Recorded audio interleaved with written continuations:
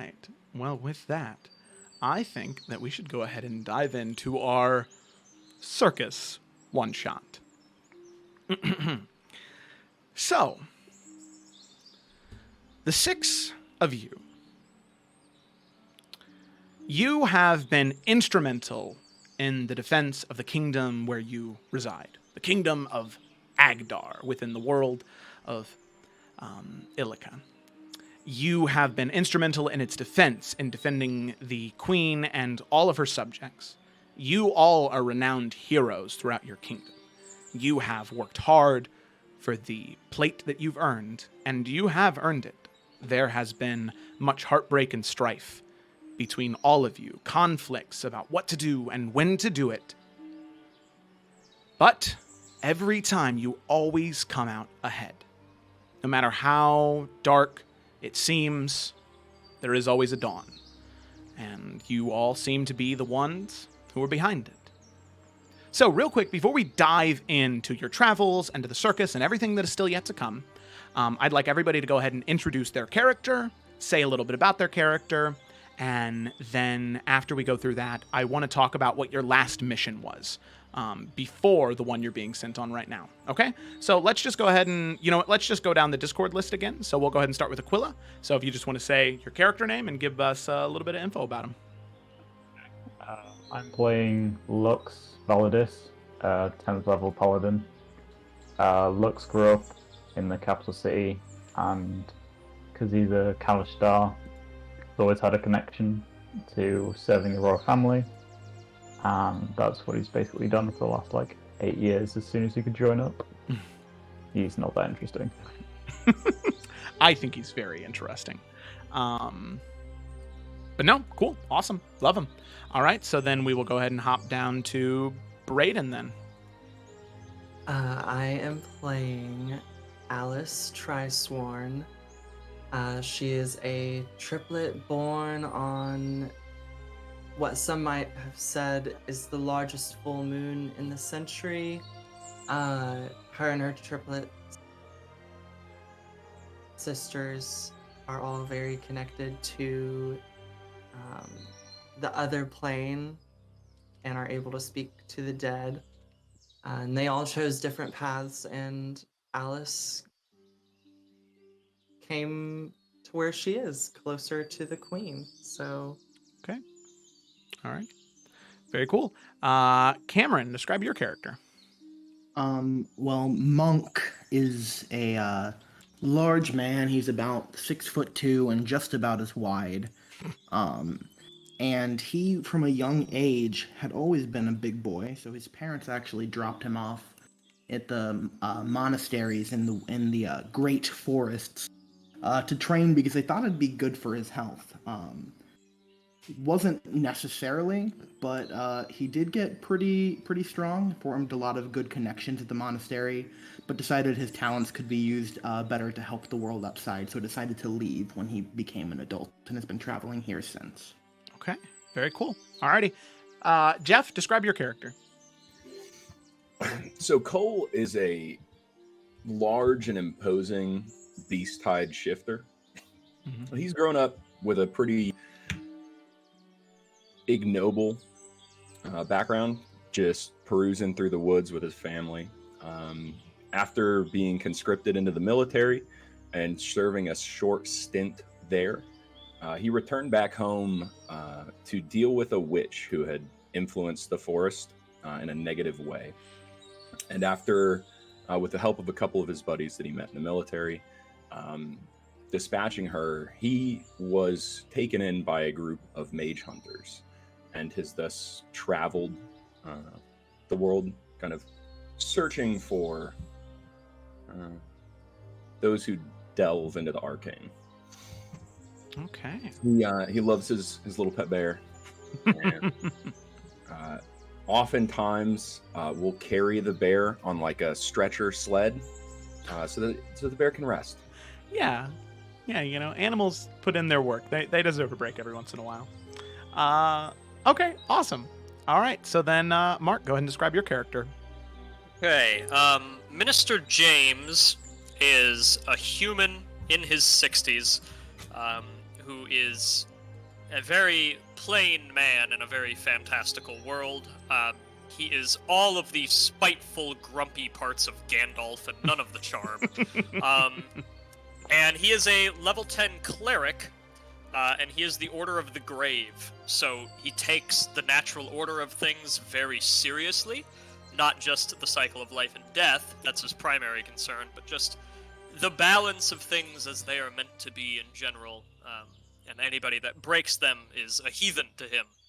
He's probably a bit of an annoying zealot to most people that he is around, and just kind of a grumpy, joyless man.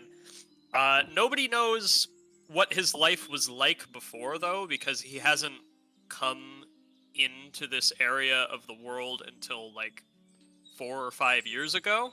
But he was able to very readily offer his expertise and help out the kingdom, so he has been pretty readily accepted into the higher ranks, but nobody really knows, like, why is he so sad? Why is he alone all the time? What is his thing? Will we find out over the course of this one shot? Nah, probably not. But he's obviously carrying something with him emotionally. Okay. And as far as clerics go, I am as much offense as I am healing. So, just putting that out there. Okay. I'm a cleric that has blight. Oh. So. Nasty. Alrighty, then last but not least, River, please describe your character. Oh, a little different. If you want to found themselves more meant to be here. Leona was a criminal who kind of just did what she wanted, and she wanted, made money from it. And one day, for some kind of advertisement or something, talking about working for the Queen and stealing from her. So, thought, you know what, that's a great opportunity. I'll take that up, I'll go steal from the Queen, get a ton of money, it'd be great. And slowly, of course, along the course of this thing, realized that she wasn't intending to work for the Queen in order to steal from her, she was actually working for the Queen. But didn't really mind it so much, kind of liked it, so it's just decided to sort of stay working for the Queen, and has found it's actually pretty good to help people. Now she's more so like, you know what, yeah, I don't mind this. That doesn't stop her being sarcastic bitch most of the time. Okay. All right. Well, this sounds like quite a good bunch of adventurers we've got here. True protectors. That's awesome. So now what we need to do is the last mission that you guys went on. So the reason I like to do this, especially with one-shots, is it gives a little bit of context to the mission you're going on now. And then on top of that, during the one-shot, if you do want to roleplay a little bit, you're not just kind of pulling out of nowhere. There's something established that all of you understand going into it that just happened to you. So, what is that thing? And this can be anything. It could have been a successful mission, could have been a failed mission. I think the only thing you need to know, and I've shared this in all the messages I've sent you guys, is this is a very low magic world. Arcane magic is frowned upon, in fact, outlawed and hunted down. That's why there are mage hunters. So a lot of the work you would have would be related to magic, specifically arcane magic. Now, if it's something divine, like clerics or paladins, or natural, like druids, that's okay. And even bards, it's just seen as another type of natural magic. Everybody loves art and music and acting and theater, so that's not seen as arcane as warlocks, wizards, and sorcerers. So, that being said, spitballing, what do you guys think? What do you want your last mission to be? We did not succeed. Oh, Bold choice. interesting if we Vote. didn't. All right, we have one strong vote for failure. I agree, because it gives us more stake in a way. If we failed, then we kind of can't fail again, can we? It looks bad on our record if we fail twice. I Right. agree. Yeah. I could always do that thing of like, don't talk We about could- that mission. We could say that we were sent to like track down a really strong wizard, and he ended up getting away. And let's like blame it on like it was Intel's fault, right? It's not our fault. We walked into something we couldn't have possibly known. That's great. Secretly, we all messed up somehow. Oh yeah, absolutely. That's what we from everyone. Oh, The intel was spot on. It was perfect. Yeah, no. Yeah. It wasn't an ambush. It was a failure. Man. Yeah, so fighting a high wizard too, and they got away.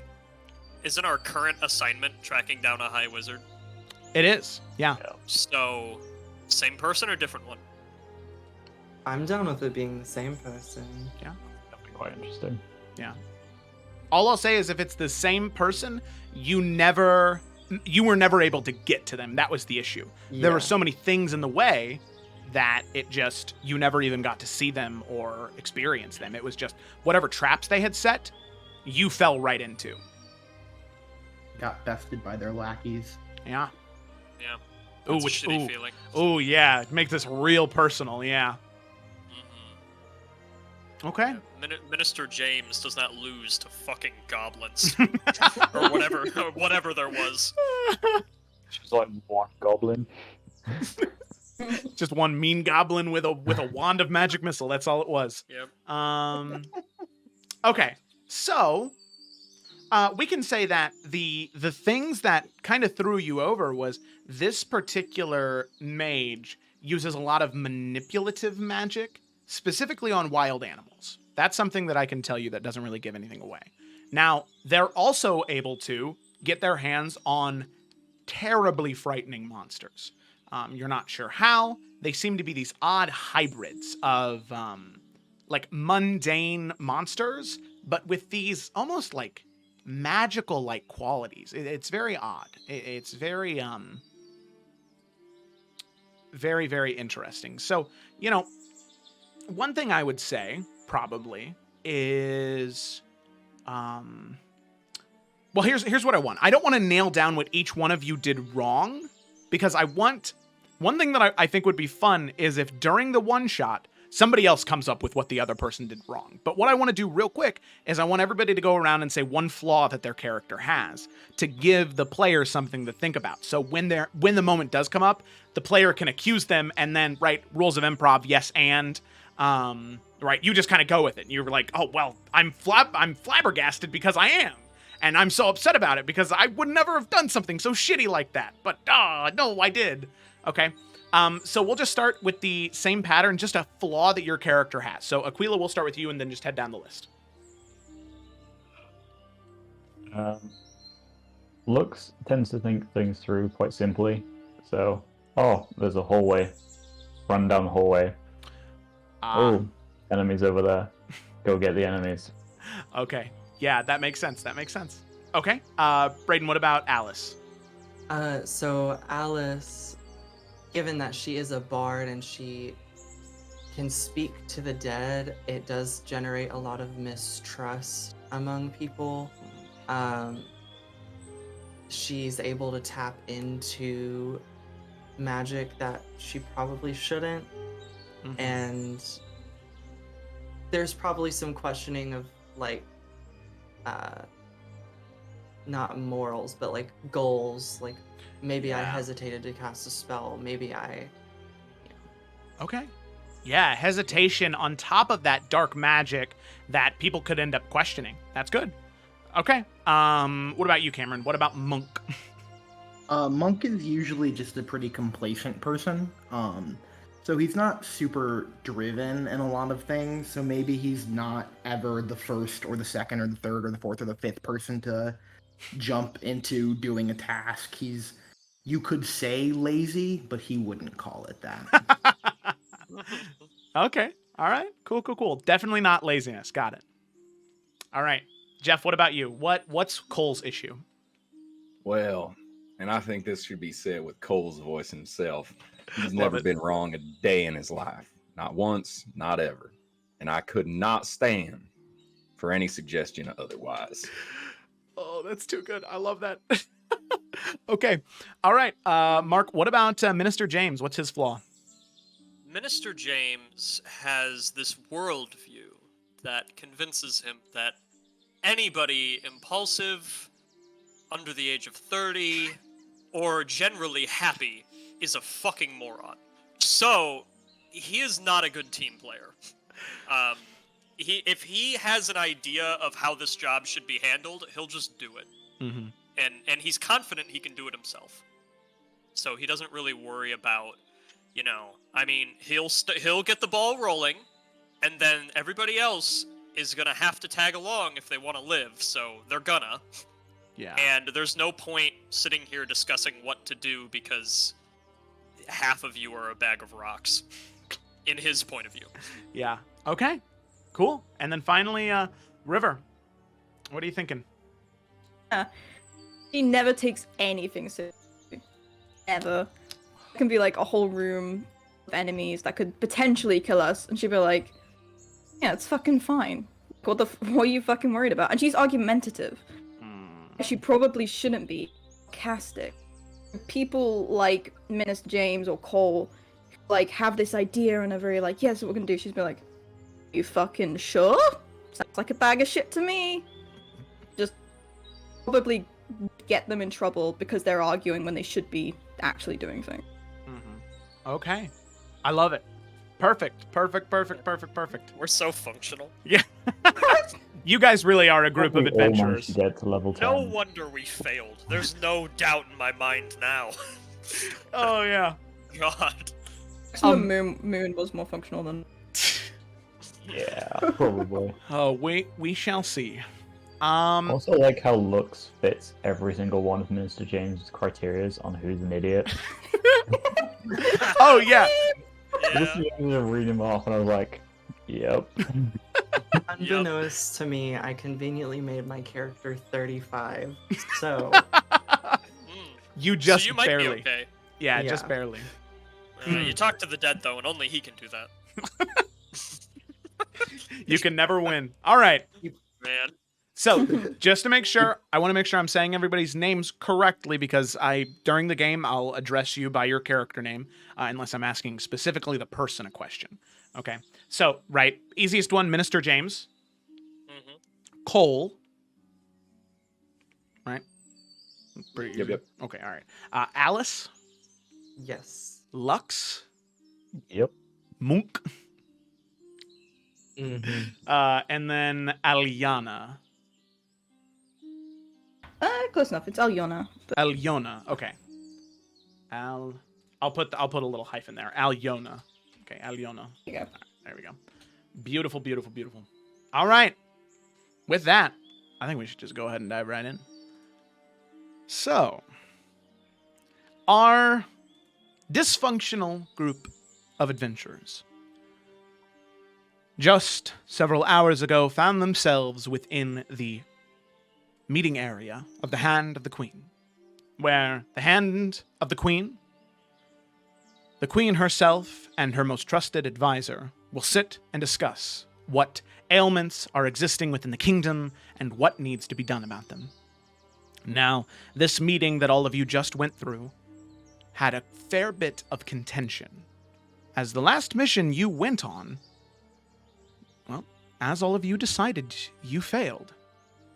The wizard, this spellcaster, this mage, has been inflicting pain on your kingdom, your home, for so long, and finally you got the opportunity to finish them, to stop the pain and torment.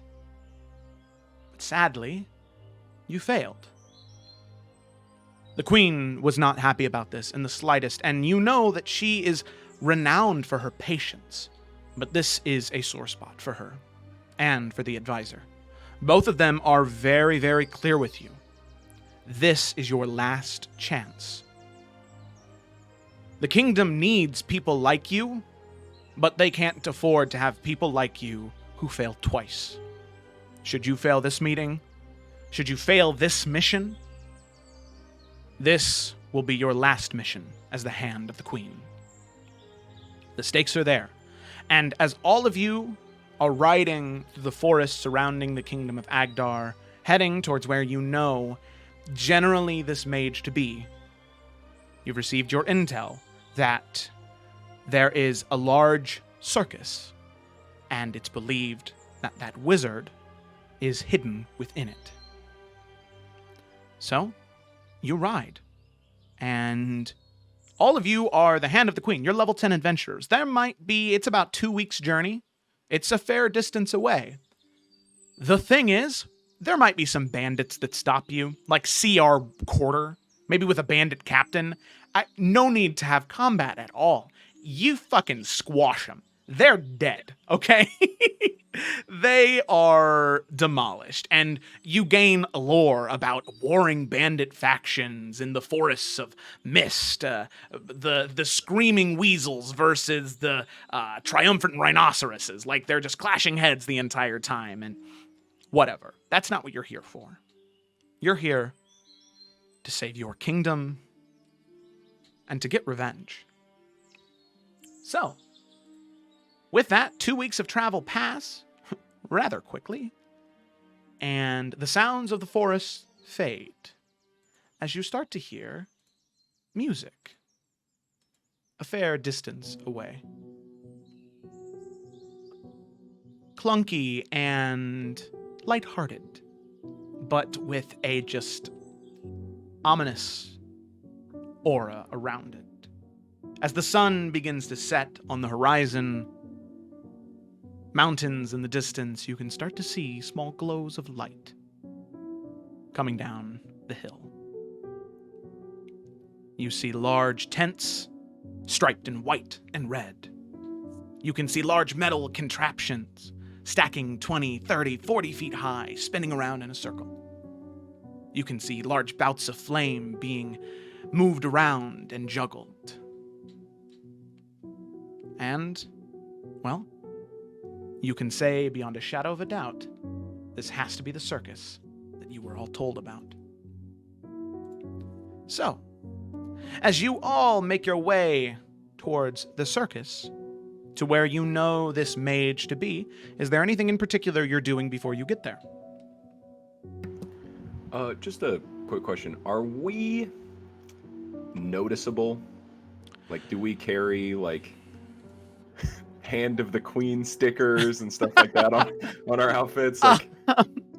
One of the things that you probably would be given that you would have stowed away is each one of you have a cloak. And that cloak signifies your rank and position as the Hand of the Queen. But, I mean, you all are intelligent enough to not wear that into the place where you're hunting someone. Okay. So no balloons then. No balloons, yeah. I will say that one thing that you all would know is the Queen and the guard and the advisors, all of them go through a fair bit of effort and trouble to conceal your identity. So that way you can go places without people recognizing your face. So, you do have a fair bit of anonymity, especially being this far away from the capital. So it's up to you how you want to approach. Secondarily, is this like a leave my bear at the door type situation? Actually, no. As you're approaching, you can see that along the outside there are, and this is something that probably bothers you quite a bit, Cole, there are caged animals. All of different shapes and sizes and colors that don't exactly seem natural to this world. So for you to have a bear at your side would not actually be that big of a deal. Cool. He is bristling at the cages. Oh, yeah. Upon us approaching and hearing the music, I'm just gonna pull out my lyre and kind of strum along and harmonize Oh, okay. with it. Okay. Yeah. Very cool, very cool. So, you begin to strum along, and, well, it's easy enough for you. You're a very talented musician. As you strum along, and you can see some of the people at the carnival as you begin to make your way through that sort of front main entrance into the rest of the carnival. You can see that people are sort of looking at you and smiling, laughing at the music you're playing with this sort of omnipresent music just always around you at all times now. While the common person would just assume that this is some type of advanced speaker system maybe, all of you know that there's no doubt in your mind. That's magic. Some magical entity is causing this music to reverberate throughout the entire circus. As you begin to enter through those main big red and white striped tents, you can see that there are guards standing. There are 2 what look to be Goliaths. You can tell because of that pale color to their skin, almost white, and then with these sort of stripes of black and brown that almost look like tattoos covering their face and arms and chest. Now, the thing that's most interesting about these 2 Goliaths is the nature of their skin. In many places, it is bulbous and protruding. It doesn't look sickly, but they seem to be that there is just an odd amount of skin that is just sort of continuing to grow in these different lumps all over their body. For those of you familiar with it, this is a very rare disorder called elephantitis. And you can tell that these Goliaths just sort of like one of their eyes closed, holding these huge clubs in their hand, standing guard at the gate. But they say nothing to you, and you're easily able to pass. Well, that's just horrific. Well, don't be so mean. They can't help it. The people that put them here are the kind of people that make this place a nest of sin. Let's get our job done and get on. It's mad they still look better than you. Nice one. That's not hard. He kind of looks like a shriveled raisin, you know? You should Dried know out. by now that I'm incredibly skilled at turning the other cheek. He's not happy, by the way. He's like clenching his teeth. Okay, whatever you say. All right. Monk gives a hearty slap on the back to Minister, and he goes, "That's all right, Minister." If you turn the other cheek, she's more likely just to hit it. Okay. So as you guys are making your way through, there are people who will come up to you every once in a while asking if you want to buy something, but you just kind of turn them away. They're all sort of small knickknacks, banners for the freak show, a small piece of the tent that they ripped off and are trying to sell to you. Can Monk actually buy one? Yeah, sure. It's a copper piece. Sweet. You have it. No problem. Yeah. One shots. You now have a small souvenir from the circus. And as you're walking through, you're actually approached by somebody who seems to have a little bit more weight to their personality and the way that they walk through the crowd. You can see that they're wearing this wonderfully decadent jacket and vest in this bright purple and gold striped with teal. It is absolutely abhorrent to look at for those of you with any type of fashion sense, but boy, does it catch your eye. He has this large top hat that is about maybe a foot, maybe about 11 inches. It's right in that range. That is a deep red burgundy with a gold stripe around the brim. And he just sort of approaches you with a smile, this large, curly mustache. It says, "Well, welcome to the circus. I am here to extend a great offer to you. Yes, you see, there is a special performance starting soon. And if you would like to join to watch, well, the ringleader of this circus would be proud to have such esteemed guest join us." Is it fair to say that we'll be mystified? Oh, mystified, caught in wonderfully decadent performances unknown to this realm. Cole has a giant smile across his face. Well, that looks like what we're looking for. Does it now? If a good time is what you wish, a good time you will find here. Please. Don't do that at all. Sorry, Minister. If you have to go, it's a fun time. Right. Fun over the mission will always be our downfall. This might Carry be on. important information for our mission. Let's get Minister one of them caramel apples. That might cheer him up a bit. You know what? What is that behind your ear, Minister? And he kind of like reaches towards your ear, Minister, and pulls out a caramel apple from behind your ear. Oh, Here 2 you for are. me, please. Ah, well, good thing you have 2 ears, my friend. Pulls out 2 caramel apples. Ah. Thank you, Kat.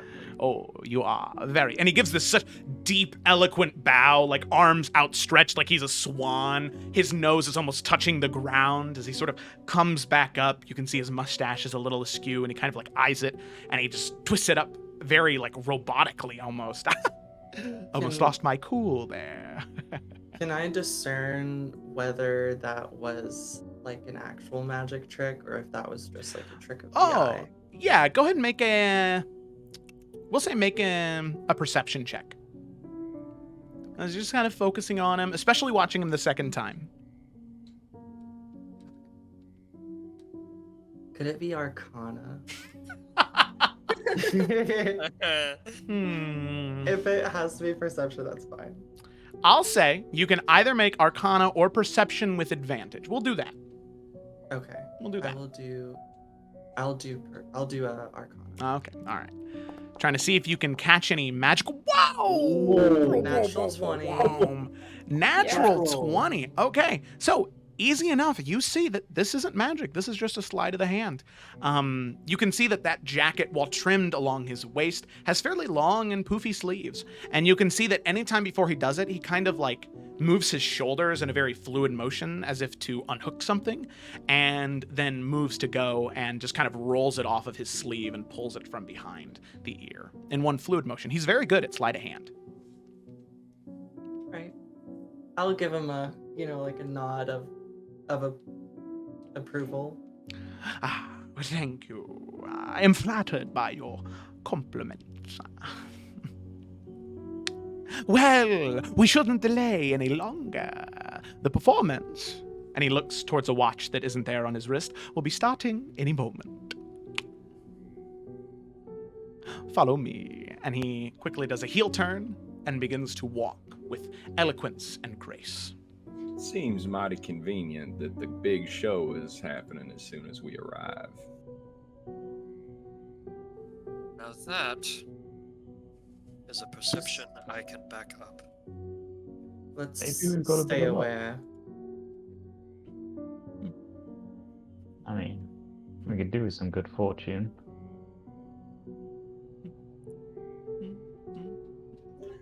Hey, Monk, did you eat both of those apples? You can see that he is on his second one, and he completely devoured the first one, core and all. And he is working on bite 2 or 3 with only about a quarter of the other one left. He's like, Minister "Oh, James. Minister James will sigh and just, here, Cole, have mine. I haven't had such gluttonies in years anyway. What do you call If you did, it would loosen you up a little bit. How about we halfsies it? Fine. I like just push it down on my hand axe and hand him half of the caramel apple. And he'll take the end that still has the stem on it and delicately hold it by the stem so as not to soil his hands.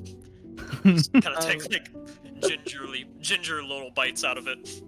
How clean is Cole's axe?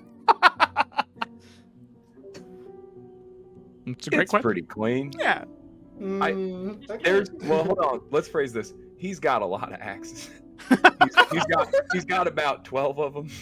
Okay. He's got the food We'll axe. use clean one. The There's food some axe. unclean. The FDA axe. Right. Nice. This is OSHA certified. It's okay, guys. Oh, that's awesome. Okay, so you can see as all of you are moving. Alice, are you still playing your lute as you're kind of moving along? Or harp? Which one was it? It's a. Hold on. What? I have to look at my. It was a liar, I think. Oh, you It's said it a was a lie. lyre, Oh, yeah. I was wrong on both Ah. accounts. Damn. All right, your lyre. Are you still playing it? I probably go in and out of playing it. Is the music still around us? Oh yeah, it's still following you everywhere Okay. you go. Okay, Yep. then I'll still play. Yeah. And you can see anytime you do pick up to play, the man in front of you, the carny, if you will, he's just kind of like that poise and elegance. He kind of shakes it away, and he just starts to like dance as he moves, just like with this fluidity. He's a very talented dancer, fucking weirdo, but he's really good at dancing. Yeah, so he's just kind of dancing. He's like, oh, well, this is a wonderful tune. I love this one. It is my favorite. It kind of strikes a So pose. fucking weird. Yep. Look at that. And as you sort of make your way through this first tent, which just had kind of games that you could play, you know, throw a cup in a hole or throw a ball in a hole, you know, like get it in there, knock glass bottles down, like stuff like that. You sort of make your way out of that tent and you can see the big top, right? Big, huge, maybe 40, 50 feet tall. And once again, this one is striped with red and white, has these huge pillars supporting it up, and has this wonderfully decadent golden archway currently holding the curtain out. You can see that it is scrawled to look like trees and antlers. It is a display of the natural world, but carved in gold. It's very, very odd. But as you approach, the carney says, well, here we are. Please, please, please follow me inside, and you shall see the performance. Huh? Does the sound, like, the way that it emanates, does it feel like louder when you go certain ways, like you enter areas where it's like more quiet, like, or is it just consistent? No, that's a great question to ask. As you get closer to this big top, it does get louder, and you can almost feel like the emanation, whoever's playing that music, is actually coming from in there.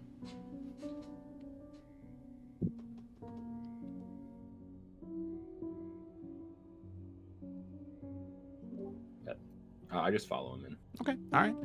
And as you follow him in, you can see that in the very center of the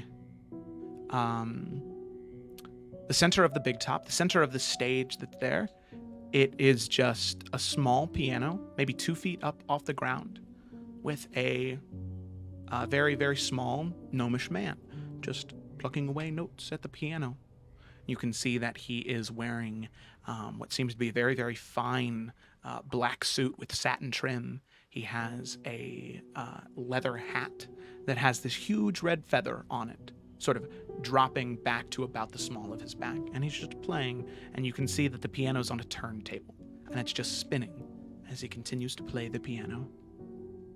And you can see that the fabric behind all of you closes as you enter. And you are the only people in the big top. Lux is reaching his hand down for a dagger because this is a bit suspicious. Okay. There's no one else in here. Yeah, there's absolutely nobody else in there. Even the carney's gone now. Okay, and there weren't people, like, there were people on the street, right? Yeah, nobody walked in here, Okay. though. You were the only ones who were let in here. And this gnomish man is just playing the piano. I guess we can get whatever seat we want. Seems a little bit to all of you as well. How dark is it? It's about low light. There are torches maybe every 10 or so feet along the walls, but the closer it gets to the center, the darker it gets. So he's in a very, very low hue of this very like burnt orange light, where you can just kind of barely make out the features of his face. Okay, I'm going to stop playing my music. Okay. And put my lyre on my back and pull out my crystal ball. And I'm just going to stroke it and pull out a little ball of light and cast dancing lights and have it as like a little, I don't know, like a ballerina traveling with us. Okay, And sounds good. just stay close to the light.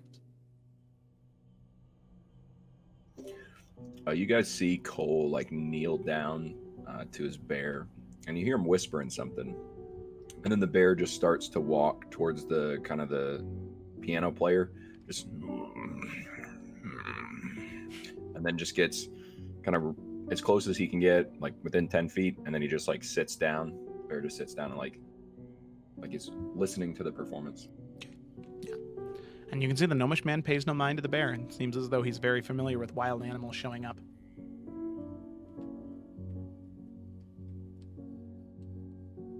He stopped moving sometimes, so I'm just walking up to this guy and getting a closer look with the bear. Okay. You can see that as you do get closer, he stops playing. The bear moving up next to him. As you start to get closer, Aliona, he sort of stops. And the small chair that he's sitting on swivels around to look at you. And he says in a very high voice, very short and choppy, "Welcome to the circus. It is a great pleasure to have all of the viewers within the big top," looking out to the crowd that is not there. "I was hoping that on top of this one bear, I might have 6 volunteers, please." This is getting creepy. But sure. Looks a volunteer. Thank you, that's one. I don't think we have a choice. I'll volunteer for a question. Oh, yes, as soon as all 6 volunteers are had, you may ask any question you would like. Well, so much for fun. Here goes our mission. Minister James will go ahead and join the other volunteers. I will volunteer as well. Cole steps onto the platform. Yes, please. And now all of you are just sort of like rotating on this turntable, just spinning at a very, very slow rate. As you're just kind of looking at him as he's just looking at all of you. Good. That is much better. And he starts to play a different tune on the piano.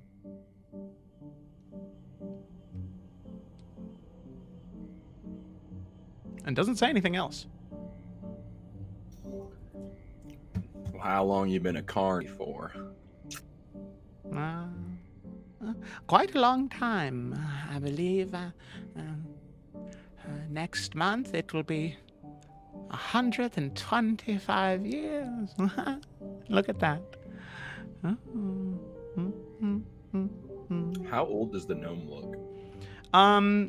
He's fairly old. I mean, he looks like he's in his later years. The hair is starting to thin and starting to gray. Age range-wise, he's probably 150 to maybe 200. So he's not yet geriatric, but, he's still got some spry to him. It's a little off his rocker. Yeah, he definitely seems a little far gone. Lux will just start humming along. Just absent-mindedly, not really thinking about it. A singer with all of you. You have a very nice voice, young man.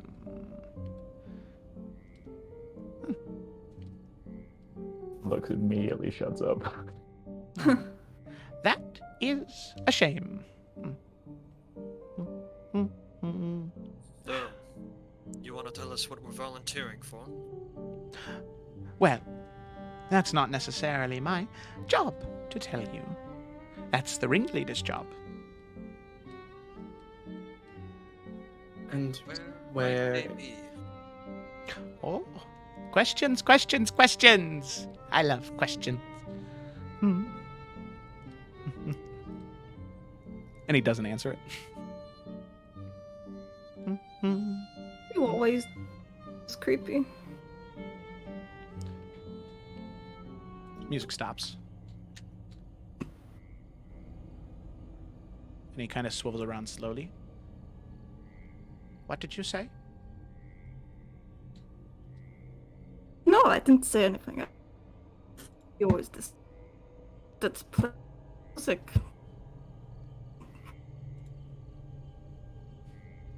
He just sort of stops.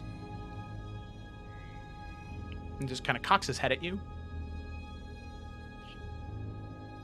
He stands up, and he walks off the stage. He just kind of walks away from all of you, gets off the turntable, and then walks away. It was just what everyone was thinking. You hurt his feeling. Me And too. now we're screwed. Nothing was happening anyway. So all of you are standing on that turntable that is still spinning. Eventually it stops. There's this click noise. And you can see that there is a whirring sound that begins to start.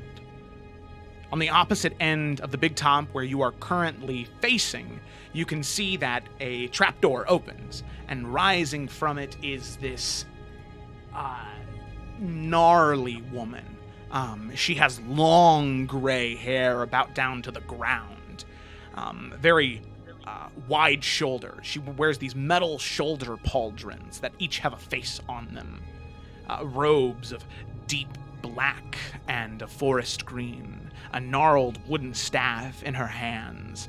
And this voice emanates throughout the entire big top that just shatters you to your spine. So, I thought you couldn't get enough. I knew you'd be back eventually. And it seems as though curiosity, as always, kills the cat.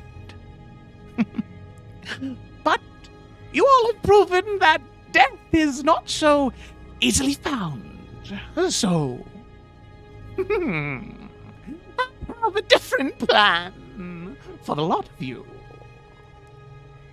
The music stopped. That's sad. What was it again?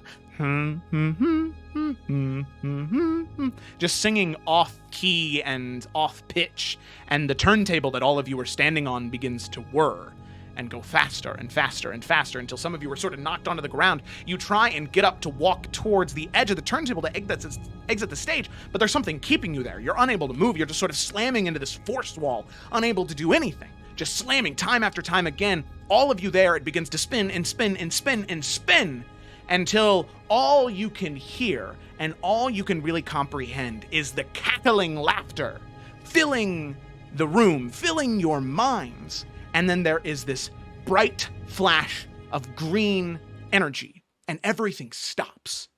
In stasis, you are just frozen in time and space, thinking about anything and everything, but nothing at all at the same time. Until eventually, it's broken. You start to hear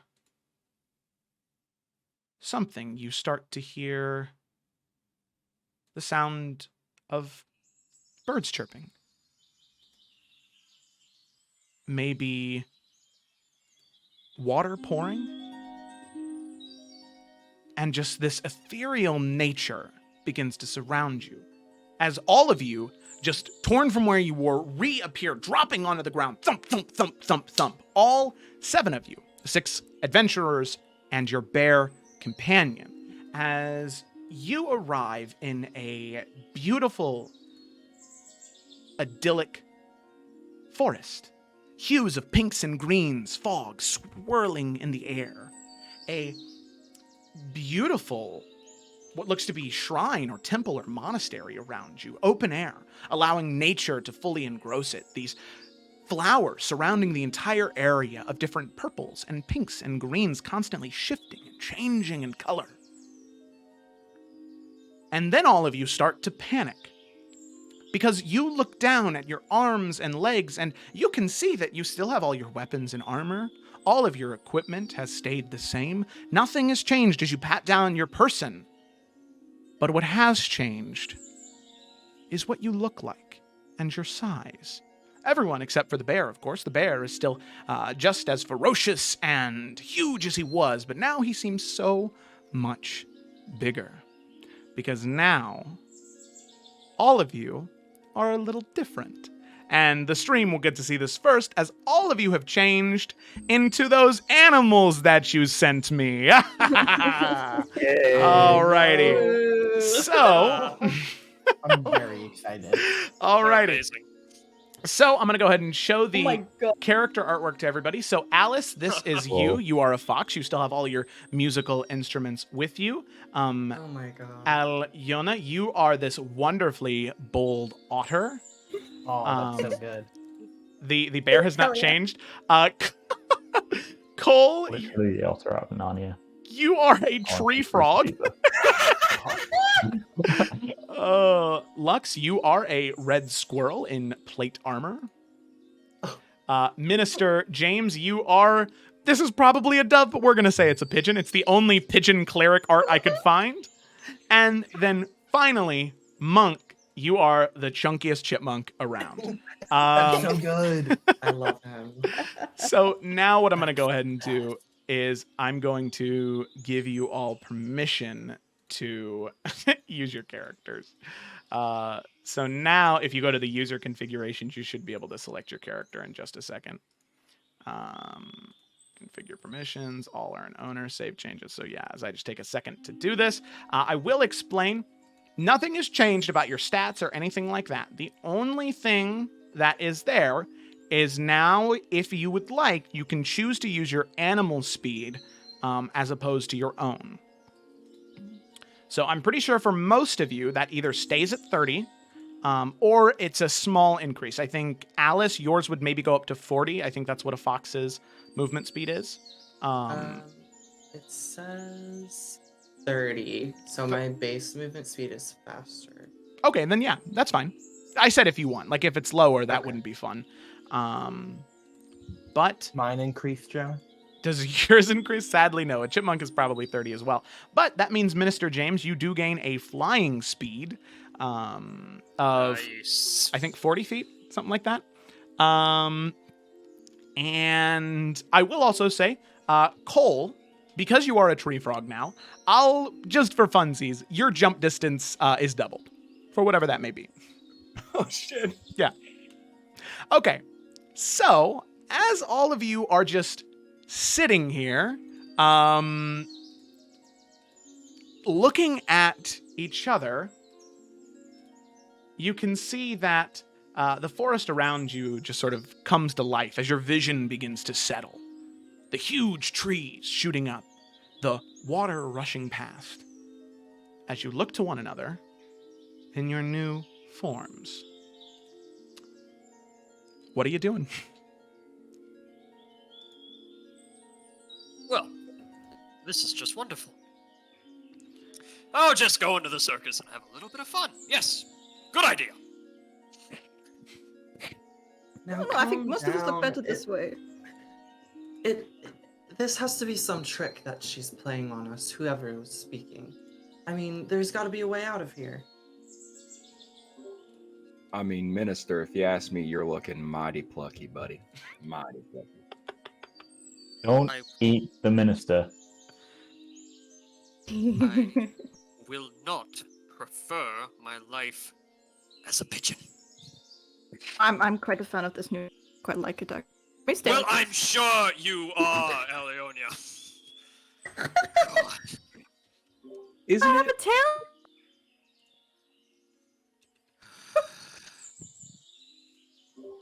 Minister, isn't it always what you priestly types say, that God gives you wings, takes you above the masses? If I actually were to educate you on the gods, would you listen? Probably not. He does like the Masa Menos, like handshaking, maybe. All right. My office when we're back home. For now, how in the god's name do we get out of here? And you can hear just a little voice behind one of the bushes go, "Oh, ow, oh, geez, oh, gosh." And just kind of like backing up, you can see a furry set of legs, almost like goat legs, until eventually the goat legs move out of the bush, and you can see a human torso and arms and face, two small little horns poking out of the top of the head, a shaggy mane of hair, and a younger face, maybe 18, 19 years old, holding a flower in his hand. He looks very concerned at the flower and then looks to all of you and goes, "Oh, well, hey there, little critters." And he kind of like looks down towards all of you and he says, "Well, hi there, my name's Telemin. It's really great to meet you." As he just kind of smiles at you and just, "Oh, well, gee, golly, gee, I just, this is just really great. Look at all you. You look cute wearing little armor and all that. That's really awesome." Joe, since we're all mage hunters, do we like hunt fey creatures as well, or are they just like accepted as natural parts of the like wild? No. In fact, the thing is like, out of game meta wise, all of you have a pretty good understanding of where you are probably. But because of the reduction of sort of knowledge and information that's let out to people, you've heard of satyrs before, and they're not necessarily considered evil as long as they stay in their part of the woods, as long as they're tended by the druids. So no, you don't have an instinct to kill this thing, if that's what you're asking. Just checking. Yeah, no, you're good. You're good.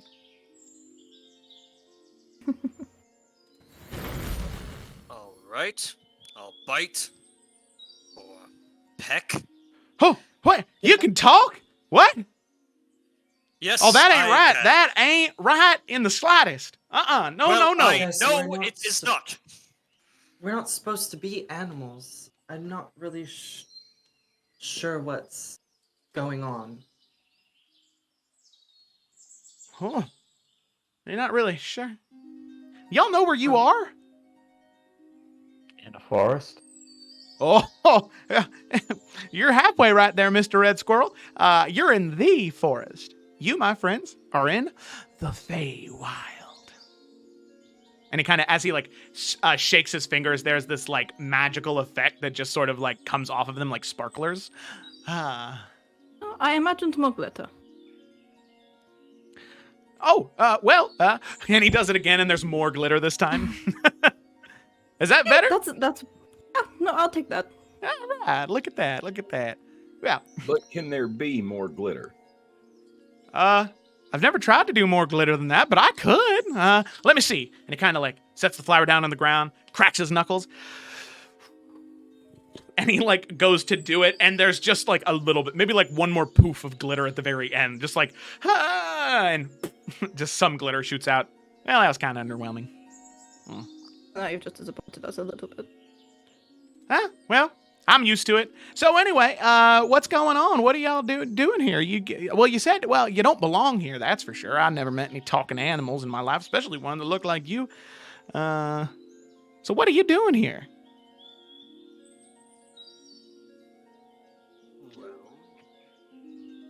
Are there bugs flying around? Oh, yeah. Like just like little ones, just kind of bzz, bzz, bzz, bzz. Cole is kind of paying attention, but mostly just trying to hit bugs with his tongue. Yeah, sure. Real quick, let's see. A bit of technical difficulty. Are we supposed to have tokens? Like, are we supposed to be able to see what's going on? You should be able to see like just like an art, like a piece of art. I see like a black screen. Maybe try and refresh your page. If you're still seeing a black screen, try and refresh your page. There are no tokens on there, but there's a piece of art there.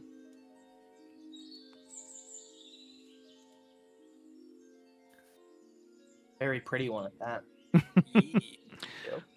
Go for a swap. Okay, I see the. I Yeah. see the art now. Mm-hmm. Yeah, so there are no tokens on there right now. Get to that in a second. So he says, so as you, Cole, you sort of like fling your tongue out. You're surprised at how natural it is to you. You easily catch 5, 6, or 7 frogs, in the time that you're just kind of sitting here talking, or 5, 6, or 7 bugs as you're just sitting here talking. I don't hate this, Minister. This is kind of fun. What if you That's fly kind of around fair. a little bit? I will fly if absolutely necessary. Now, Thank Minster, you. you've been given a gift that not many will get in their life. I think you should take the opportunity to just go ahead and do it now. You see what that wizard did to us as a gift? Oh, by the gods, I think she's corrupted our minds! Oh no, I think we're all just making light of the situation, and you're being a bit of a. Well, say the Cinema? word. I mean, Exactly. It could be much, much worse. Huh? You're right. Believe me, there's a group of people that if they would have found you first, you would not be having a pleasant little conversation here. Group Hey, of Joe. people. Huh? People. Oh, which group of people? Oh, there's a lot of them. There are these really fiery ladies. They got, this really snake-like skin. They got little lizards little snakes coming off their head. And, if you look at them wrong, they sort of turn you to stone. My brother, Jonrin, he actually got turned to stone just a couple days ago. It was pretty rough. But, life moves on. You move on. Everything gets better after a while. And look at that. Now I'm meant, what is that, little 6 new little creatures? And you all so nice. And, oh, but wait a minute. Oh. No, sadly, I don't think things are going to work out between us. Huh? Well, yeah. Well, because if I was going to be your friend, well, I'd want you to stick around. And believe me, sort of looking down to you with this very with this grimace on his face, like, if I'm being honest, I don't think any of you belong here. Really? What gives you that idea? Well, the fact that you kind of fell from the sky just a little bit ago woke me up from a nap. That was kind of the first red flag. Second red flag was the fact that you're these little animals that can talk, and unless some druid giving you the ability to flap your lips like that, well, then I don't think that's probably the case. And then on top of that, all the cute little weapons and armor you got on you. Typically, I don't see, even when an animal has been awakened, that there is somebody who kind of gives them all the weapons and armor and all that stuff. Well, I mean, maybe it could happen. I've never seen it. I've been around quite a lot of places. I've never been to the place where all you came from, so maybe it's more common there, but I don't know. It just seems like something that doesn't exactly fit in here. All right. How do we get out? Do you know that? Well, you see, I can't get you out. But I do actually. You see, big thing about the Feywild, all you gotta do is make a deal with somebody, and they'll let you out. Now, sadly, not very many people make deals anymore because there was this really mean lady who moved in just recently, and she's kind of been messing everything up. But I was able to outsmart her, out-trick her, out-maneuver her and her thought processes, and now your favorite satyr, Telemann, is owed a favor. So, seems like one thing leads to another. I meet all of you. You seem very nice. You all don't try and kill me, put me up on a fire to cook me up and fry me. Well, good use of a favor, I guess, if I get you back to where you need to go. That would be amazing. Yeah, plus, if I'm being honest, all you probably really want a guide, too, because this place is dangerous, If it's not the Medusa ladies that'll get you in, well, then you got this whole kind of bridge thing, and then you got the big tree guys who they're going to answer. They're going to ask you some riddles, but luckily I know all the answers to the riddles, so we don't have to worry about that. Oh, and then there's this big door that's, inside the mountain, and believe me, it's big. It takes a lot of me to open it. And then, obviously you got the big dangerous, all the mushroom swamp and all that stuff, and, eventually you get to the nasty old lady's house, but then on top of that, you got to make sure you don't say the wrong thing to the wrong person there, because if you do, then she'll know, she'll use it against you, and, well, one thing leads to another. It's a bad time if you don't have a guide.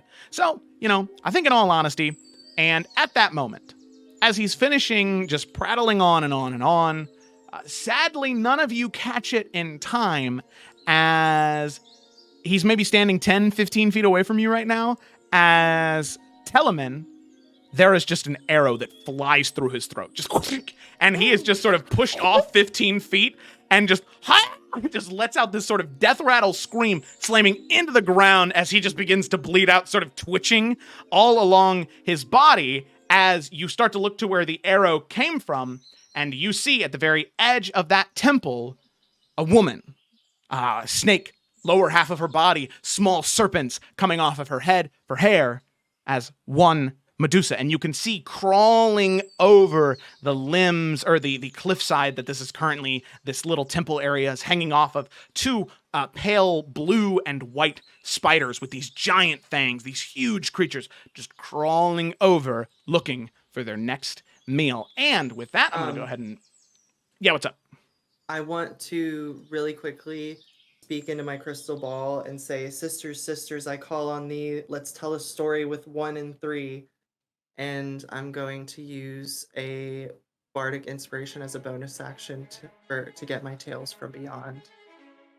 Okay. Very cool, very cool, very cool. And then what does that entail? Is that just something that gives you an ability during combat, or is that... Yeah, it'll give me, depending on like what the D10 is, I will have a thing that I can use.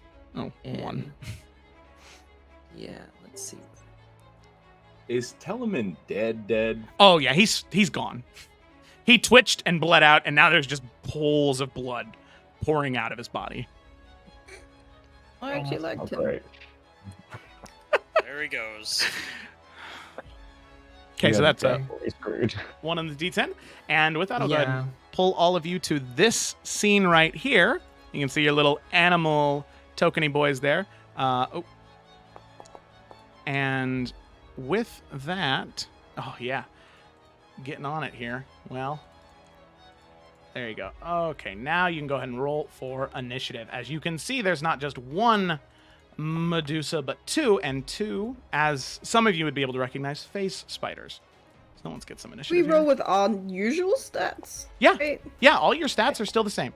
Yeah, that would make this one shot way too complicated. If if I was also like, and your stats are changed. Okay. Because I would have an intelligence. I don't know if anybody 2. else is having the problem, but my stats aren't on my character sheet. No, you'll have to use D&D Beyond. Oh, is that what we're doing? Okay. Yeah, because remember, I stopped paying for the I importer was thing. 'cause hoping, it was- I was hoping not, because D&D Beyond is like every time I load it, it takes it away, and it's like, whoops, we rolled a 1 on our something, so I can't show you. I just had to screenshot it a million times, so even when it goes down, I technically have it on my phone. God, Do you have I'm the- lazy. Oh, wow. Oh, I'm so sorry. You said 19, River? Yeah. Okay. 19. James got a 17. Update combatant. We roll with real dice, John. You might. Yeah, you can roll with real dice. That's fine too. Okay, so Alyana, Cole, Lux. What did Lux get on his initiative? You rolled that right up here. 19. 19. Oh, look at you go. Update combatant. 19. Okay, we got the 2 Medusas, the 2 phase spiders. We got 7. Lux, Minister James, 2, 3, and then all we need is Monk now. All right. What did Monk get on his initiative? 7. 7. Ooh, yeah. Oh, you must have rolled really low. Roll a 2. Whew. God damn. Alrighty. So with that, we will go ahead and begin combat. And we actually have... we have Alyona up first with a 19 on the initiative. So, Alyona, what are you doing on this first turn of initiative? You are a small creature, but all your stats stay the same. Fuck. Ew. Do we just? I guess. Okay. Can't attack this round because I'm just gonna spend my getting my. But yeah. Okay. I'll just take out my scimitars and be like, oh, if I'm going to die, this is probably the best way to do it. And it's a dash. Get all the way up here. Okay. All right. Getting right up to the face spider. Yeah. Okay, so you can see it's just barely beginning to crawl over, these 2 giant fangs coming off of its face, these 6 just disgusting morbid legs moving up along the side as it's climbing up the cliffside. And, well, we'll see what happens when it gets to its turn. So with that... Really fucking... Okay, alrighty. Lux, it is now your turn. So I can actually see what I'm doing. Lux is going to 1, You're out of lose control. Oh, I'm moving someone else as well. That's impressive. I've moved someone else. I don't know who that is. There you go. I'm sorry. Yeah. No, that's Monk right Yeah, there. That's all good. Yeah. You're gonna move 30 feet and ready his action for when this phase spider comes up. And he's gonna use this whip. Okay. I'm pretty sure that's within 10 feet until the edge. So that'll be yeah. alright. Was I it one think. more? Okay. Very cool, very cool, very cool. So ending your turn there, then we will hop to the first Medusa right here, which is actually the one that shot and killed Telerin. So she is going to... She didn't even see the creatures at first, but now she's kind of interested. So now that she is 5, 10, 15, 20, 25, 30, she's going to get right up there.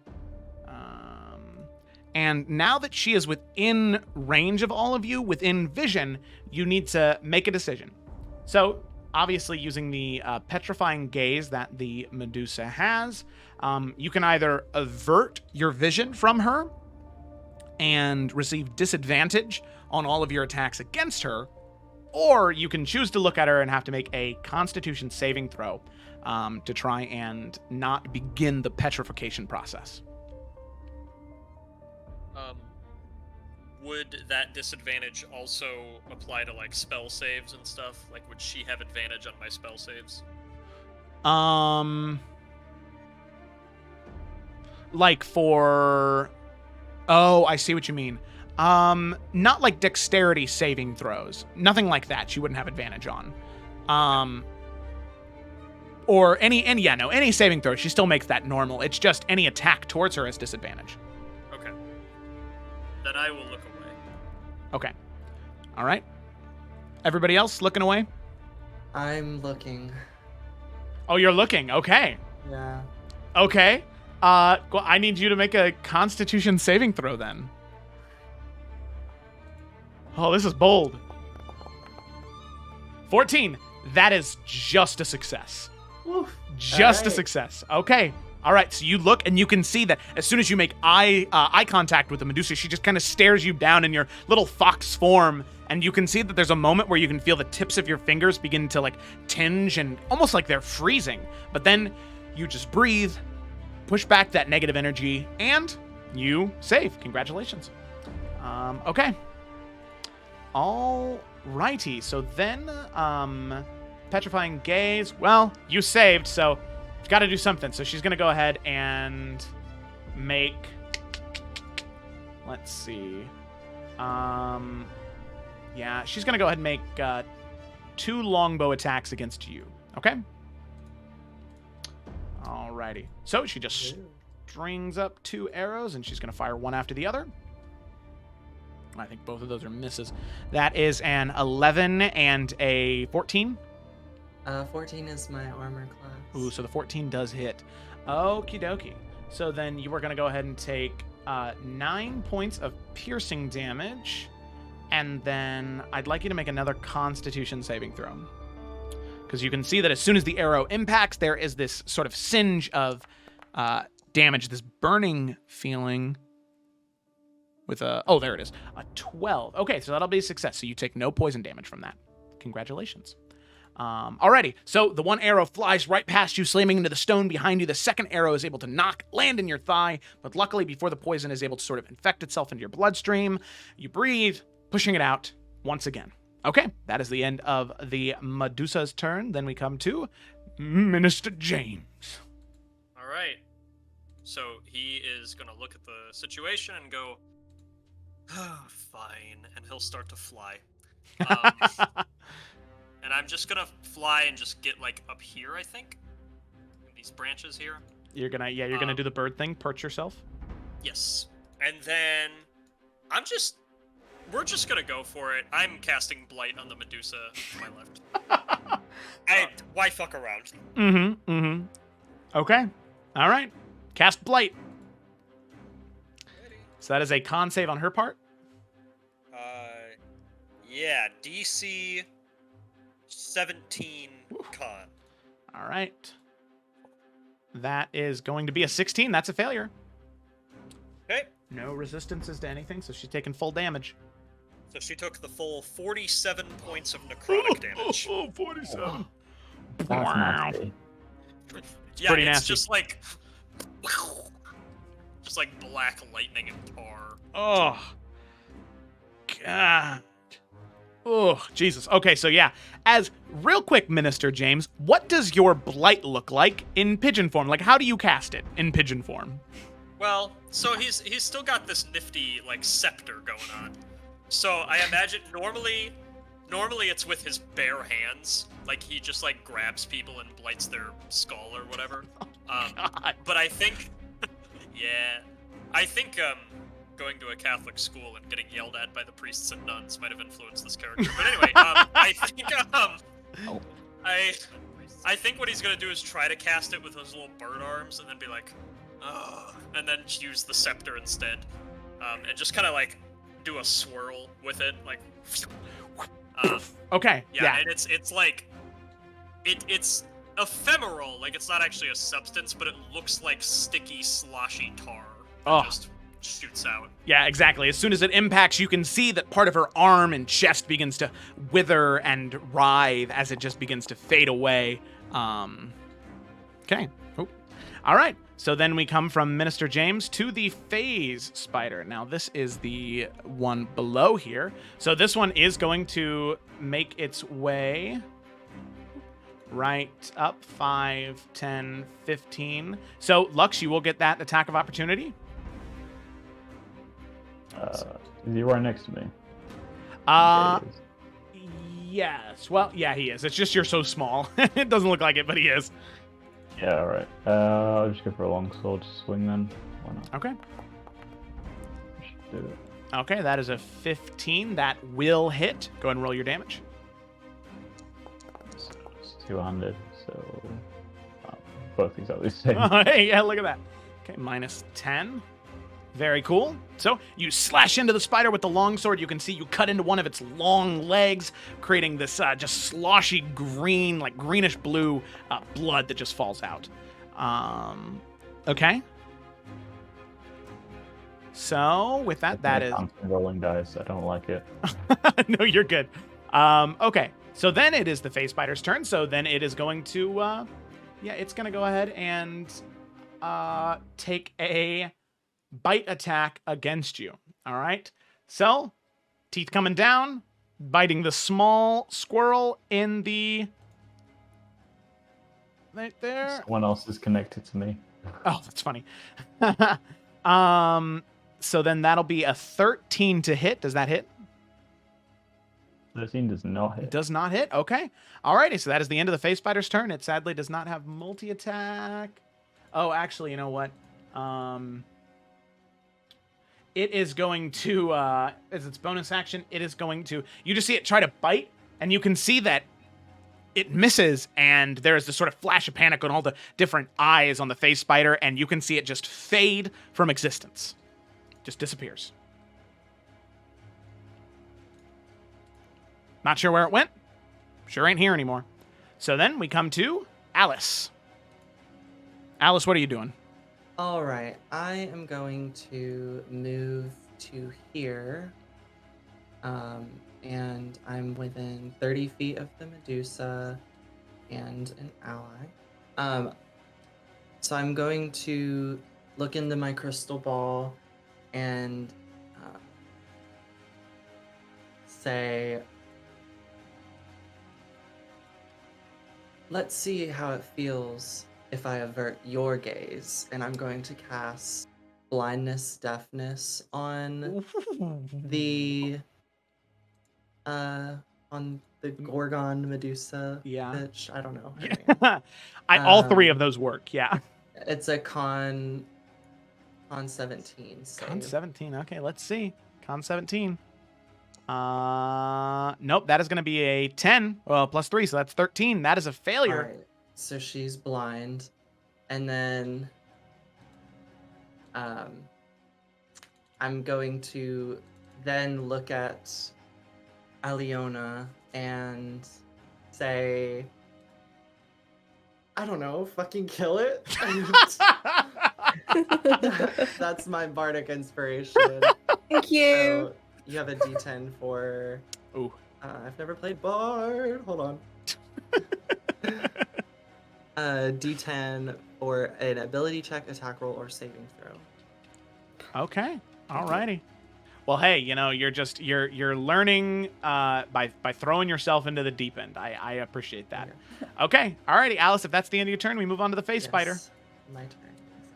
Alrighty. So the face spider, then being the one in front of you, Aliona is going to do the same thing. Bring up those big old teethers, slam them down towards you. Can try. Bite. That is a 14 plus 4, 18. Yeah. Oh, yes. Okay. Give up. All right. So that's going to be 4 points of piercing damage right off the bat. That's it. Okay. And then I need you to make a con saving throw. Okay. That's fine.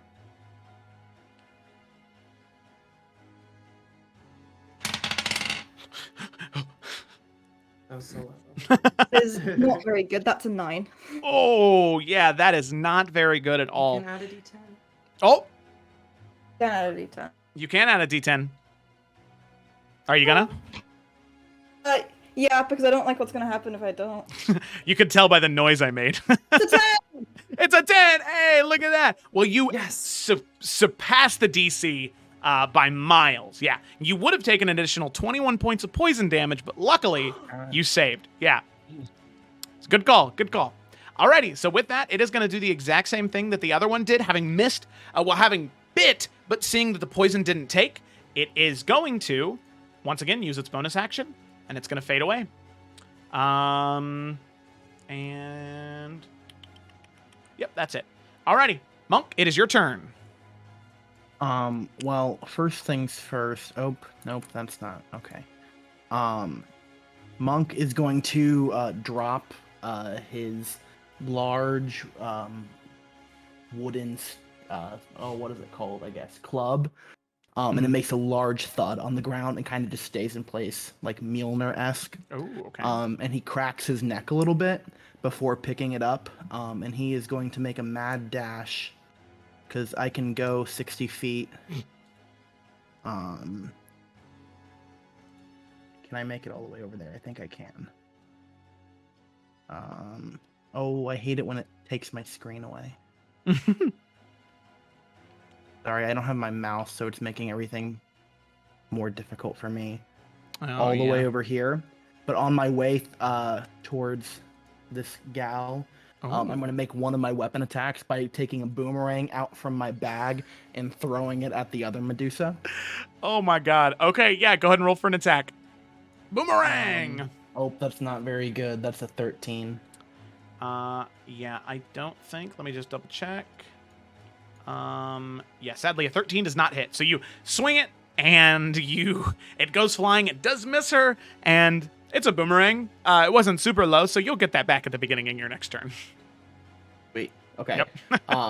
But then coming up to this one, he's going to do a running kind of on all fours almost, well maybe 3 because he's holding a club. Yeah. Jump and then bringing down with both hands his club onto this Medusa. Okay. That's a 25 to hit. Okay, 25 to hit. So yeah, as you jump up and swing, that is a hit. Go ahead and roll your damage there. That is 7 plus 5 is 13. Yep. 13. And then I will bonus action do 2 unarmed strikes for flurry of blows. Okay. So that is a 18 plus 9 and then a natural 1. Yeah, the first one will hit, second one will miss. So for the 1, opens the d6. That's 7 points of damage, and I'm going to use a key point to attempt to stun her. Oh, okay. Alrighty. Stunning strike. That is also a con save. I believe so. Man, this is just the day of con saves. I can see this is crazy. Okay. Con saves. Sadly, that is going to be an unnatural 20. A dirty 20 there. So dirty. So dirty. Oh, wow. I guess that's all then. Okay, all right. So with that, it is her turn now. And you just sort of whacked her with that club twice, almost tried to go in for the flurry of blows, trying to knock her off her balance, trying to hit her right in the gut to stun her. And you can see that she's able to... Oh, that's an interesting question, actually. Were you averting your gaze? No. No? Okay, so I need you to make a con save. As it sort of gets to her turn, she just sort of stares you down. And let's see what we get here. 19 plus 1. Oh, okay. All right. So you're good. Yeah. So everything works out then. So she kind of like was looking at you, and you can feel once again the sort of tips of your fingertips, tips of your toes start to turn to stone. Push it away, pushing away that magical energy. Okay. All righty. So then it comes to her turn, and boy, is she not thrilled about you being close to her. So you know what she's going to do? She's going to sort of like slash her short sword down twice towards you first. Whoa. Wow. Yeah, that was really intense. All right, That so was intense. the short sword. Oh, that's a 23 and a 24. For a That's total dumb. of 11 points of piercing damage. And That's not bad. then it's so strange because as she like finishes with the 2 slashes, you think she's done, and then with the momentum of the blade, she ends up bringing her head down towards you, which is odd because you're a chipmunk. But you can see maybe as you were like mid-swing, just kind of using the sword to like cut you up and like throw you up. As you're sort of like pushed around by the blade, she like headsbutt you back into the ground, but before you can get slammed in the ground, all of the little snakes on her head just and go to lash in towards you. So she's going to make 1 snake hair attack. Sadly, that is a 15 to hit, and I believe that's probably a miss with you. It is very much so a miss. Okay, so you can see just you're in your chipmunk form, so tiny, you're just like bouncing off little snake heads as they're trying to snap at you, as you are just really in quite a bit of danger. But luckily, you bounce off of them, land back onto the ground, safe and sound. And with that, we move to Cole. So, Cole, on your turn, are you okay with just having the bear go directly after you? Yes. Or is it? Because you're a Beastmaster, right? Yeah. I think they act on the same turn. Oh, on the same. That's fine, though. Yeah. Just that way we didn't have to worry about, like, oh, well, he rolled a 19 on initiative, so he should have gone before and all that. Okay, yeah. No, I'm good with just like, could he go on my turn as well? Yeah, sure, that's So fine. Yeah. No, I'm not picky. So Cole is going to shout something at his bear in a language that people probably don't understand. And then the bear is going to run straight at the Medusa. Oh, I actually can't select the bear. Oh, you can't. All right, let me. Oh, that's why. Yeah, sorry. I just need to give you permission to. Okay, now you should be able to. Question. Yeah. Because I don't know how her petrification works. But if she is blind, can she petrify someone? You know what? You know what I'm going to say?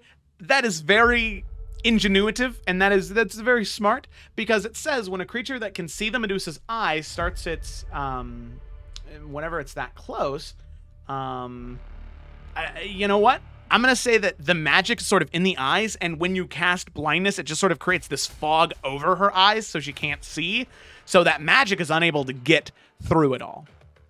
Oh, yeah. Yeah. Okay. Now, she does get a saving throw at the end of each one of her turns, right? Mm-hmm. Okay. All right. Just making sure. Okay. So, yeah. No, other than that, you, yeah, she's no longer able to use her petrifying gaze. This one isn't, at least. Okay. I'm excited. Yeah. I'm not gonna lie. I will. The bear will attack the Medusa. Okay. Yeah. Bite away. Ooh. Oh, those are some good-looking dice. Oh. 21. That's a hit. 21 hit. Yeah. Okay. Could you make a strength saving throw for me? Oh, yes, I can. So, strength saving throw. Oh, okay. That's a 17 plus 0. So you pass the strength save. So you're not knocked prone. Good.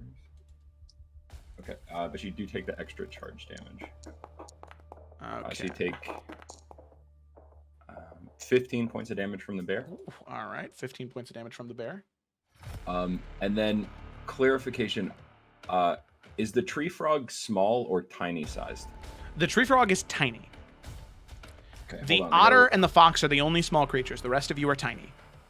Is it? You can't make a grapple if they're 2 sizes up or 3 sizes. I think it's 2 sizes. Yeah, it's 2. All right. Cole is going to run kind of into the same position as his bear, and he is going to make 2 attacks. Okay. At the Medusa. Swing away.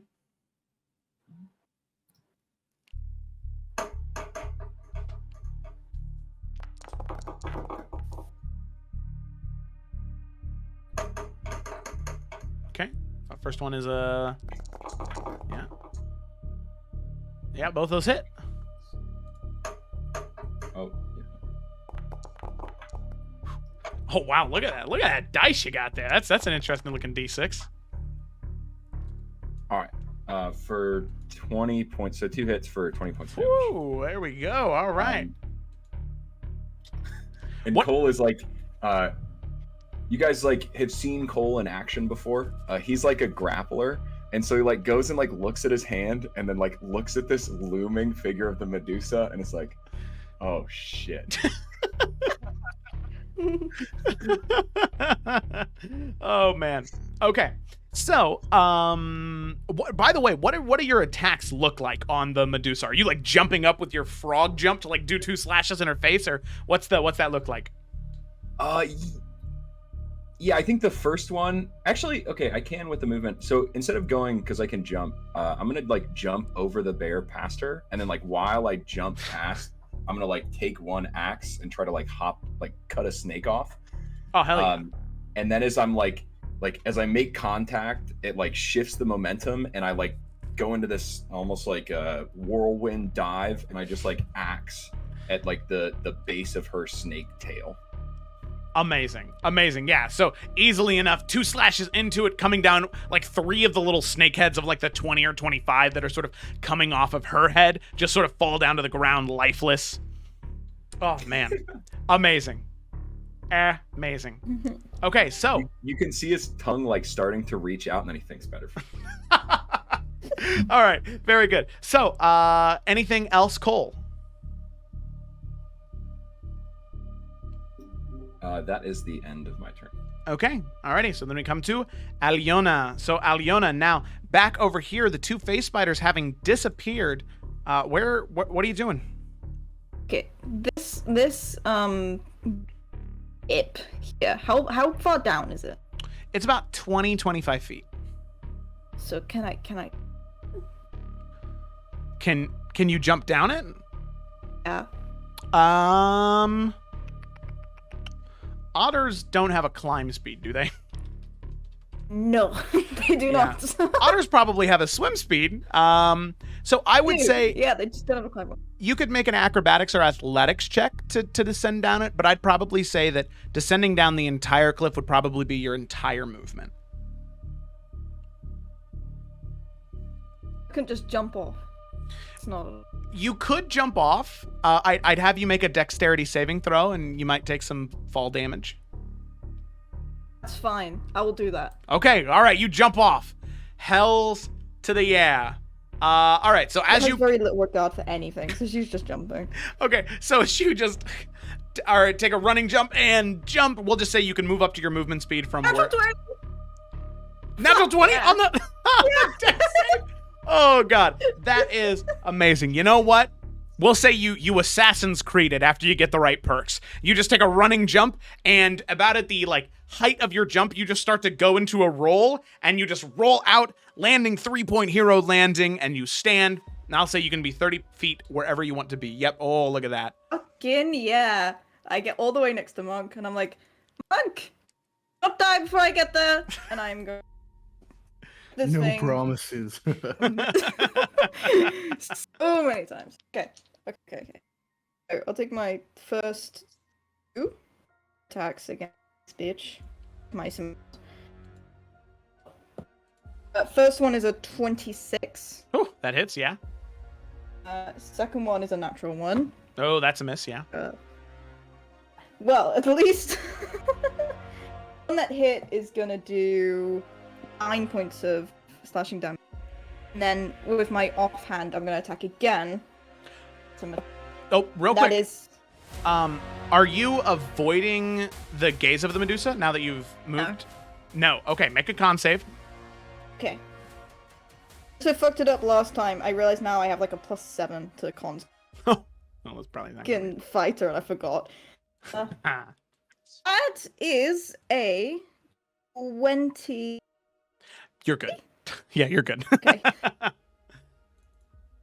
Okay. And that other attack is going to be a 25. 25, Yeah. that hits. And it's going to do...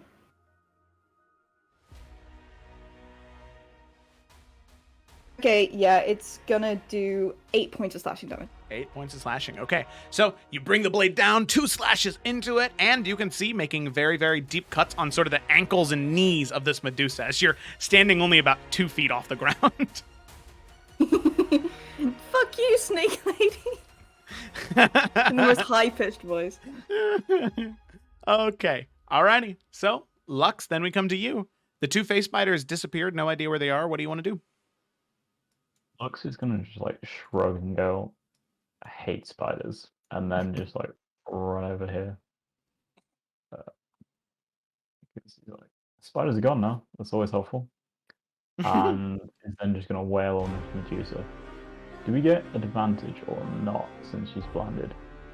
Yeah, you would get advantage since she's blinded. Yep. Work out how to do advantage. Ooh. Okay. That's not how you do advantage. I'll just roll it again. Yeah. So first strike. Oh, natural 20. Nice. I'll roll for the second attack then. 2 dice. Yay. What? What the What fuck? is that? Dude! Oh Okay. my god. I think This the Medusa is dead. He's got a real bad day now. Yeah. Right, let's do damage first. Yeah, go ahead and roll damage. Hopefully it rolls it the way that I do. I don't know. Crit. No, it doesn't. Okay, that's fine. So longsword, this was one-handed or two-handed? 200. Two-handed. Okay, so two-handed damage was 4. What I do with crits is I just max out the crit die so that we actually feel like you're doing something, you know? So that's 14 points of damage on the first one. And then go ahead and roll damage for the second one. Let me just put my sword so I can actually see what damage it is. 1d10 plus 2. Let's roll it. That's what, 12 damage again? I don't know. 12 Since damage? Okay. Since we're both 20s, then yeah. Yeah, so it would be, the damage die plus your strength modifier and then plus 10. Alright. Wait, let me roll then. Yeah. Okay. So it's 2 plus 2 So, plus 10, so 14. Another 14. Alrighty, cool. Yep. So, minus 14. Woo. Woo. She's not dead yet, but damn, she's close. Yeah, he might just put smite in there as well, because why not? That's the crazy part about smite. When you do it on a crit, you max out the damage die with those as well. So it's any damage die are maxed out. Smite 1 slot, deal 2d8. Okay, so that's automatically 16. Go ahead and roll the extra 2d8, and we'll see what that brings us to.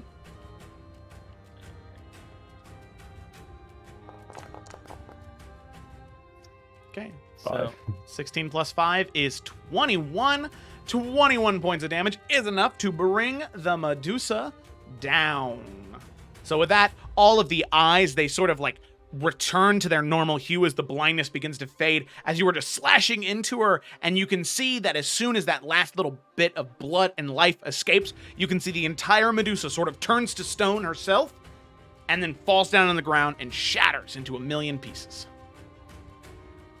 She's now dead. Okay. Anything else, Lux? I think that's everything. That's everything? Okay. That Medusa is dead, and now we come to Minister James. Okay. Toll the Dead has a range of 60 feet, and I think these spiders are going to show up again. Mm-hmm. So I am going to move here. that way I am within 60 feet of all of my allies, and I am going to ready Toll the Dead for when a phase spider shows up. Okay. All right. Sounds good. That'll be it. Alrighty, cool. So then we come to one of the phase spiders. They're gonna go 5, 10, 15, 40. And they're gonna get right there. And Lux, you can see them just like right over the scattered stone. They are going to reappear, and they are going to attempt to take another bite out of you. Let's see. Spiders. That is that is a dirty 20 on the hit. Yep. And that's going to be 9 points of piercing damage, and I need you to make a Constitution saving throw. And question, has that one been hurt yet? Yes, it has, so it's going to be a D12 on the damage, I believe. Yep. Woo. 16. Okay, so that is a success. So you can feel the poison start to course through your veins. Luckily, steel yourself, push it away. Okay. So it needs to make a wisdom save then. Oh, wisdom save? Okay. Yes. Otherwise, it will take 17 necrotic. Okay, that is an unnatural 18. What? Why'd you? I don't know. Yeah, that is just an 18. Okay. Well, so I think it's save or suck. So. Yeah, Okay. The target must succeed or take. Yep. So that's it. Oh, yeah. Nothing. Okay. You just missed. So it used its bonus action to come back in, so it cannot leave. So then we come to Alice. Okay. I'm going to. Would you say that I can see the phase spider from where I'm at, or is this blocking my vision?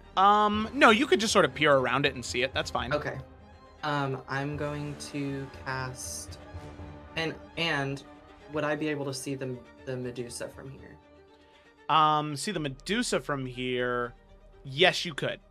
Okay. All right. I'm going to cast Enthrall. I'm just gonna. I'm gonna like. Have you ever heard of a singing bowl? Oh, yes, I think so. The thing that you I'm kind of have to gonna, like, yeah.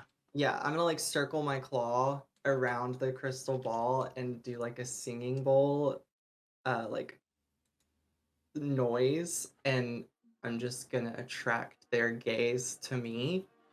Okay. So they have to make a Wisdom 17 save, All right. or they are. Any creature that can't be charmed succeeds automatically. Well, they can be, and that is a natural 1 on the save. So they are charmed, you said? Yeah, so they, on a failed save, the target has disadvantage on wisdom checks made to perceive any creature other than me. But they're not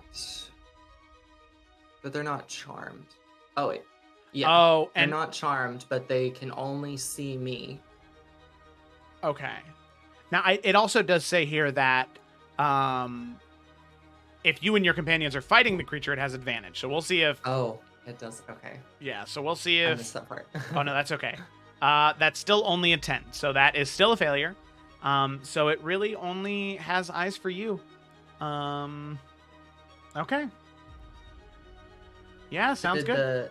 Did the spider save as well? Oh, is it just all? It's all creatures, yeah. Oh. Creatures of my choice that I can see within range. Okay, yeah. So then the spider will also need to make a wisdom saving throw or be enthralled. Wisdom saving throw. Well, that's another natural 1, but let's see what happens with the advantage. That's a natural 3. That is another failure. So this spider is also charmed. And so that's my turn. Okay. I'm just playing the singing bowl. Alrighty, so then we hop to the phase spider, which is going to come 5, 10, 15, 20, 25 right there. And Alice, just as you are just sort of ringing the singing bowl and focusing on the 2 enemies that are there, you see an imprint in the mud and grass in front of you, and before you have any time to react, appearing in front of you is the phase spider. So the phase spider is going to go ahead and bring down a bite attack on you, the source of this noise. That's going to be a 17 to hit. Yeah. And I need you to make a Constitution saving throw. Okay. Oh no.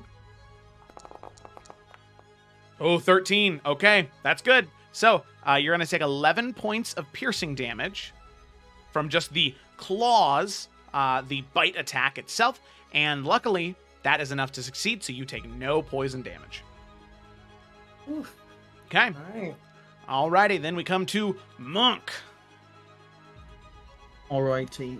So if the Medusa is charmed, do we still have to make saves if we're not averting our gaze? It is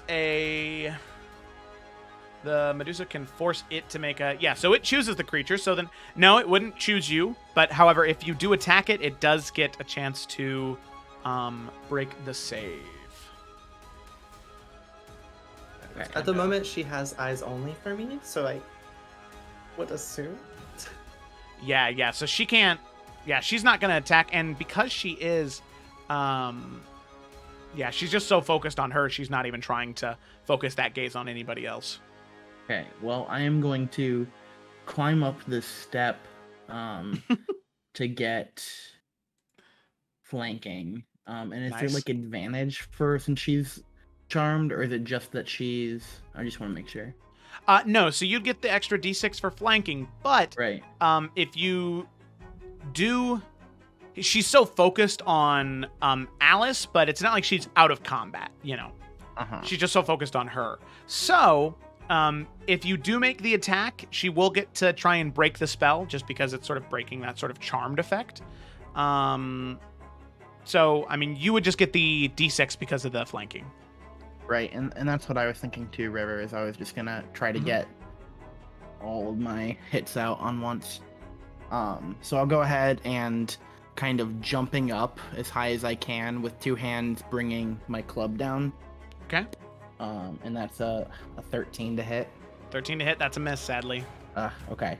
And then I will, after coming back down, take a sweep at her legs with my club. Nice. That's also a 13 to hit. Are you adding the d6 for flanking? Oh, I'm not. That would make a difference.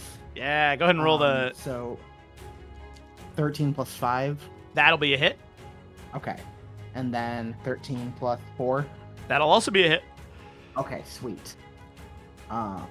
So the first attack is 8 points of damage.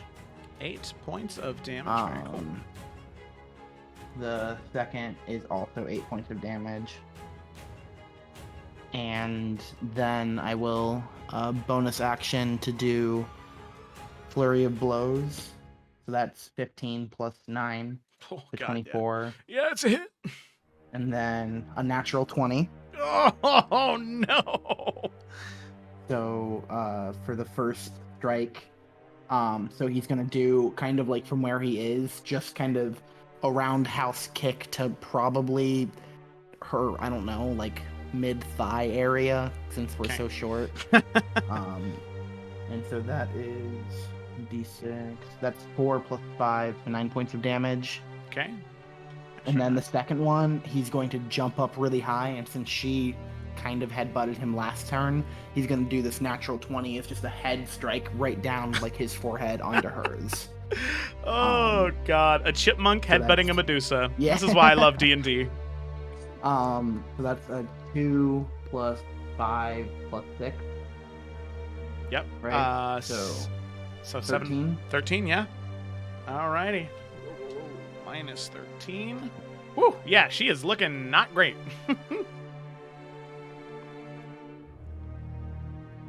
Alrighty. Anything else there, Monk? I believe that's it. Alrighty. So then we come to the Medusa's turn, who is, well, in this moment they are only interested in one person. So they are going to go 5, 10, causing attack of opportunities from the both of you. Yeah. Go ahead and make your strikes if you'd like to. Just one. Just one? Yep. Mm-hmm. Dope.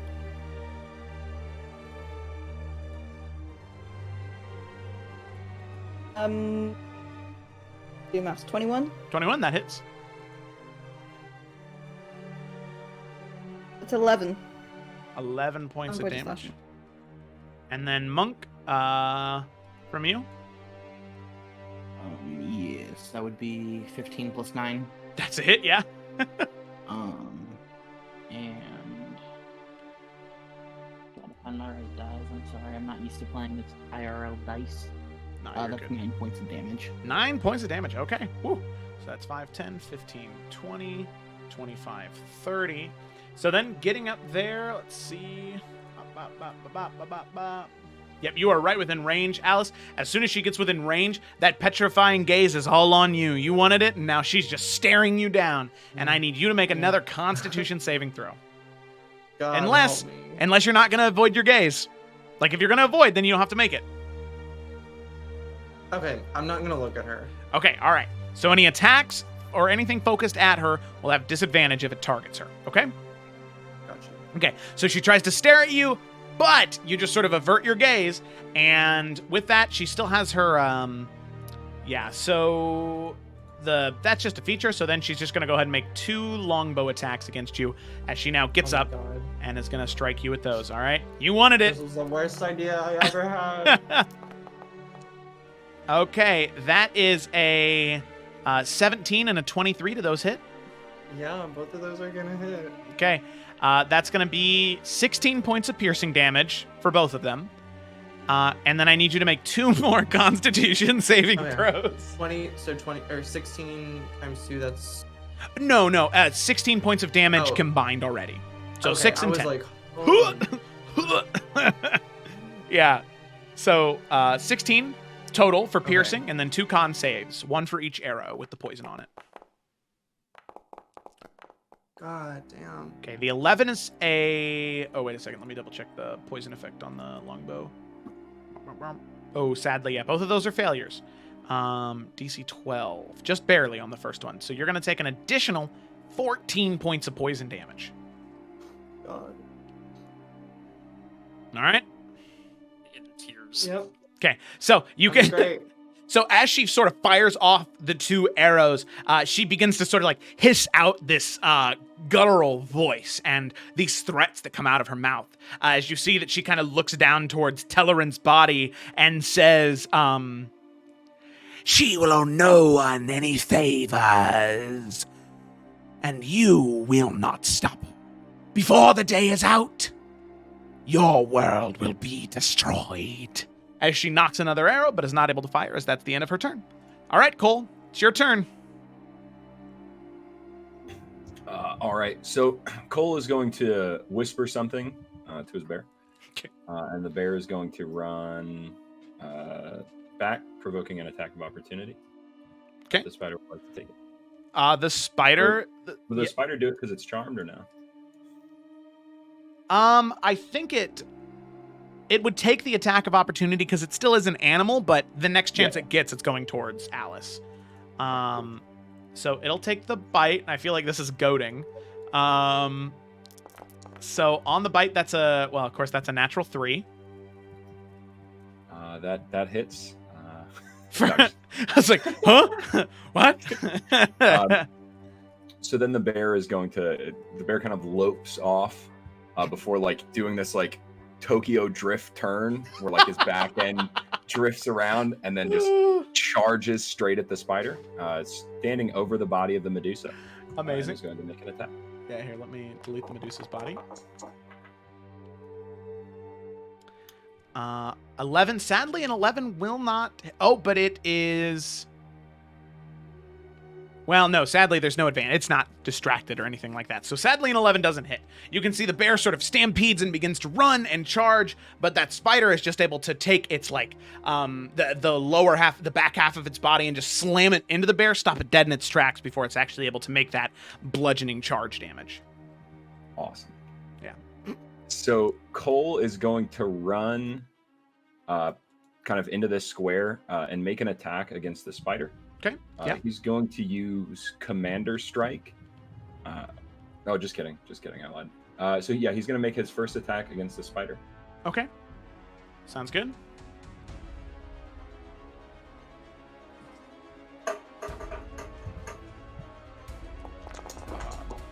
Believe missing. Yep, that's a miss. And then he's going to make his second attack against the spider.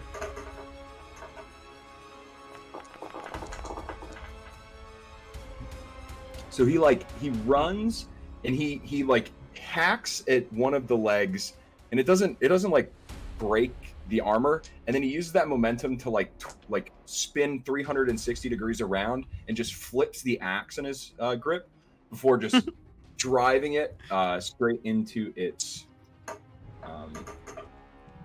prehensile little, I don't know what spider legs are called. And yeah, 9 points of damage. Very cool. And Cole is going to continue 1, 2, 3, and then jump past towards to Alice. And then am I because I'm a tiny creature, do I have to like orient myself to the southwest portion of the square for me to be within 5 feet of Alice? No, you're fine. You're fine. Yeah, no. Right. Okay. And that is the end of my turn. All right, heck yeah, putting in work. Alrighty, Aliona, what are you doing? I realized something that I'm really fucking pissed about. I'm gonna remember it next time. I have Sentinel. I hit her, which means she shouldn't have been able to get up there. Yeah, that is a great thing to remember for next time. I know. I'm gonna run up there. And then I'm going to take all of my attacks. No, you are. Nice. Fuck. Okay. The first two scimitar ones. That is 6 hit and a 19 to hit. You said a 16 to hit and a 19 to hit? 26 to hit. 26 to... Oh, yeah, both those hit. Yeah. Good. Okay, so that is 17 points of slashing damage. Oh, God. And the offhand... going to be a 20 to hit, not natural. Okay. And that is going to be 7 points of slashing damage. Woo, 7 points of slashing damage. Oh, man. Oh, she's not looking good. She is not happy that an otter is just slicing her up right now. She keeps trying to, like, smack and pat you away, trying not to hit you, but it's just not good enough. I'm gonna action surge as well because I want her to get over there. So, that is. Oh, wow. Well, shit. That's right. She's enthralled. Oh, wait a second. Sorry, what? Alice. I need you to make. Oh, wait. Is enthrall not concentration? It's not concentration. What the fuck? Okay. Yeah. All right. Okay. Definitely should be. All right. Okay. All right. Action surge away. Fucking end this Medusa's whole career. I've improved critical, right? Because yeah. You're a I champion. just rolled a fucking 19, bitch. Ah! Second attack is going to be. It's only an 18. Oh, it's only an 18. Oh, poor baby. I'm so sorry. It's only an 18. Yeah, that hits. Christ, roll your normal one. roll your damage. Roll your My crit normal damage. It is a 10. That's 10 slashing damage.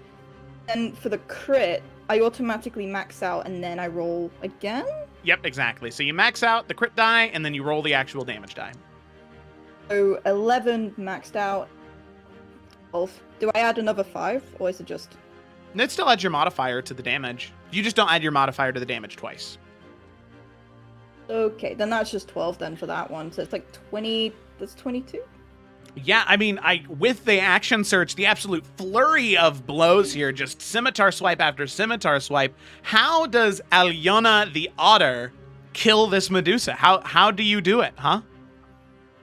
Okay, realizing that she fucked up the last time, she's just like, and she's gonna run up these stairs fluidly, this little otter, jump up onto the side, and then jump up with both scimitars, stabbing them into the back, in the shoulder blades. Oh. Pull herself up, pull them out, and then just bring them both across, cut off the head. Oh, Jesus. Yeah, like climbing up a mountain, just slunk, just slashing away and then eventually lopping off the head. The head plops down onto the ground. The rest of the body turns to stone, but seemingly the head does not. It's not alive, but it's just sort of sitting there, wriggling and writhing, but the snakes seem docile. Okay. Alrighty. With that, anything else, Eliona? No, I think I've had my fill. No. Oh yeah, you think? Okay. All right, Lux. It is now your turn. Lux is going to take the head of the dead Medusa and shove it in the spider's face to hopefully turn it to stone. Don't know if that will work. Yeah, you know what? We'll say that you you pick up the head, still like the the tendril sort of wriggling and writhing. You throw it in the spider's face, and the spider's going to make a con saving throw. Let's see, DC 14. If it fails by 5 or more, it's instantly petrified. Con save, just for funsies. I'm gonna roll this public just because that's fun. All right, con save. 17. Okay. Sadly, it succeeds. You pick up this. We'll say that's just interacting with an object, though. Interact with an object doesn't work. You still have your action. Seeing that's not gonna work. He's just gonna wail on it again. Oh yeah, wail away. That's not helpful in the slightest because it just rolled on D&D Beyond rather than on him. 16. That hits. And the next one. A 15 will also hit. Set damage, two-handed, is 12. Oh, god damn. And 5, so 5. 17.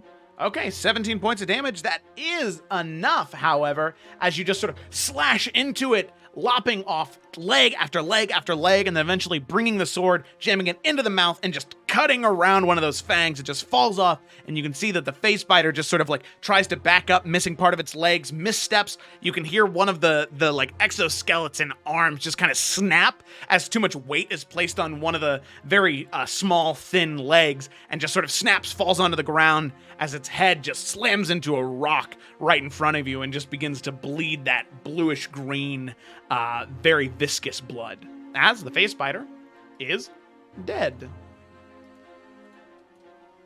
As Lux turns around, he's just going to say, I hate spiders. And then it's going to shield of faith Alice. Aw, look at that. Oh, Alrighty. Extra 2 to the AC there. thank God. I literally.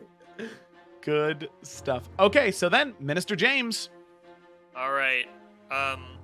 In the interest of preserving healing for us and a finitesimal supply of blight for the Archmage when we get to her, I'm just gonna toll to dead the face spider again. That's by Alice. Okay. So we'll need to make a wisdom save. Wisdom save. Ba ba ba. Ba ba ba da ran. That is going to be a 3 on the wisdom save. Nice. And I rolled 21 on the necrotic damage. Oh, Jiminy Crickets. Oh, that's not good. Okay, so the gong tolls around this phase spider, and Alice, you can just kind of briefly hear it, same as you, Cole. It is ringing, and just these, like, the eyes that are just these sort of, like, foggy blue just begin to tinge this deep, swirly blue color as, like, blood is kind of pouring into the eyes from the internal damage on this creature. All right. But it's still alive? It is still alive. All right, then. Well, then, just for flavor, I'm going to use thaumaturgy to make my voice boom 3 times as loud, and just scream, "There will be no grave for you!" And, that's all I can do. That's the end of my turn. Which is so funny coming from a pigeon. Yeah, I know. It's amazing. Oh, God. And it's, like, as loud as, yeah. It echoes throughout this entire combat map. Yeah. Oh, God. Alrighty. With that face spider is dead. Alice, it is your turn. Face to face with this face spider. A tree toad next to you. What are you doing? All right. I don't feel so good, so I'm going to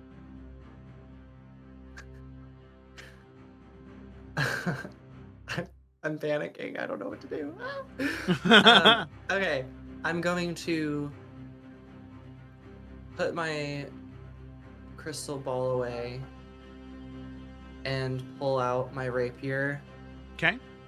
And I'm just going to like stab downward, like right into the spider's eyeballs. Amazing. Yeah, roll for an attack. 21, that'll hit. Roll your damage. 8 points of piercing damage.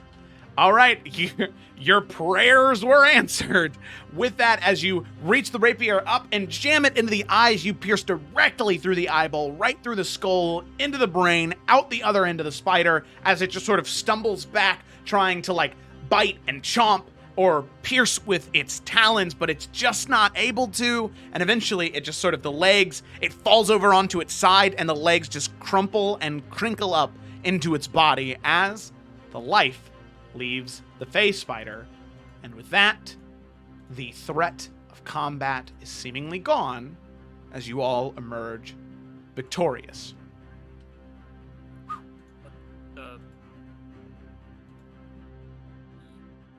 Yes. So both Medusa's dead, both Fey spiders dead.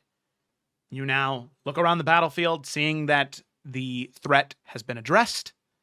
And you can see now that that poison that was on the arrows, the satyr body that is actually right next to you, Cole, you can see that Tellerin, his neck is just entirely gone from the poison and acid that was just on the arrow tips.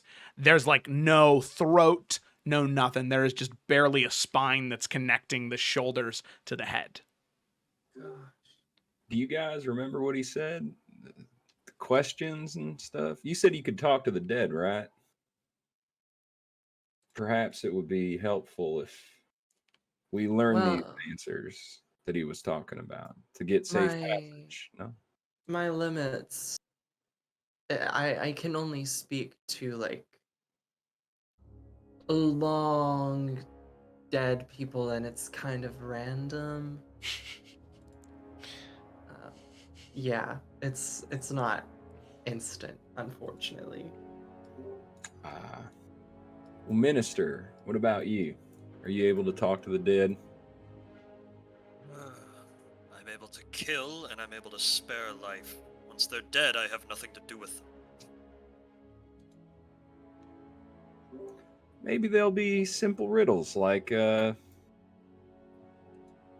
what does the fox say? Fuck you! We're just going to look over to Alice. I'm gonna... What did you say the satyr's name was? Tellerin? Tellerin, okay. I'm gonna just...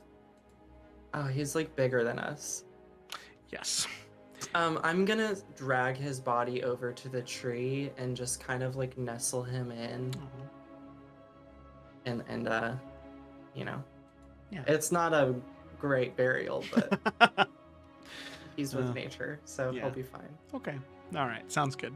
So you tug his body over there. The younger satyr kind of tossing him up against the tree, and he looks peaceful. Well, actually, as you're kind of like tugging and pulling him down the stairs, there's a moment where his head kind of gets like caught on one of the stone pieces, and his head just kind of pops off of his spine. That's just kind of exposed.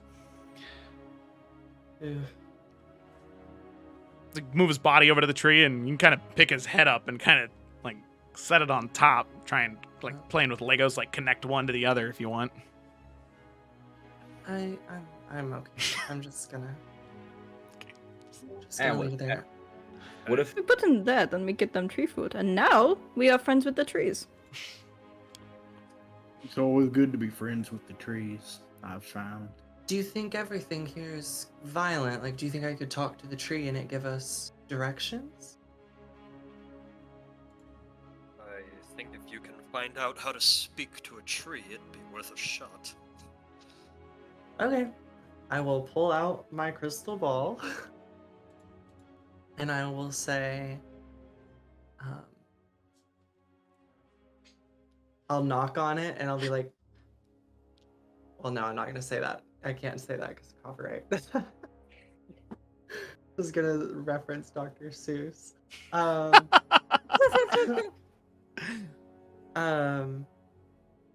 I'm just gonna say,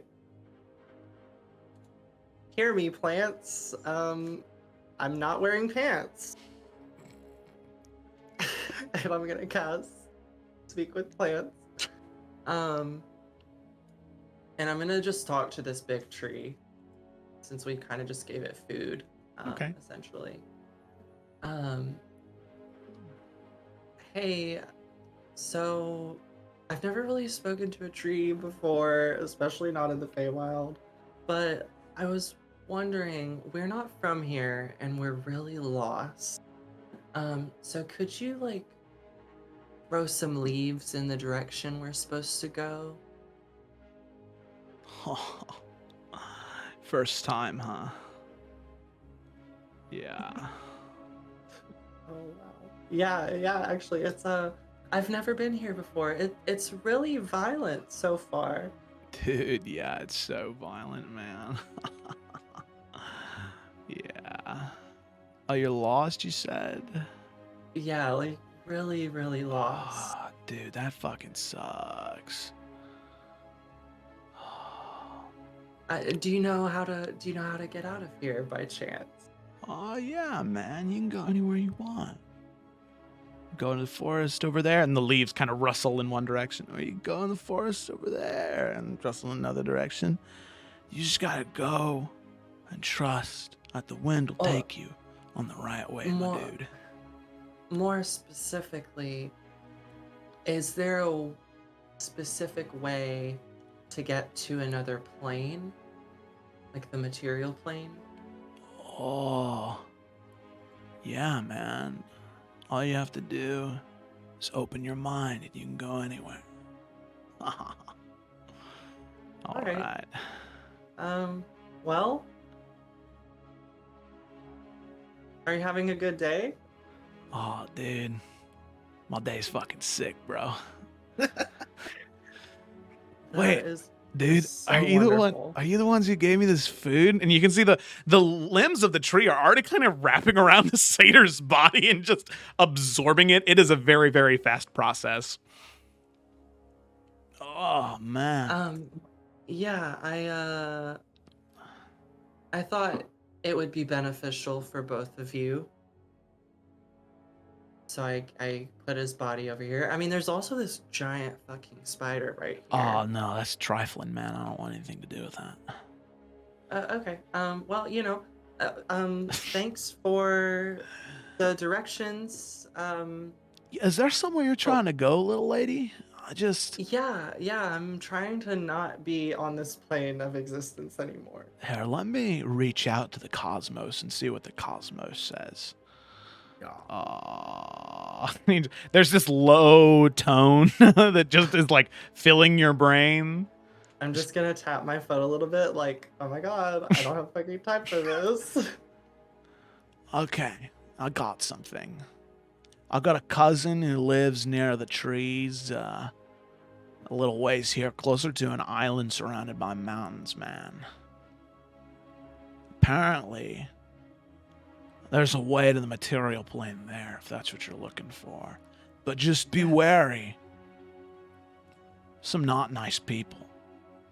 That direction. Okay. I mean, gee, thanks. You kind of answered all the questions I had. Hey, You rock. Nah, dude. man. A tree, man. I'm not a rock. Okay, well, I hope you have a great day, Kyle. Bye. Totally. Dude, my name's Derek. Get out of my shade, man. And the spell ends there before that character needs to see the light of day ever again. Awesome. So, Does he know Clyde? Clyde, Derek. So I'm gonna, explain the conversation to everyone, and I'm gonna impersonate it. Like he was like, yeah, totally. Like, let me talk to the cosmos. I'm trying to be. And then like tell them that we can head in this direction. And he said it's an island surrounded by mountains. And you can see the leaves of the tree begin to blow in a direction facing the bridge, following this pathway. So, Joe. Yeah. Would you say that we probably don't have time for a short rest since this is dangerous, or is that possible? Short rest, maybe. I'm mostly asking because if we don't have time for a short rest, prayer healing takes 10 minutes, and I could just. I gather will everyone say, in a circle. one thing that kind of alarmed you, Alice, is the Medusa wasn't talking to the satyr. He wasn't talking to Telerin. He was yelling at you about how your home will be destroyed within the next 12 hours. Was I the only one that heard that? I would say, let's see, Alyona and Monk probably would have heard that as well. Everybody else was over towards the other Medusa at that point, though, I'm pretty sure. Yeah. Yeah, I will say, when like he brings up potentially having a rest, we don't have time. We have to keep moving, otherwise the material plane entirely is at stake. No, that ending seems pretty bad. We should maybe go and deal with that before we take a nap. Wouldn't want that on our record, would we? Well, Would be on our record? That'd be not a record anymore. Yeah, at least we didn't what fail did it that say? last mission, right? Maybe this is a new step towards perfection, guys. Maybe we just take a 12-hour nap. I will not remain a pigeon. Now, if we have but 10 minutes, I can patch all of us up. If we don't, I can make do. I think we could wait 10 minutes. I don't know. I'm doing pretty fine. How are you doing? He's up looking at us. I can wait 10 minutes. I mean, I'm only bleeding. So. That's the spirit, and the little frog like taps you on the leg. I winced. So, I Speaking didn't get of hurt, which, so I don't need healing, but Good. I still got 114. do any of you spellcasting types have a way to make me perhaps a little bigger? Nope. Nope. Well, shit. well, I need a reason to use Vampiric Touch anyway, so I'm gonna use Life Transference now for Alice. So go ahead and cast that. So basically what that is Minister James will do 4d8 necrotic damage to himself, and then convert that into healing energy and give it to Alice, and she'll get double the damage that was done. So I just did 26 damage to myself, so Alice just gained 52 hit points. Cool. Well, yeah, that put me back up to full. Hey, So. look at that. Boom. Okay, and then I can do some first level cure wounds on whoever needs them now. I Just can 'cause- as well. Cool. And Yeah, you'll I get just- bonus healing from me. Well maybe you should do. I can save mine for Sanctuary and Command and stuff like that then. Yeah, who, Would, Alyona got hurt, didn't? would anyone like some good berries? I could go for a snack, yeah. Monk will Yeah. eat them, Some but he tasty doesn't berries. need any. I'll make one set of good berries. So I got 10. I'll give 10 to Minister, and then I'll make a second set of good berries, and I'll hand. How much do you guys need? I'll hand half to What Monk. do good berries do? And You get 1 point of healing Per berry, yeah. per berry. Yeah. I think the main thing is they feed you for a day, so I just had 10 rations.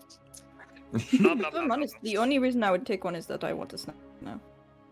Yeah, same. Monk likes to eat, but he's not hurt at all. Neither. Is Aliona not injured? Nope. Oh. I thought they took him. Okay, cool. I hand one to everyone, and then I hand the rest. So So you get 4 more good berries, Minister. Sweet. I'll take it. Yeah. Alrighty. I can. Do you still need some extra healing? I can give you a healing word, Me, or a no. cure wounds. No, I'm okay. I'm actually okay with being down on health a little bit because I have vampiric touch, and I'm thinking next fight of just using that. So Alright.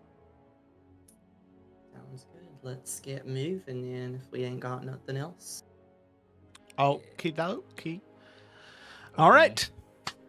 So you get moving. You head back into the Feywild, and you follow the path that was directed to you by Derek, the tree. So you begin to traverse through the woods, and you probably spend about there are times where you are getting into the thick of it, where there's this thick, dense brush. All of it is very beautiful, all of the different grass and trees and bushes, they never stay one color. They are always changing and shifting from green to blue to purple to red to yellow and so on and so forth, just constantly shifting and changing, giving off this sort of very dull light around you, just a cascade of rainbows, just pretty much everywhere you go.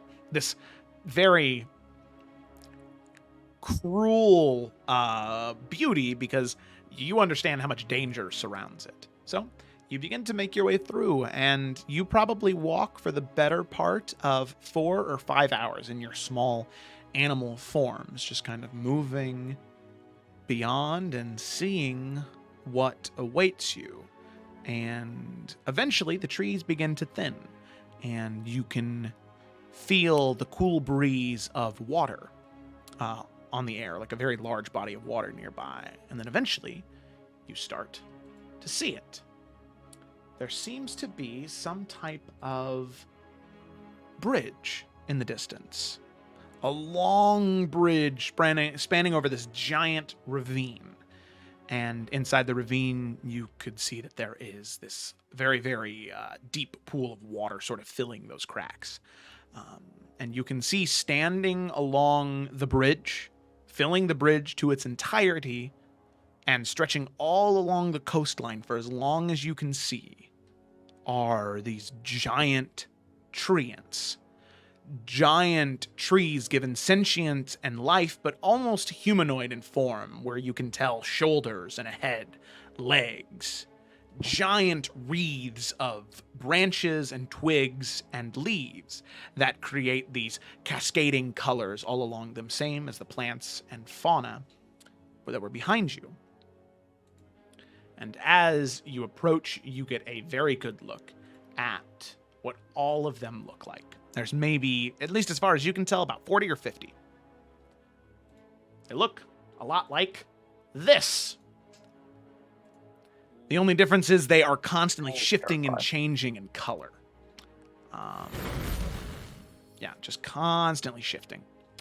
So, as you see those, they see you as well. And all of them begin to sort of step forward, looking towards you. And you can see one step out above the rest, looking to address the party. And on that note, that's where we're going to go ahead and take a quick break. Whatever these tree wardens may want from you, we'll find out when we get back. So just as a heads up to all the players, during the break we play clips from previous sessions or even from the charity stream. It just kind of depends what comes up. It's all randomized. I'm going to be deafened, but Mark will still be in the chat. So he'll kind of give you a heads up when we're going to be ready to come back. Okay? Okay. So, just real quick, I did want to thank, we did get one more, two donations during the time of the one-shot. We got a $50 donation from Kit, and then we also got a $10 donation from Kevin Jones. Kevin the Cleaner Jones, he put in his name. He had a message on there. Keep up the good work. And watch AEW Wrestling on TNT Wednesday nights at 8 p.m. Got to get your advertising in somewhere, right? So you heard it here first, ladies and gents.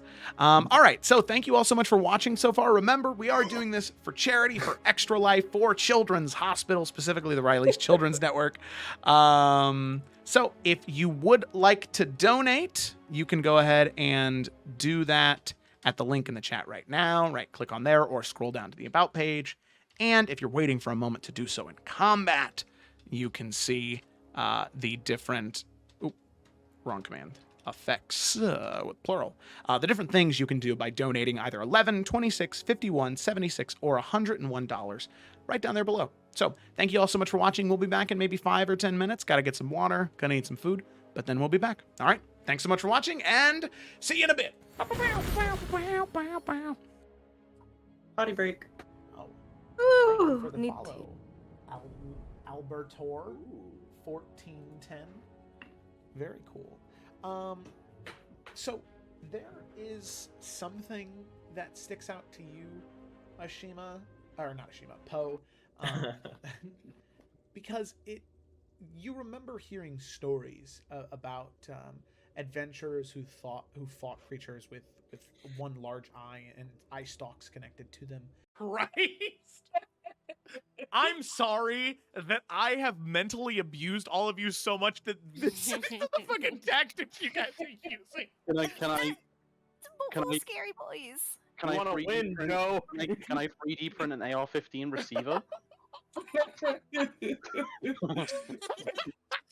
You've broken him. What are you know? Jesus Christ. Oh. Shite. Maybe don't say, listen, dickhead, this is what I need. Yeah, Might not be the best idea.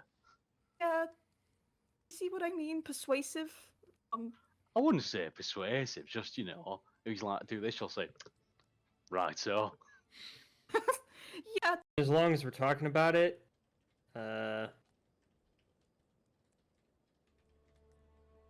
boats are kind of scary.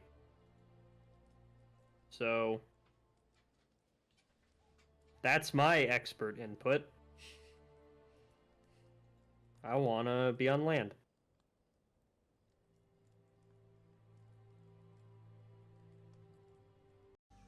Thought we might share a bit. Answers for answers. Why would I give answers to an enemy? You don't think I can smell it on you, her mark? Because I want to be rid of it and her forever. Is vengeance no temptation to you? Make a Yasmin, I can make you a lock that you can try and pick lock or something, just to get your just to get that out of your system. Fucking fidget spinner. I can give you a fidget locket or something. Desmond's gonna kind of like look Poe straight in the eye and say, "Well, first of all, yes, please, but second of all, that's not the point." We laugh now, but he uses it to attack you, and he's gonna bring a branch down on one of these church pews and just break it. Good. Oh, that's Perfect. an 11. Okay. So Maximum Sun, again, just sort of... Ha! Ha! Ha! Ha! Ha! Ha! Ha! Oh my ha! God. Ha! Ha! Ha! Ha! You think that you can so simply persuade me. You have no idea. What the fuck? Oh my god. What? Oh my god. The fuck is happening? Yeah, that's how bullshit, Joe. How the fuck That's does that bullshit. happen? That's bullshit. Do you still have inspiration? You do! Yeah, You do! use your You Christmas do! inspiration. Use your Christmas Use your inspiration! Christmas You need to inspiration. use that inspiration. Oh my god. I want to use the inspiration. That's bullshit. You just roll the one. You just roll the one. You just roll the one. It gives you a reroll. It's like a point of luck. I can't reroll both of them. No, you can't reroll both of them. Just a normal roll. Are you fucking kidding me? Joe, no. Throw it out. Throw it out. I call a fucking foul. A fucking call a foul. So, We're gonna attack LS? the pretty cool. Sorry. Yeah, so, Also, down here. oh, down there! Okay. Ooh. Yes, down there. You can tell because there's an axe.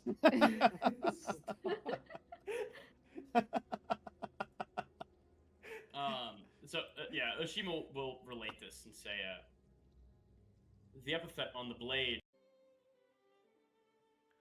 We need to put a stop to that. That makes me very uncomfortable. Well, let's worry about the tyrant that's coming here first, shall we? I mean, there's nothing wrong with me. I'm a functional member of society. Debatable. If I had a negative 10 to insight, I would still call you on your bullshit. So, luckily, Glupo is still taking up most of the space there, so that isn't ruined. But you just like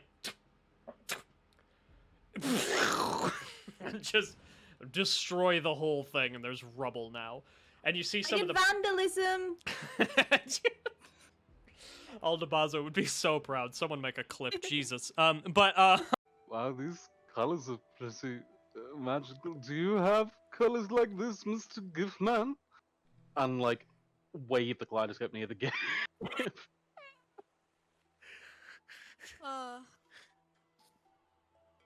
He's compelled to answer all questions. He is compelled to answer all questions. So he would go speaking carrots right now. I thought when she said I have to go tend to the garden, it was some kind of like, you know, just like I need to go tend to the garden. That is time. No, Just I'll be right back. Nope, this time looks like a real one. It's right there. Okay. About All 20 right. feet away. Hey, it's because she's tending to the perennials. Okay, I think it'd be best if we split up now. Give him another thumbs up and wink. You know, people often think that's hard to do, but it's easier every time. Acting is the easiest job on the planet. Nothing to it. Oh, this All is right. so goofy. Well, I don't want to waste any time. I'm gonna go and sit by the river. I just think best out there. If you see any yellow flowers or firewood, grab that on the way. No red flowers. Okay. Sure. Who's gonna be quiet as we're traveling, but he's gonna be some of the metal that he took when he left Waterswick. He's gonna be crafting something.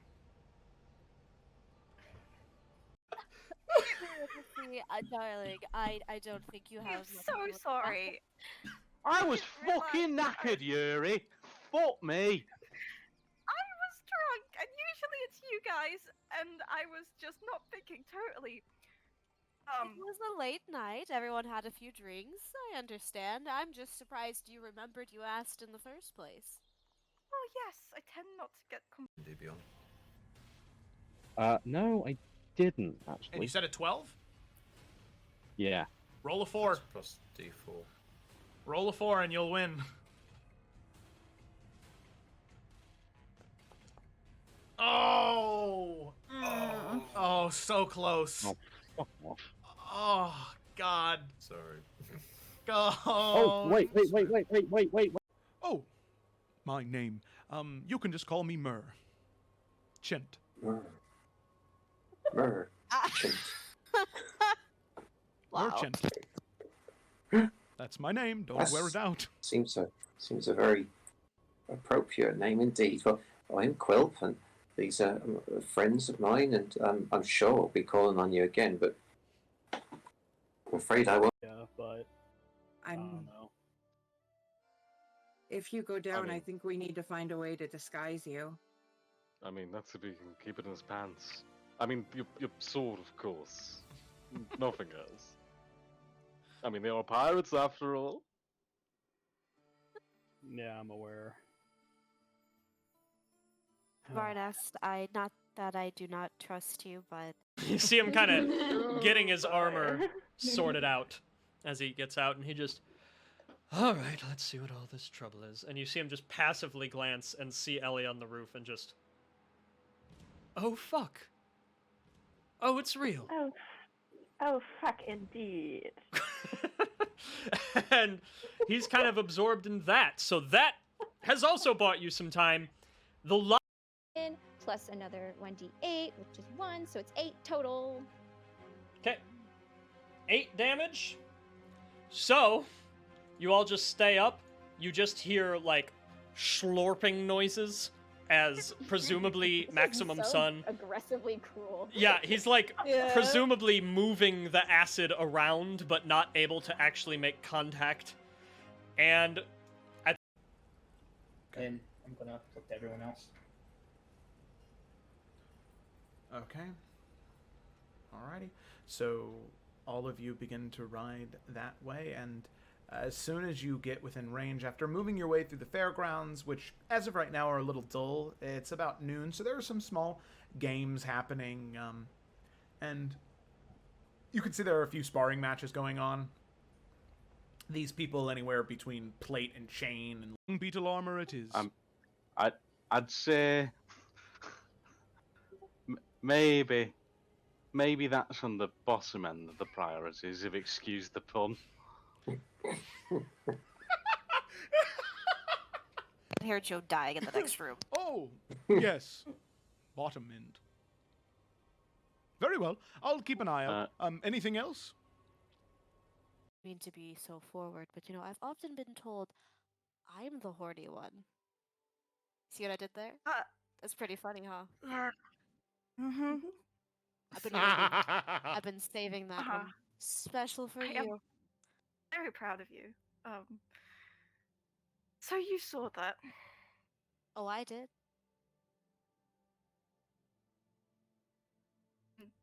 And he's gonna clap his hands and start picking up all the fragments of his gift. Right. Yep. Mm-hmm. Okay. Save me some. He's gonna kind of do like the gun finger. Save me some food. Before, well, never mind. He's gonna keep picking up his. Yep. And Cecily's just gonna. She'll go ahead and walk back to the cabin, but she'll Literally. Now sticky as well. No. Grot can't be hot, bothered, and sticky because that has a different meaning. And Whoops. I can't let that happen on stream. So, I will say that as you are, not great.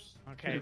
So, Poe, you don't get a saving throw. You're just like this until either the spell ends or you lose a hit point. So, as a mouse, Powasam Meep. Nice. That's going in the quotes. Can blossom me. Listen. It's not. Well, That's fucking well easy, Harry. I'll fucking help you kill him. I'm not. It's just one thing that I need to do. But I'm worried because supposedly this woman, Bianca, I think her name was, she serves. You need to be fucking perfect. There's a lot of garbage out there. just gotta be better than that. That's all.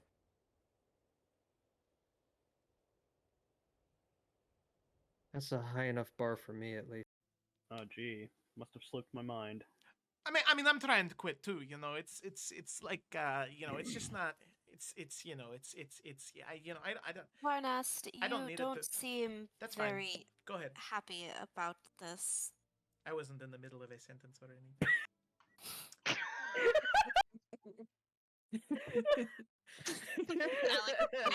Just completely disregarded your wicked deed. Just relax. Today is a new day, and it's going to be great.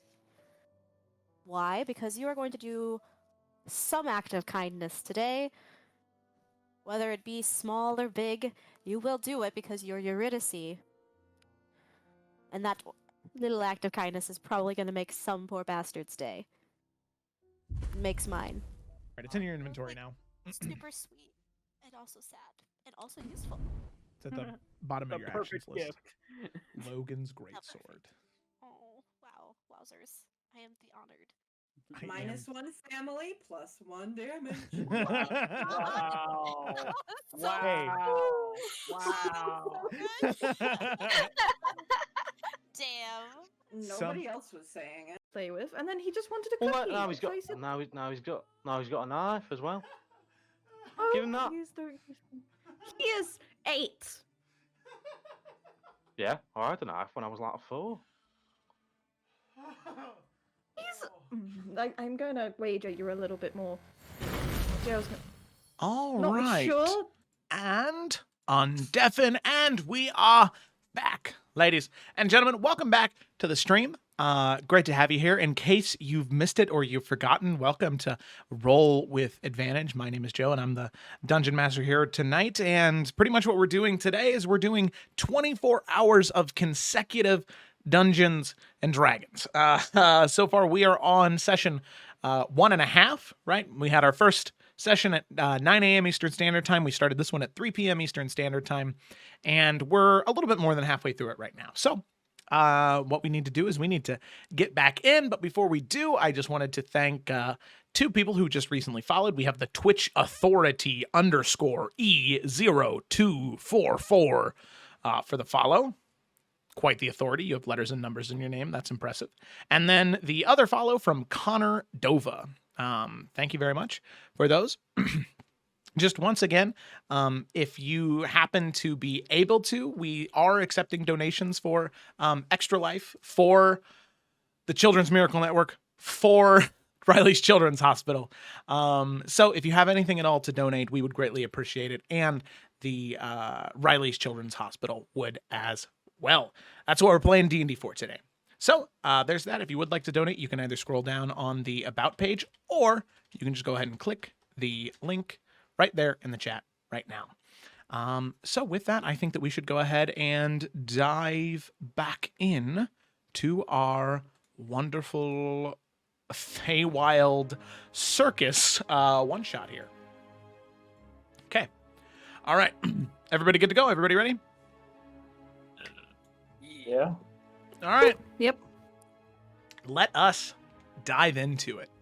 So, picking up where we left off, our group of animal adventurers had found themselves transported into the Feywild after investigating a circus where this terrible mage was, this awful wizard, a gnarly woman who just had a great deal of spite and hatred for the party and for most people in general. The party sent by the queen of the kingdom that they were from to deal with this woman, to deal with this mage, and bring peace to the nation, as it was obviously that it was very obvious that she was going to do something very dangerous, very destructive, and it was the party's job to try and stop her, because they tried once and they failed. So now they have to do it again, or, well, they're going to be running into some very, very big problems when they get back home. Hiccup, of course, they were turned into animals. A fox, an otter, a pigeon, a tree frog, a red-tailed squirrel, and a chipmunk. And now the 6 of them have to traverse the Feywild to find some mysterious woman in order to give them transportation back to the material plane. Somebody that a brief friend had told them about. He warned them of a few things. Of the journey there, of the trees and their riddles on the way, and then of this big stone door in the mountain, and then finally of the spiteful evil woman herself. So, the party then pick up right where we left off. The party had just broken out of the trees and had made their way to a large bridge covering a ravine in the Feywild. Ravine partially flowing with water and currently surrounding the cliffside of the ravine and covering the bridge itself, these tree wardens, entish creatures, broad shoulders, legs, antlers coming off of their head, glowing green eyes, and this sort of swirling color, this wreath of flowers, constantly shifting and changing color. So, go ahead and change this here. The bridge. So, as all of you make your way out, as I said, there was that one tree ent that was much larger than the others that steps forward and begins to speak. What purpose do you come here for? His voice sounding like bark, scratching on bark. I will step forward. Yes, hi. So, we're just trying to get to the material plane.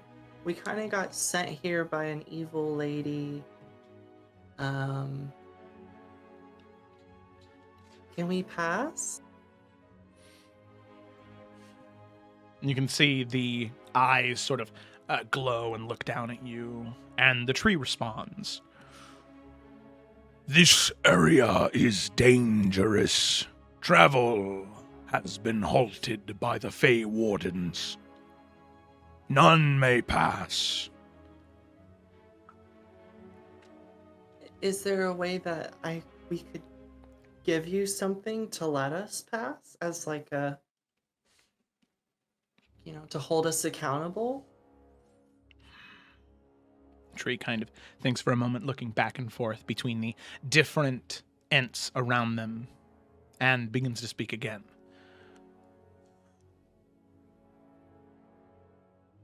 The wardens said they would allow individuals to pass who could prove their wits. As the woman who lives beyond the mountains across this bridge is spiteful, mean, and wise. Answer 3 riddles and you may pass. Okay, Should what you are the fail riddles? any of them, you will be thrown back into the woods or thrown into the ravine.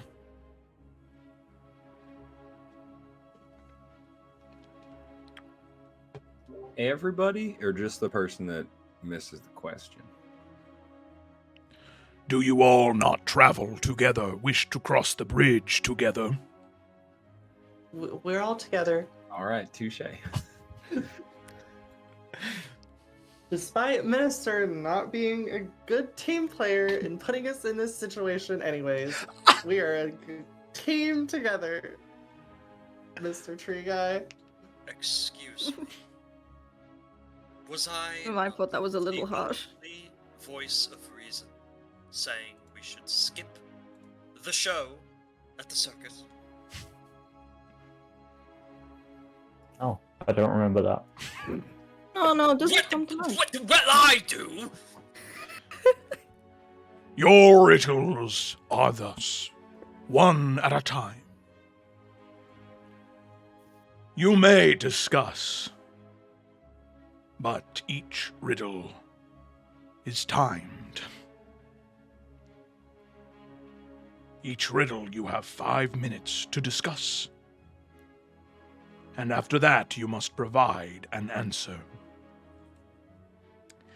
And just so all of you know, I do have a timer that I'm going to hold up that people on the stream will be able to see. So, why go do that to us, Joe? Oh. Dislike. This is the Feywild, ladies and gents. It's rough. All right, here we go. So, it doesn't start until he finishes the riddle. So, the first riddle is thus. Here's 4 I like. I look very sad when you feel sad. I look... That's my bad. Here's 4 I like. I look very sorry when you feel sad. And I love to look happy if you're feeling glad. What am I? And I'll go ahead and put that in the chat. And 5 minutes starting now. Okay. Good. Reflection?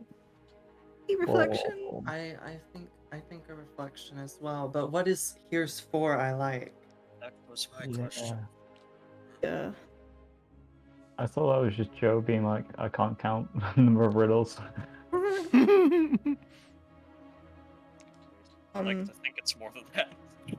Yeah. Unfortunately, probably is. Maybe a friend, because it's like, it's not quite like you look sad as a reflection looks sad. It's like a sorry and sad.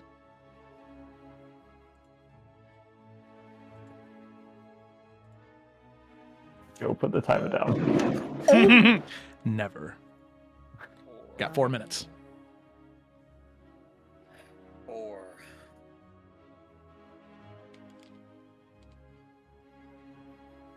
I mean, only thing that comes to mind is a reflection. When I feel sad, my reflection looks sorry. Maybe it's like a type of reflective surface, though, with the here's 4 I like. You know, because like a mirror or like staring in a water pool. Yeah. Maybe. I don't really know. Do we want to go with mirror? Well, Unless anyone else has anything. I don't have anything else, but I'm not entirely confident that. Neither am I.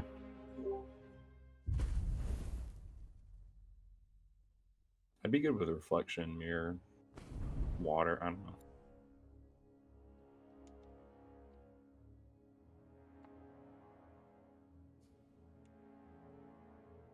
Three minutes. That's not ominous at all.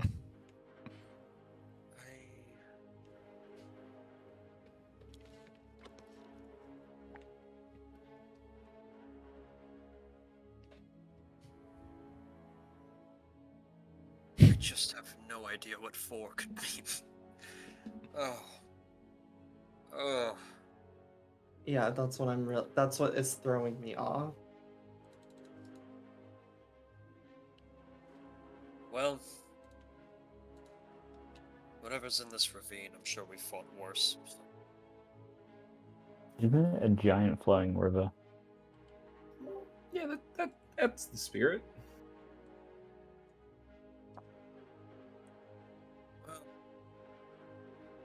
we have nothing better to try than mirror. I suppose we try mirror, and if we fail, suck it up and keep going.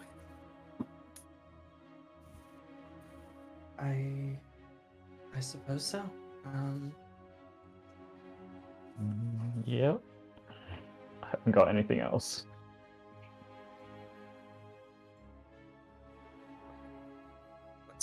Let's say mirror, but whoever wants to say it to the tree wardens, say it with a lot of conviction. I've got this. I'm very persuasive. I can do it. I am not. Go ahead. I am not. That was good. All right, I will say, I'll walk up with, my chin up. Okay. We have decided on our answer, kind sir. It's a mirror. You can see the int looks from side to side and Reflection. I'm sorry. then down at you. That was me misspeaking. Well, which is it? A mirror or a reflection? A reflection. That was me as Brayden misspeaking. But You do not seem so confident. Are you absolutely sure? 100% positive.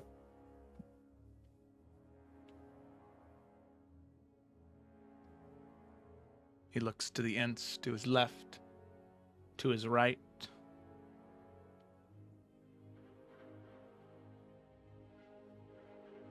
You are correct. And look, a minute to spare. You know what? You six seem very smart. We're really not. You did this one in 4. You shall do the next in 4. The second riddle. A warrior amongst the flowers. He bears a thrusting sword. He uses it whenever he must to defend his golden hoard. What is he? Oh, it's a bee. I think it's a bee. The bee. All right, do we have any further discussion, or is it a bee? Do we want to? It's a bee. I would If agree. we But say it right away, does that It affect how long we get may- for the next one? it might Yeah. be split up, Let's right? just- We might get half this, like however much time we spend on this one, right? We might get the remaining 4 minutes left on the next one. Let's wait a minute or 2 minutes, then let's answer. And then at least we split the wickets instead of getting 30 seconds to answer the next question. Do you want to Sounds talk about whilst we wait? Lux is gonna lay on hands himself for 8 hit points, so he's back to max. I suppose we should avoid talking about our previous mission. Might distract us. We were meant to learn from him. I hope whatever learning we were gonna do from it already happened. Not Well, much we're time always now. learning.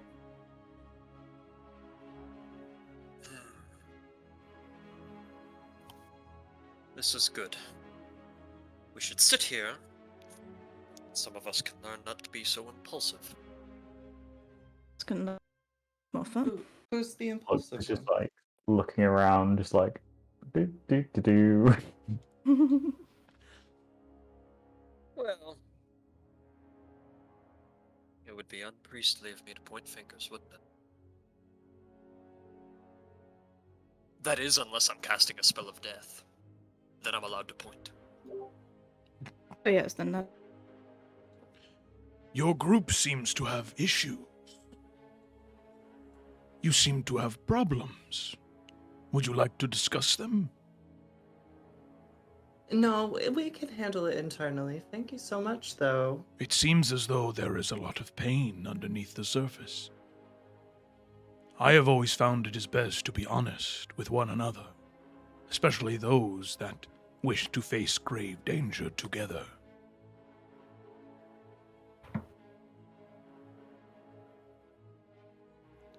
How much time do we Well, have? you heard him, Minister. How much time do we have? A minute and a half. Alright, let's answer. Alright, I will step forward. And I will say,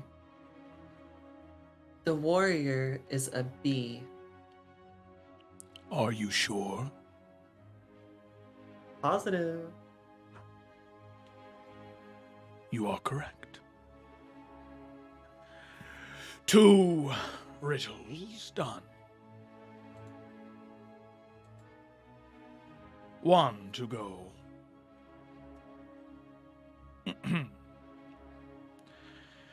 Answered in 2.5 minutes. It is only fair. You're very smart. You should have no problem with this other one. 2.5 minutes to answer. As you did have the answer. Very quickly. 100 years I once did live, and often wholesome food did give. Yet at all time I ne'er did roam, so much as 1/2 mile from my home. My days spent devoid of strife, until at last I lost my life. And since my death, I pray give an ear. I oft have traveled far and near. What am I?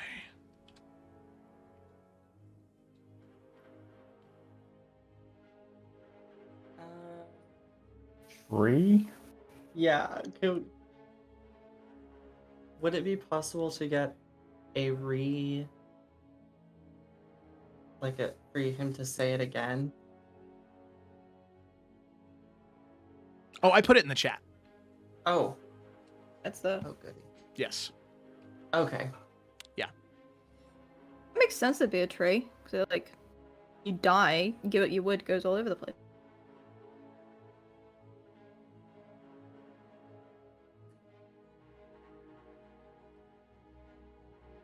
We give the answer right now. Just wood. I am curious, if I might know the truth. Why do you 6 seek so badly to go to this horrid place? There are other ways to get to the material plane from here. What other ways are there? Well, not but maybe an hour that way.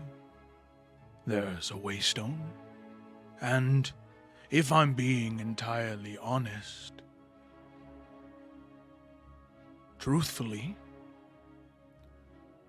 should I see it necessary to do so, the powers that which we possess could do that.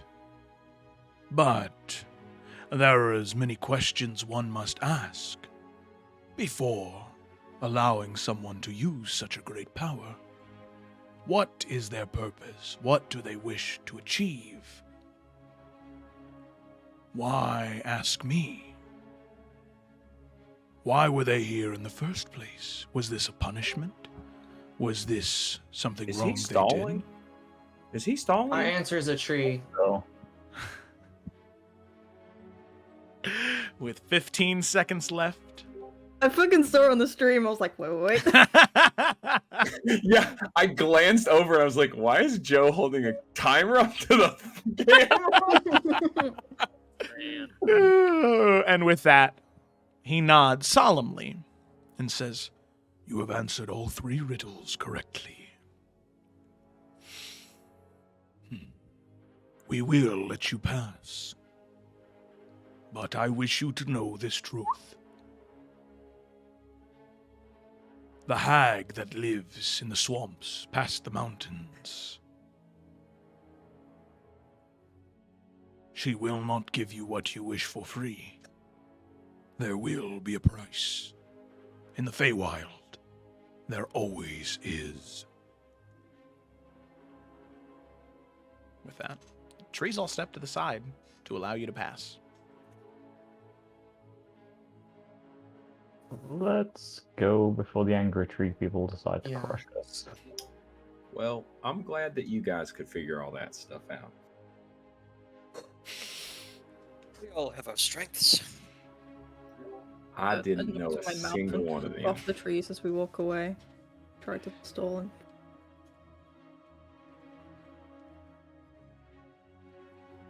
All right. So, walk on past across the bridge, headed towards the mountain. So, on the way to the mountain, it is probably another 2-hour walk Now you're currently at 6, about half your time now, until this entity does something terrible to the material plane. Are you guys talking about anything on the way there, or are you just kind of focusing on what your job is? Rocks at Minister James. Is the hag the wizard we're supposed to kill?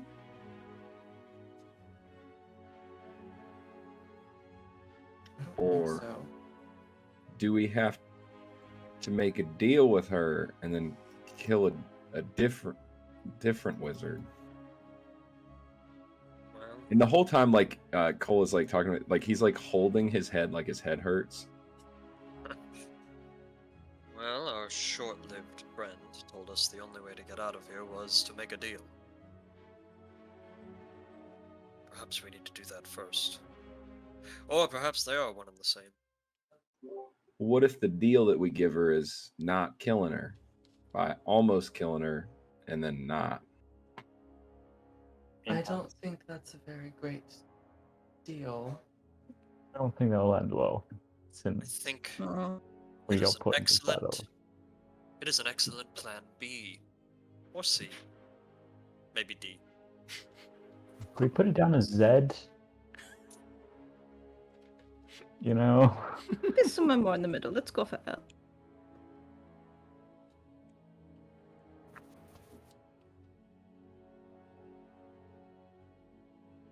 I'm not the brains of this operation. I don't. Well, I will admit, Alice, you seem to have a better way of talking your way through things in this terrain than I ever would. Seems to be a general distrust of me. So, whatever deal we do have to make, I suppose I will put it in your hands. That's... Given how hags are, I'm not sure if I take that as a compliment or a threat. But I am quite versed in the ways of talking to people, so I'll do my best. Very good. And, like I said, if it comes to pass that Cole's plan is actually more ideal, we'll be prepared for that too.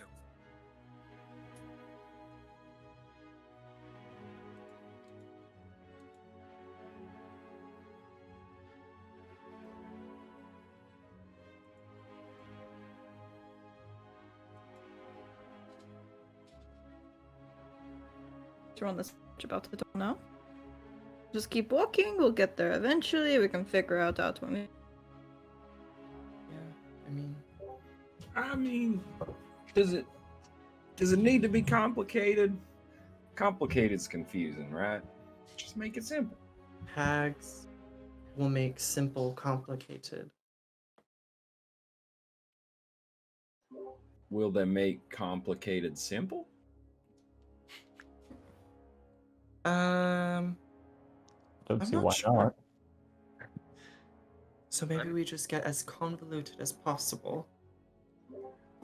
Can we give her the wizard that we're gonna kill when we get back? Is that how wizards work? Well, given what the Gorgons said, I think they might all be in cahoots with the wizard. Oh, that is a fair point. Besides, even if we left and then he killed the wizard and then had to bring it back, we might just end up here again. Back in the same pigeon-bodied situation. So bad pigeons. Maybe we don't plan this. Maybe we like do it on the fly. I understand you're a frog and you like to eat flies, but we shouldn't make that our go-to for plans. No, if we go, we don't know what we're doing. How would they know what we're doing? Exactly. That is genius. Gods, if you can hear me, I think we need your help.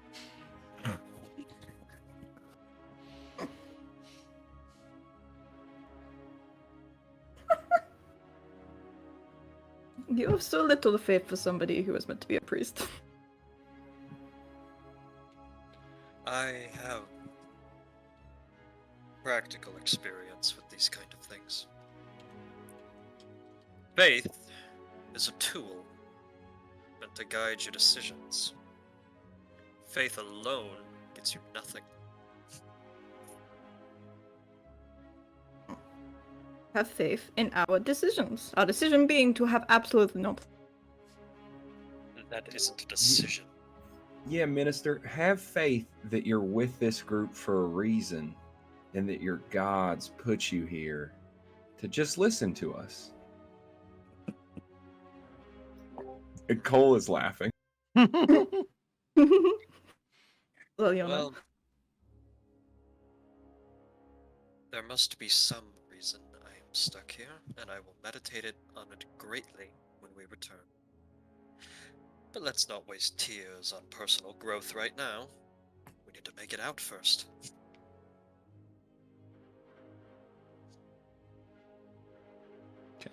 All right. So, with that, the group of you continue to march along on your path, deeper and deeper into this mountainous area, further and further away from the natural, beautiful, magical greenery of the Feywild that you arrived in. And eventually, the mountain is right in front of you, and there is a path leading in. It's sort of intersection almost, where the mountain is a little bit thinner in this one part as you're able to just sort of walk up to the very edge, where you can see the incline shoot up. But in front of you, maybe 20, 30 feet down a hollow cavern, you can see a large stone door, currently shut. You can see that it is embossed with bone of some type of creature, and it is, as I said, currently shut. Now, this door is about 25, 30 feet tall, and maybe about 15 feet wide, and it is 100% solid stone. So here's the thing. When you are shrunken in size from medium to small, your carry, push, hold capacity is halved. And then, when from medium to tiny, it is quartered. So, opening a door like this, even all of your strengths combined, even with a bear, is just not possible just by pulling. So, your goal is to get through the door somehow. Well, can we tie a rope around the bear and just have it run? Well, that might be worth Wait, trying. is our rope really tiny now, too? Yes, it is. Oh, fuck. All right, Everything shrunk with you. I have something that's worth trying as long as we're stuck. If anyone is willing to give me a crack at this. Go for it. Alright, so Minister James is just gonna bird walk his way up to the door, hold his scepter up and say, Raven Queen, open this door. And I am gonna use Divine Intervention. Oh. All right. So, yeah, if I need to roll a 10 or lower on a D100. Can I give him my advantage for donating? Yeah, please. You know this what? would be the time. Yeah, you know what? Fuck it. Oh, sure. You can roll a D100 twice, and if it's below 10, we'll see what happens. Come on, Mark. You got this. All right. Got it. Well, so that was a 95, so no. Well, that's not great. That was very far from. And a 63. Yeah, it didn't work. Oh. Alright. So, Minister James, there's a pause, and he kind of just goes, we'll talk later. Didn't clean up in a talking mood today? Just walk back from the door. Are there any holes or like cracks that we could squeeze through? Squeeze Say, through? like the smaller creatures? Sadly, squeeze through probably not, but there are grooves and indentations on the door that you can grab a hold of, but nothing that you could squeeze through. You guys are tiny, but you're not like gaseous, so you can't squeeze under the gap at the bottom. A knocker on the door? Yeah, there's a knocker at the very, very top. Climb up this? You can certainly try. Climb up. Yeah. Climb up and use the Okay. knocker. If there's someone in, they might let us in. So is that just is it an acrobatics or? Acrobatics or athletics. I'll move. So as a monk, I can run straight up it. I'm still gonna try anyway. You can do it as well and just go past me. 30-foot climbing speed as well. So.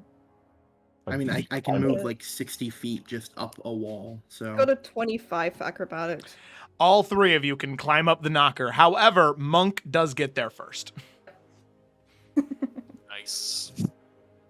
I guess I'll grab onto it and push off of it with my legs to try to get a solid knock with it. Okay, yeah, push off, and using that plus your own body weight, gong, there is this gong noise that just reverberates off of the wall, off of the door, and just rings out in the cavern behind you. Eventually, the gong settles, and all of you can see the door does not open, but there is somebody walking towards all of you now. As you sort of peer through the fog that is beginning to settle around the door, you can see, for a moment, what almost looks like a man. But then you can see these sort of tufts of red hair pulling down into a goatee around the chin. All of it this bright, fiery red. A skin of this, like, deep teal blue, wearing robes of gold and red with a tail popping out of his back, right on his tailbone, holding a quarterstaff in his hands. You can see what looks to be some type of half monkey, half man. A monkey man, if you will. As he just walks, walking staff, tapping onto the ground. Tuk, tuk, tuk. He kind of stops when he's about 15 feet away from the door to see a fox, an otter, a pigeon, a frog, a squirrel, and a chipmunk. And he just kind of... Well, this is not right now, is it? No. Not It right. certainly is not. At all. Nope. You two, you all are much too small to open that door. Not right at all. Did you open it for us? Oh, no. I would never open a door I did not have the key for. But, perhaps. And he kind of, like, looks down. You, and sort of gestures to you, Cole, with his head. You seem strong for a frog, are you not? Yeah. I haven't fought many frogs, so I can't quite say if I'm sure. Kind of mumbles off. Interesting. Very interesting. Cole, what say you to a deal? I give you what you need to open the door, since you have no qualms with opening a door you don't have the key to. And I make you large enough to open said door. You cut out for the last part. Okay. No, you're good. What say you to a deal? I give you the size and strength you need to open the door. Since you have no qualms with opening doors you don't have the keys for. And you give me your most valuable possession.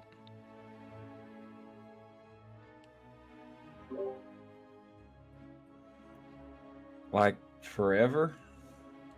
Well, until you have a new most valuable possession, and then I'll give you the old one back, and I'll take the new one.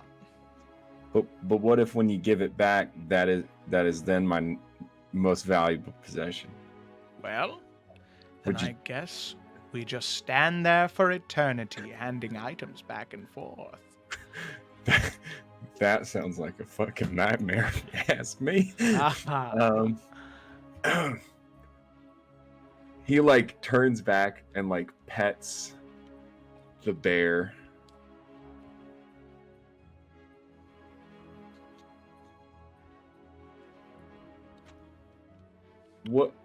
What is the key to this door?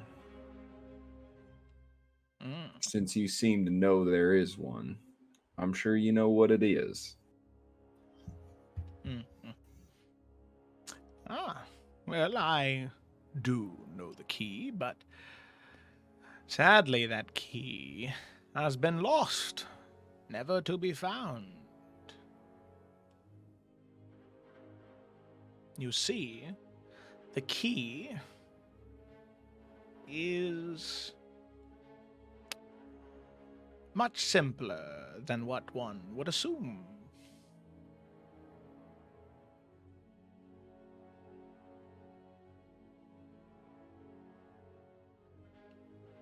But who needs a key when the door is unlocked? All you lack is the strength to open it.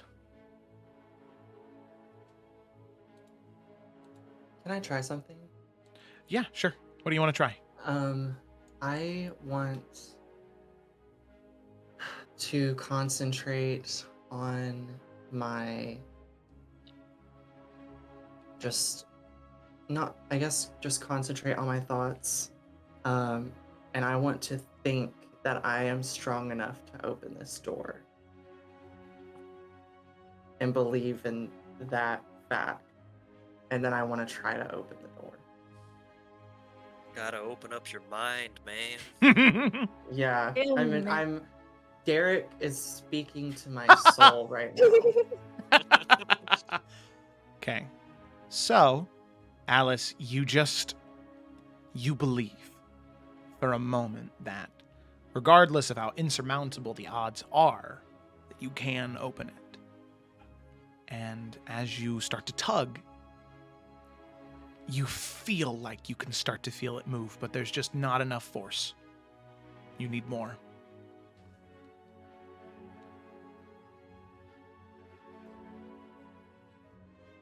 You know you can't do this alone. Okay. We can open this door, you guys. We just have to believe that we're strong enough to do it. Oh, I don't know. That doesn't sound right to me. Look, I speak to the trees and they tell me to believe. So we're gonna believe that we can open this door. I guess it's Let's try it. trying. All together. Besides, if I disagree with you, I'm taking the side of a monkey. That is a very good point. I was about to disagree, but now I. Alright. Minister James will believe. We fucking Use the believe. power of God. Fuck that thing he said 10 minutes ago about faith as a tool. No. Belief only. Let's go. Yo. Okay, so Alice, Aliona, Minister. Before Cole believes and tries to open the door, he looks back at the monkey man, and says,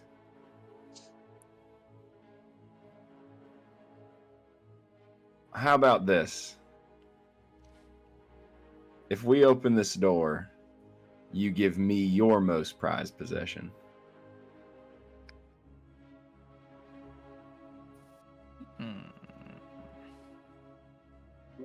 And if we fail, you get mine.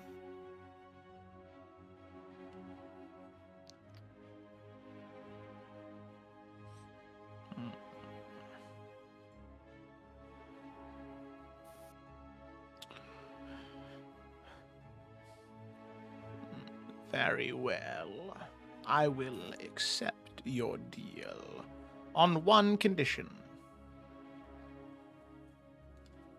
You get one chance to open the door.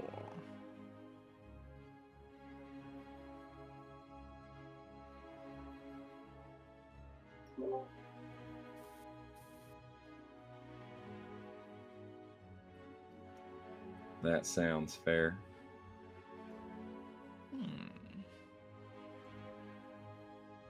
Very well. But I will add a condition of my own. It is only fair. Your Condition? thing of value must be valuable to me as well.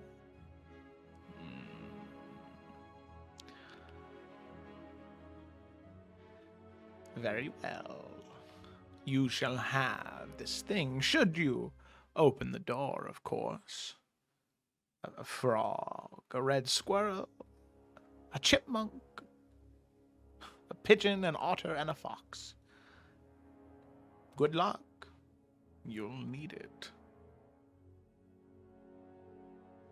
We don't need luck when we have faith. Oh! I'm gonna be like, okay, you guys, we are gonna fucking do this, okay? And I'm gonna give bardic inspiration to, I'm gonna give it to. Is the bear helping? Hell yeah, the bear is. The bear is absolutely helping. Yep. I'm gonna give it. What's your bear's name? Barry Barrington. Okay. Alright. Yeah, I'm gonna give bardic inspiration to Barry Barrington so he can add a D10 to his strength check if we have to make one. And look, I had him at an early age, guys. All right? I was young. By the way, and I whispered, somebody just tipped $26, so thank you, Connor Buell, for the $26 donation. Just as a heads up, that means one of you will be able to have a critical hit within the next half an hour. So keep that in mind. Nice. I'm gonna use the cantrip guidance on Aliona because you're strength based, right? Or are you dex? Dex. Yeah. Okay. Never mind. I'm gonna use it on. I guess I'll use it on Cole. So I'll just use guidance. I'll just kind of tap him on the back, and he gets to add a D4 to his strength check if we have to make one. And then I will give guidance to Lux. guys, we don't need guidance, or we have belief. We have friendship. The power of friendship will open this door. I whisper something to the bear in a language no one else understands. What it says in the subtitles is "Believe, little Barrington." So, serious question: are you guys using guidance and all the cantrips, or are you just going to open the door? Don't do it. Let's just do this. Okay, okay. I'm not using guidance, If but it's- I if it's- will use bardic inspiration for the bear. But if you feel like you just gotta believe it, you know. Yeah. And if you cast guidance, it's yeah. I honestly feel like he has a point. This is the Feywild. Shit's metaphorical. So Like, feel just like- believing you can is enough. We all don't have to believe that we can Yeah, open like- this door. Yeah, like not even bardic inspiration. Just open it. That's it. All right, fine. Let's just open All it. right, let's retract No spells? all abilities. Retracting No all spells. abilities. Okay. All right. So all of you heave. The bear even gets up there, tries to get near the edge. He's just kind of scraping, ready to just grab something to pull it whenever he gets the chance. All of you believe. You do. You just grab and hold on to whatever hinges or things you can grab onto, and you just begin to pull and believe. And you can feel the hinges of the door begin to squeak open as the stone begins to scrape on the ground as you're actually moving it. And all of you got the song lyrics for the song you're supposed to sing right now, right? Huh? You got, because it's a musical number right now, because you believed in yourself and the power of friendship to open the door. So right. Yeah, you got to sing the song now. Look down. Look down. It's okay. It was a Him joke. in the eye. It was a joke. Look down. And I could feel panic from the avatars.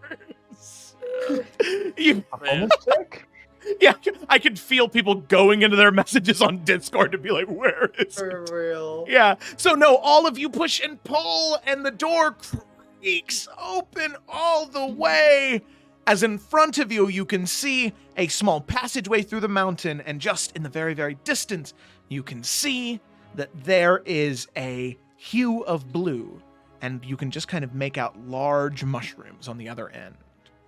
As the rest of you turn around, the monkey man, he's standing there with an impressed look on his face and says, "Very well, you've earned it."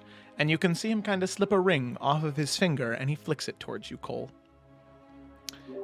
I catch it with my tongue, and it's a tongue ring now. Mother- Oh. And you can see the monkey man. He shrinks down from medium to small.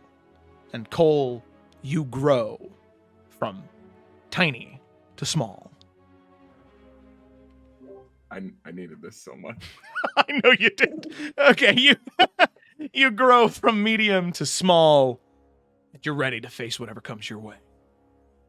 So now all of you can see that a frog about the size of a, I don't know, like a big cat, just kind of walking around the same size as the fox and the otter. You're our size now. I give everyone like air high fives, or not air, like jumping high fives, you know?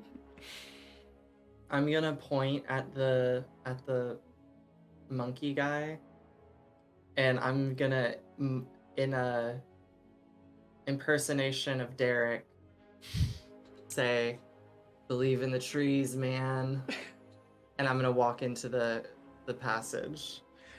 The monkey man goes, "Oh, that, Derek, that makes sense," and he's gonna walk away. Are they all Derek's? That's a great question. Sadly, you're not gonna see another tree, so you'll never know. Mushrooms instead. It'll be fine. Exactly. So, with that, you make your way through the mountain pass, and you arrive on the other end in the Hag Woods. Mushrooms as tall as great timbers, shooting up 15, 20 feet into the air, and there is a wooden walkway in front of you. You can see that the rest of the terrain is this thick, gooey swamp that gives off this sulfuric smell. And you have a bit of a journey in front of you. So far, about 8 hours have passed, and in the journey from here to there, it's going to be about 3 hours. So you'll be right at 11 hours when you get to the end point. Now, is there anything you guys are going to talk about on the way there? Or are you just heading? Can we shorten the time if we don't talk and we move expeditiously? Yeah, if you just like sprint? Yeah. Yeah, sure. You can shave an hour off. Mm-hmm. Nice. But I'm down for that. But then we're not fighting. Applied. But guys, then we're not fighting at the 11th hour. No, we gotta talk. We gotta talk about our differences. The bear wants to talk.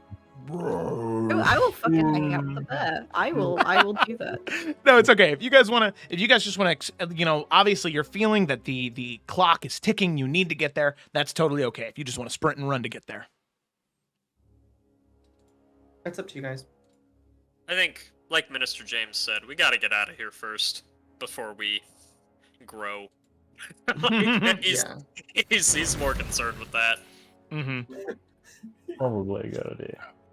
Oh, I'm just afraid of self-growth. Oh, he is. He doesn't want to reflect. he doesn't want to. No.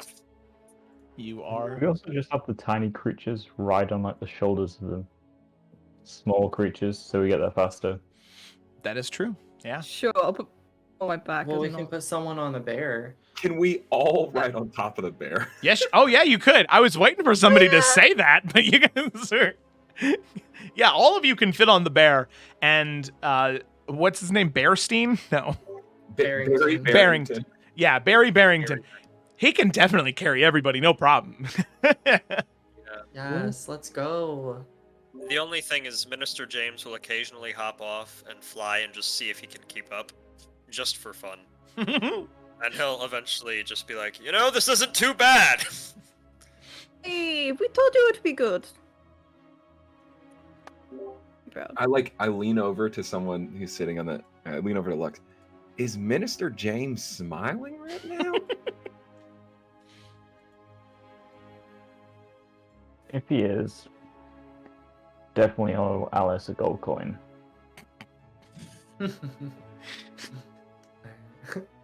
I pretend I don't hear it. But I'm just like, I look at my coin purse and I'm like, counting my gold. Your tiny fox-sized gold pieces. Adorable. Yeah. Alrighty. Mr. James will smile via his beak. Yeah, however a bird smiles, he's doing it. We're full circle, however a skeleton cries. Man. Okay, so with that, you journey and you run, riding atop of Barry Barrington, and eventually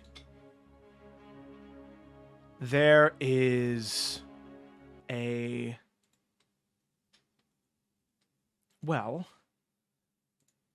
there's an odd feeling you get. Riding the bear closer and closer and closer. You feel as though you start to hear something. You start to hear music. You start to hear very, very, very familiar music. Less than a full day ago, the music of the carnival.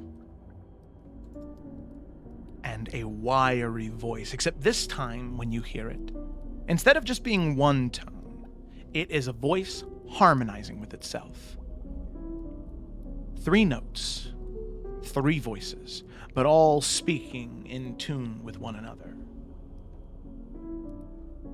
Double, double, toil and trouble, fire burn, cauldron bubble. As you just begin to creep closer and closer and closer. Coming into vision, you can see what looks to be some type of hag. Green skin, elongated features, a gnarly wooden staff, a robe of deep green and black. And you can see sprouting out of the neck isn't just one head, but 2. As you see this hag, but conjoined. And you realize that those 3 heads are speaking and moving. As you can assume that this is a coven of hags, conjoined to be one entity. And this is what you see.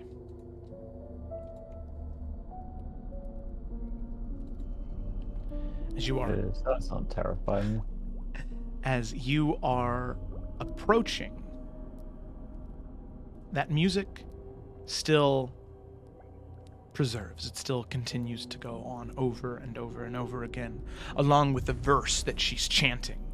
And as you get closer, you can see these two huge creatures flanking her on either side. Large creatures with limbs blown out of proportion, of different sizes, different lumps of skin near them. Except those definitely aren't Goliaths, but they are damn near the same creatures you saw earlier. And some of you would have read about these before. A Fomorian. Creatures that end up serving hags or living in the Feywild. Large, bloated creatures. And you can see that they just sort of stand as there is this shifting of color all around the hag. These 4 giant stones erected out of the ground to her north, east, south, and west. Magic sparking from each one as she continues to throw different alchemical ingredients and live animals into this pot and continues to stir as all of you approach. I'd like all of you, unless you're just charging in, to make a stealth check as you get closer and closer and closer.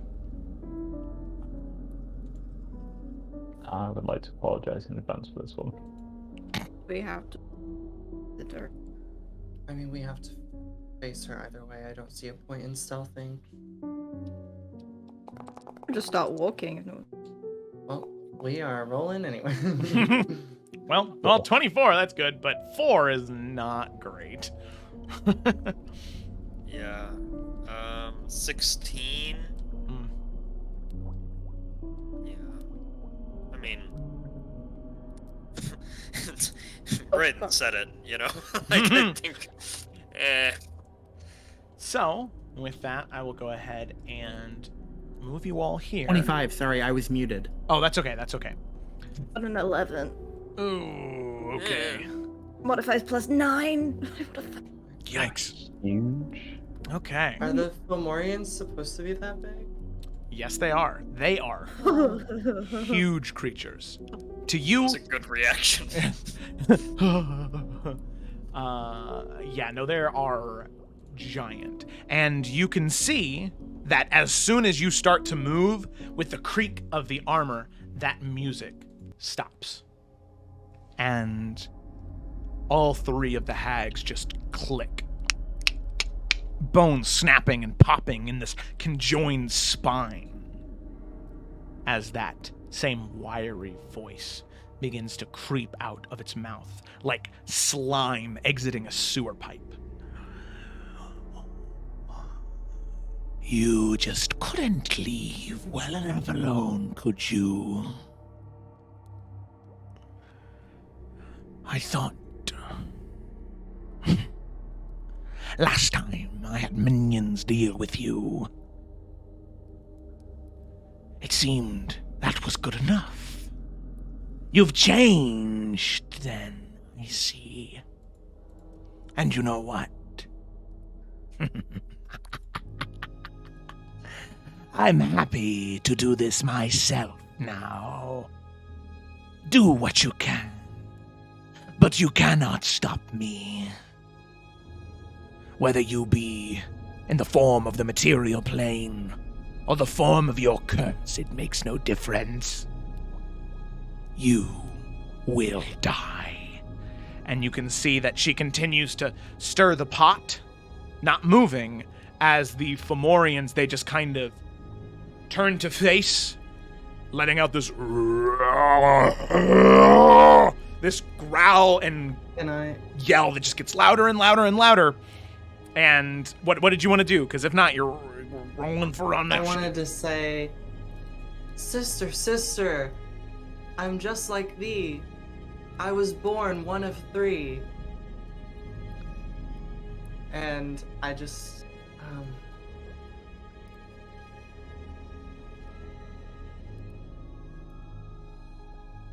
please, we don't mean to offend. Can we make amends? And I will step forward.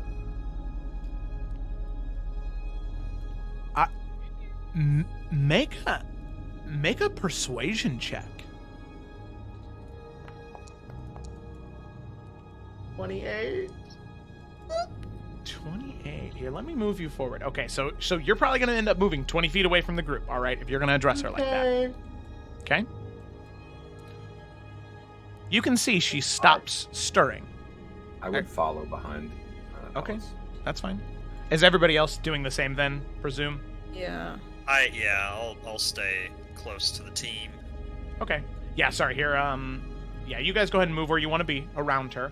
Just to let you know, the brown muck is difficult terrain, so half movement speed. The wooden platforms is normal, and anything that is that sort of pale yellow color, that will also be normal.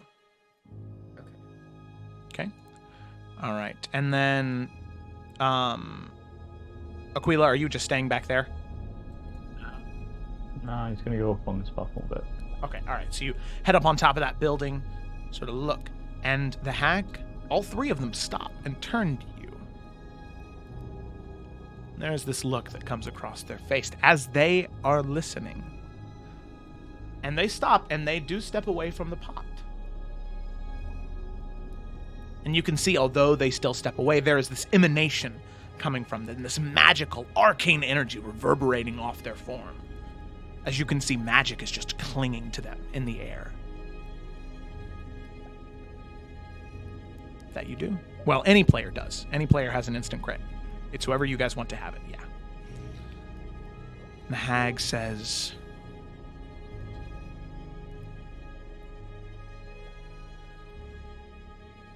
"You know," all three voices echoing off one another, "we weren't always like this. At one point in time, we were just like you. Three sisters in the material plane, hoping to find some purpose, discover great mysteries, and do great things. But then there were those who shamed us for our gift, who battered us and beat us, locked us in a cage. And instead of saying locked up like an animal, we fought back. We broke those who chained us, and we made them pay. Why should we forgive those who so easily forsook us?"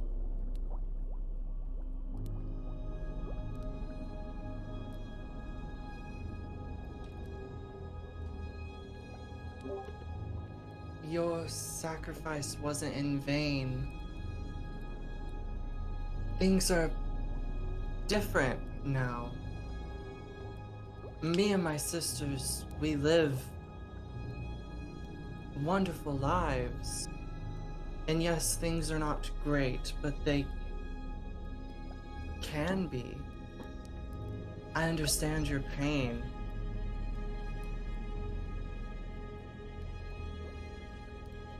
Say this.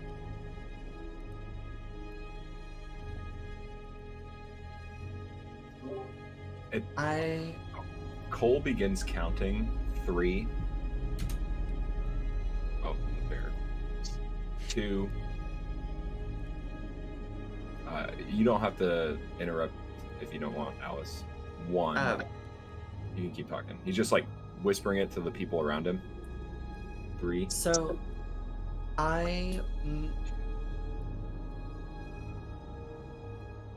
you could live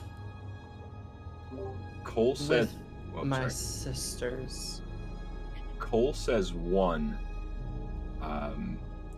and shouts something at his bear and then casts silence on the hag. I counterspell. Ooh. Ooh.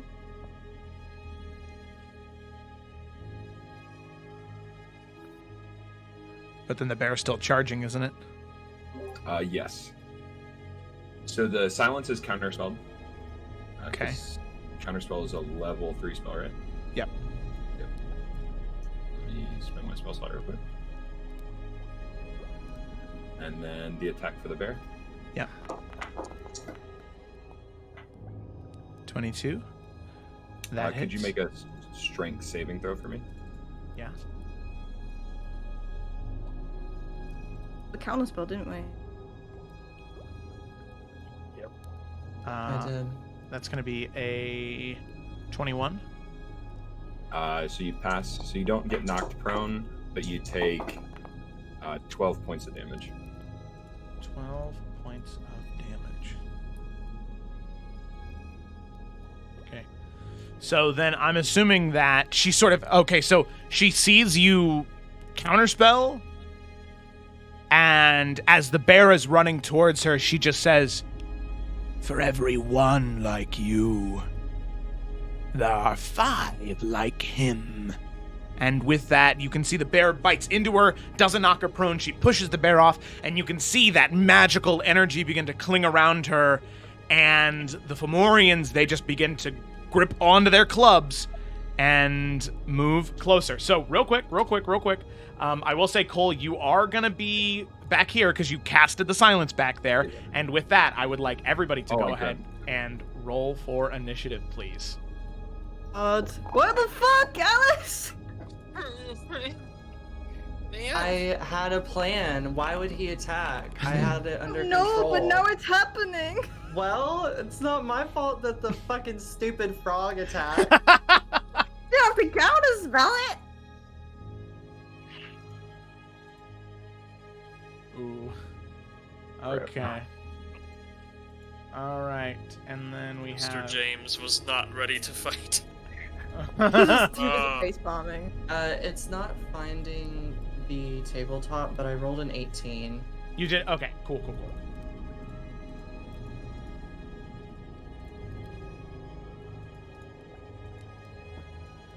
Lux. Okay, update combatant. Woo. For Monk, that was an 18. For Minister James, that was a natural 1. For Lux, what did Lux get? 19 again. 19 again. Very cool. Cole got a 20. 21. I rolled for the bear, but they're both in the same initiative. Okay, so 21.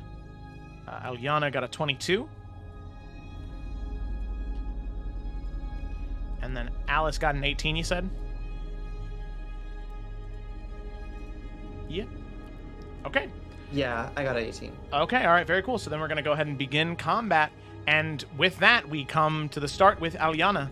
So, Aliana... We had a couple more effect donations. Oh, as we well. did? Oh, jeez. Okay. Yeah. Cool. So... Oh, wow, we got a... Whoa. Heck yeah, man. Okay, so yeah, we had an 11, a 53, and then another 11. Oh, look at that Atreon. Hey, look at that. Somebody's watching out for you guys. Okay. So... 51, all right. And then 11. Okay. So... 2 of you are going to get advantage on... that you can roll on anything. And you guys can go ahead and decide because they didn't specify anybody. And then the 53,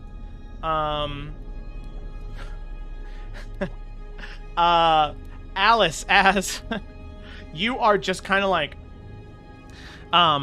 just frustrated in this moment, you can hear a voice in your head, a very familiar voice, be like, "I saw, dude. Say, man, it sounds like you're going through a rough time right now. I can just feel it through the waves of the universe, so I hope this helps a little bit."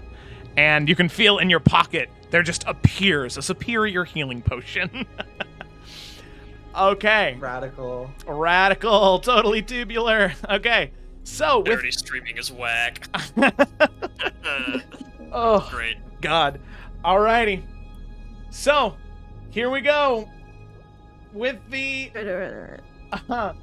initiative, we start with Aliana. Aliana, what are you doing?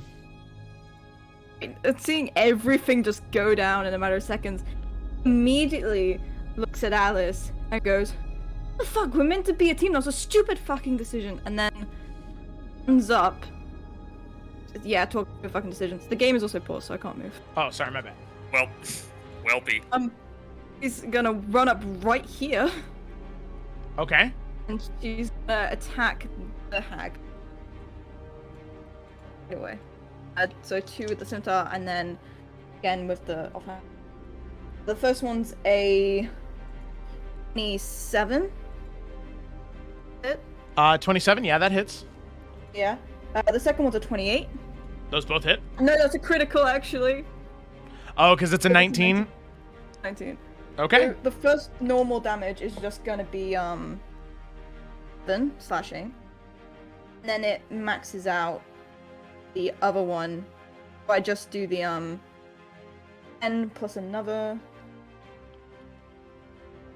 20 points of damage overall. Those 2 hits, and then I'm gonna do my offhand. Okay, sounds good. Which is a fucking 12. I don't have with that. I've got flanking. Can I do a d6? Yep, you add a d6, yep. That's 15. 15 doesn't hit. She looks pissed. She looks annoyed that Alice and Cole are like fighting, and then that's put them in like a bad situation. Oh yeah. Oh yeah. Oh yeah. Okay. All right. So with that, we move on then from Aliana as you just slash 3 times, well, twice into the hag, cutting into the back, but it is not enough to do her in. Then we come to the bear and Cole. Just got another crit donation. Oh wow. Okay. So what? We've got two crits, 2 advantages, and then the potion that Alice got. Yes, correct. Nice. Woo! We might actually win, guys. You know, that was a rough start, but we might pull it together. I'll be okay. Oh God. The bear. So I'm not. So, Cole's not using his bonus action to command the bear to use an action anything other than dodge. But the bear is going to move. So the hag can take an attack of opportunity against the bear if she would like to.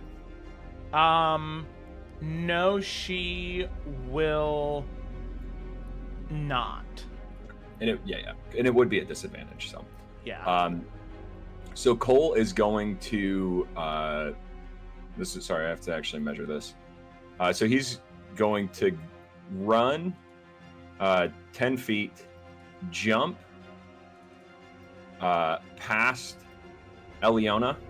Okay, well, real quick, as you move closer towards her, right there, so just as you're running, she sees you moving towards her, slashes in her back, and she is going to use her reaction, and she's going to kind of point at you and say, "Stay right where you are," and she is going to cast Hold Person targeted at you. Spell. All right. Oh, wait. Well, because I used counterspell before initiative, so I don't know how that would work. There was still the bear reaction? running at her and attacking, so I'd say you'd still have it. Okay. So yeah, I will cast counterspell at 3rd level. 3rd level? Okay, yeah, just base 3rd level. All right, sounds good. It is counterspelled. So Cole, you're good to do what you were doing. As I'm running in, I like shout back to everyone, silence her if you can. I'm going to take so my first attack will be a shove action. Okay. So it is a contested check. So it would be, you can roll either your athletics or your acrobatics. Okay, athletics or acrobatics. That'll go ahead and be athletics because that'll just be straight strength. Are you guys cool with me rolling this at advantage? Actually, no, I'm good. No, I'm good. So I'll roll my athletics. This isn't with advantage or anything. Okay, so 15, that just barely beats out the 14 she had. All right, so I'm not going to push her 5 feet. I'm going to knock her prone. Okay. I'm going to step onto her body, and I'm going to like pull. I'm going to like use my two kind of like frog arms are kind of long, right? And I just pull, and I just start like trying to separate the heads as I make a grapple check. Oh, okay. Alrighty. And that is, I believe that's again a second contested. Yeah. athletics check. Ability check. +4. And I'll roll this one at advantage. So I don't know how to do that on D&D Beyond. Just go ahead and roll 2. I don't think there's an intuitive way to do it. You click advantage in the Forge, it does it from D&D Beyond if you only click it once. Oh. Well, with a 23, that will do it. That'll beat her, so you do grapple her. So she is disadvantage on attack rolls. She has all the prone conditions and the grappled conditions, so she can't move or can't stand up. Okay. Okay. And that is the end of my turn. Okay. Woo-wee. There we go. Alrighty, so then with that, Lux, we come to your turn. If you guys are cool with it, I was just gonna run in and just blinding smite her. Yeah, man. Use a crit. Additionally, all melee attacks against her, anything within 5 feet, attacks with advantage. Woo. But if you guys attack from farther away than 5 feet, you attack at disadvantage. Right. We just automatically crit in then. Or do you just want to roll at advantage? Not really bothered either way. Just critter. I think it's worth critting. Yeah, I mean, same. with a smite, it's totally Okay. worth it. So, Just give all the paladins the crits, you know? right. So this is just it's a two-handed longsword blow. So do that. So we've got this is irrelevant, but so and then just gonna drop a blinding smite in there as well. Just for good measure. Okay, well... Blinding Smite. Because what was it on the... That was a 16 to hit. But she already used her reaction, so yeah, that will. And then... So then we're just going to do... Were you going to take the crit on that one? Yeah, we're just gonna take the crit. I just wanted the roll damage button. Okay. Okay, so two-handed damage is 18, and then... Oh, geez, what is... Just 3d8. What is 8 times 3? So that's... 24 plus 19. 24 plus 19. I gotta use a calculator. I'm stupid, man. Wait. Nope. 35. 35 points of damage. God damn, man. Alright, minus 35. Plus 18 is in total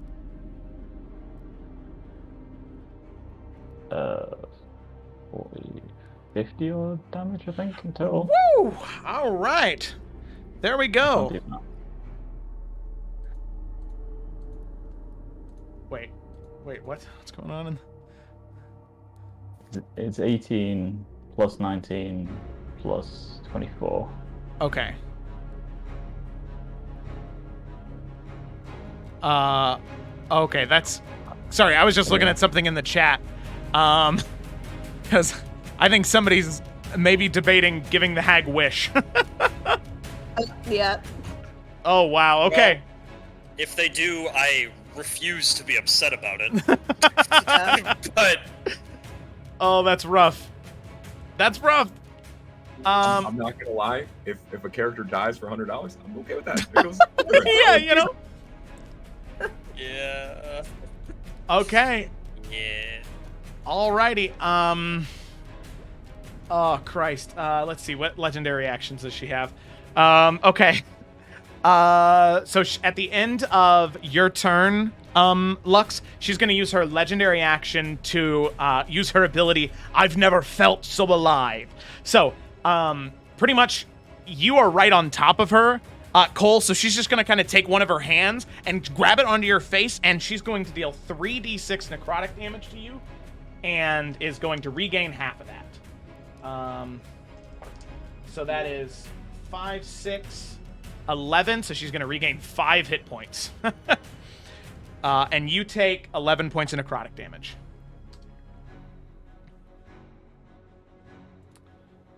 Alrighty.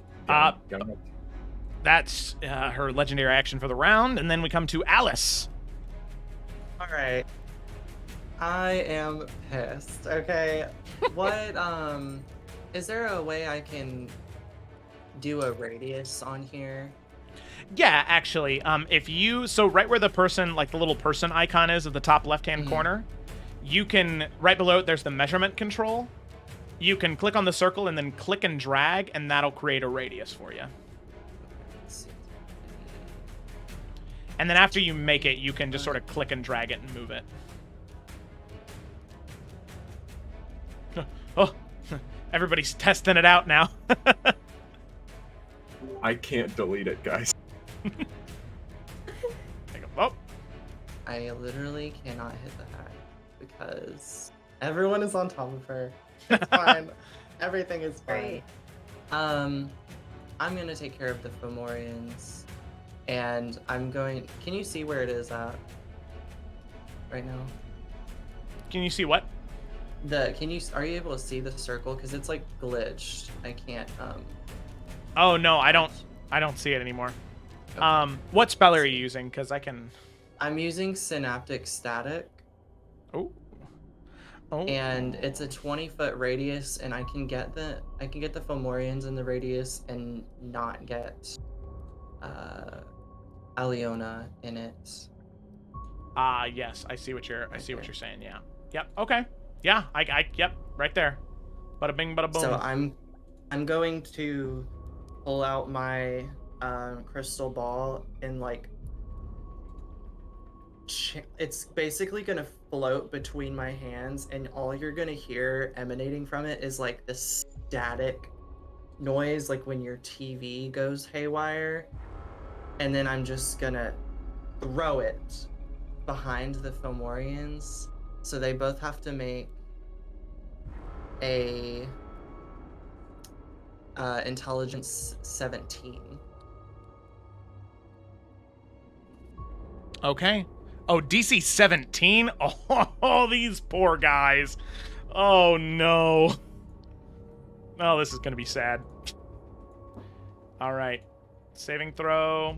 That is an 8 minus 1. 7. That is a 1. That's a natural 1 minus 1 for 0. Oh, poor guys. All right, they getting snapped. Okay. It still won't pick up the VTT, but the damage it rolled was 31. So it's 31 psychic damage. And I also, hold on, I get a bonus when I cast with my, let's see, when I use my spiritual focus, I can add a d6 and add the damage. Oh, hell yeah. Add the result to 1 damage. So, add another 3 damage. That's so 34 psychic damage in total to both of them. Okay, all right. Very cool. That's a good chunk of damage there. You can see that they just start to as they go to grab their ears that are currently pouring out blood. Just angry now. Even more angry than what they could have been. And that's my turn. Okay. Monk. What are you doing?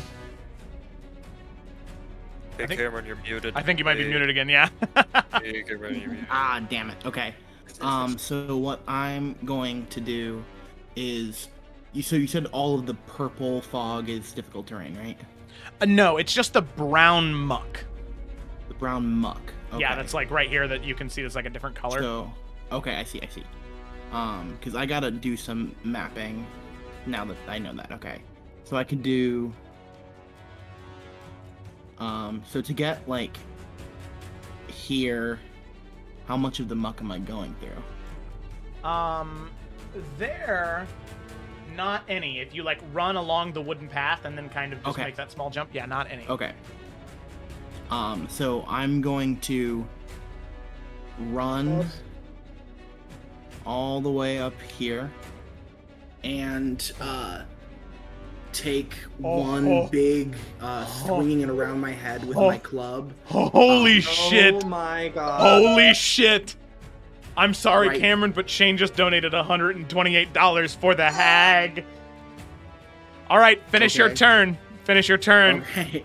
But I'm gonna make an attack with my club against kind of, I guess, the Achilles tendon-ish area on the leg of this big fat fuck. Okay, yeah. And that's a 19 to hit. 19, that hits. So that is 5 plus 5, so that's 10 damage. Okay, minus 10, all right. And because I'm mobile, I don't attract opportunity attacks. Okay, sounds good. So I'm gonna move over here. Is this where the hag is? Yeah, it is. It's just there's a lot going on. I'm gonna take one more, this time with two hands, right down onto her. But Okay. I'm going to spend 2 key points. One to do a stunning strike, one to add my martial arts die to my damage. Okay. So I will make, that is a 21 to hit. That hits. Okay, and then that is 9 plus 5 plus 5 is 19, and then a stunning strike on her. Okay, all right. It's con save. Yeah. 19 points of damage, okay.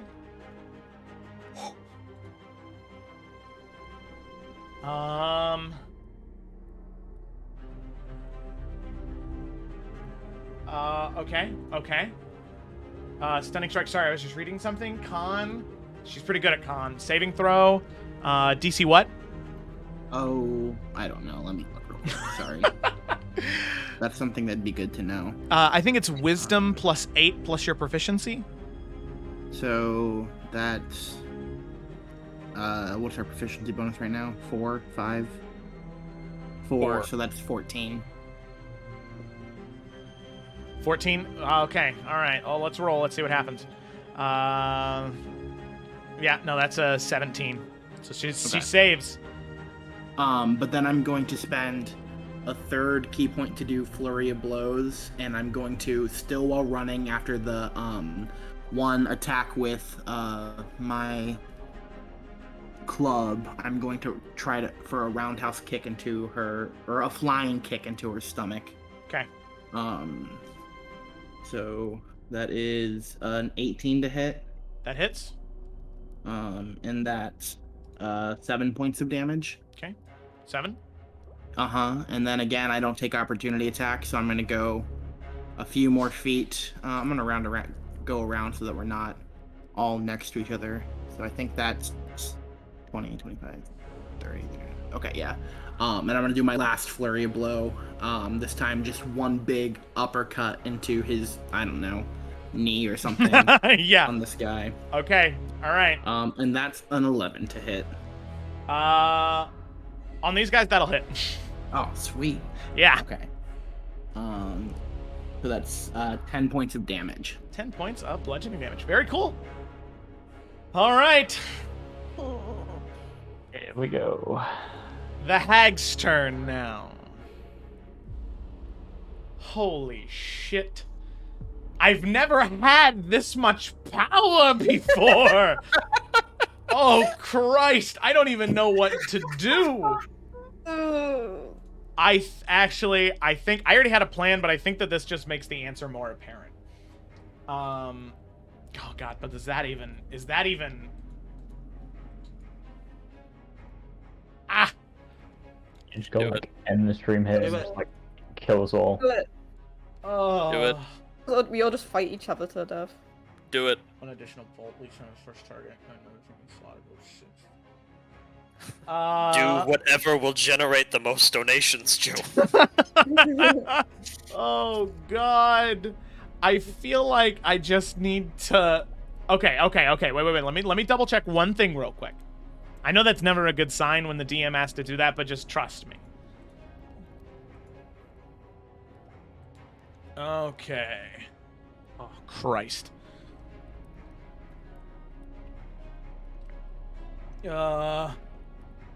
Oh God. Oh, Jesus Christ, you know what? You know what? Blaze of glory. All right, here we go. She just sort of like the frog hanging on her as she's prone on the ground. She's just going to say, no. You know what? You know what? If I die, we all do. And she's going to use her wish to cast Meteor Swarm. Centered on everybody. So 4 points, 40-foot radius spheres. That's gonna be a... Oh my god. 40-foot radius spears. Oh god. Yeah. I will, now, if you want to break it, I don't care. But I will point out, because I know I was going to take the spell with Cecily, that you can't target 2 people with the same meteor. Okay, I mean, Which means we're only going to be taking 20 d10 damage instead of 80 d10. Yeah, exactly. Okay, that's fine. That makes it better, but that's what she's gonna do is somebody's on top of her. Cole, you can tell she's so close to death. Like, she's damn near, like, whoever's going, Minister James could have done something, Well, and it would have... hold on, DM. I have the Mage Slayer feat. Did you say she's casting a spell? Oh, yeah.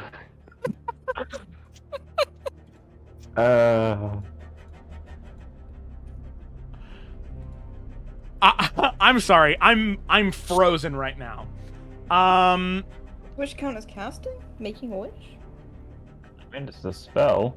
Wish is a spell. Wish is a spell, yeah. Okay, you get... What is it with Mage Slayer? You get 1 attack? Yes, I get 1 attack. All right. But I get advantage because she is knocked prone. If you want to take an auto crit. And we have a crit left. And yeah. we have a Yeah. crit. Okay, hold on. I gotta see how much superiority die. No, I can only spend 1 spirit. Okay, cool. So I will make my attack. Oh, wait. It just said... I don't know, because... Well, They're because... saying wish doesn't count as a cast.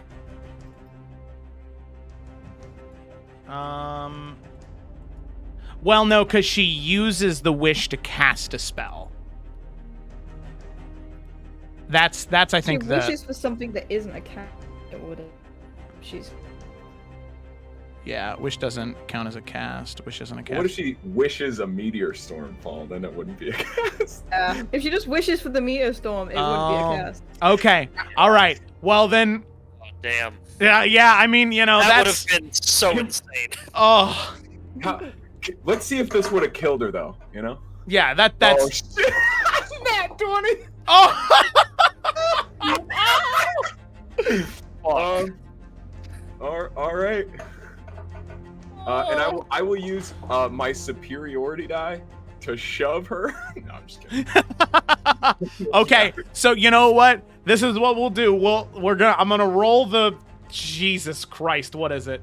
Well, I need everybody to make a dexterity saving throw. That's the first thing. Right. Side, everyone that's within 10 feet of me. If she casts a spell, can I get advantage against the saving throw? Since that's part of the mage. Yeah. If we're in 10 feet. I'm pretty This sure. Spell as well. I rolled a 20. Okay. I rolled a 13. Rolled a natural 1.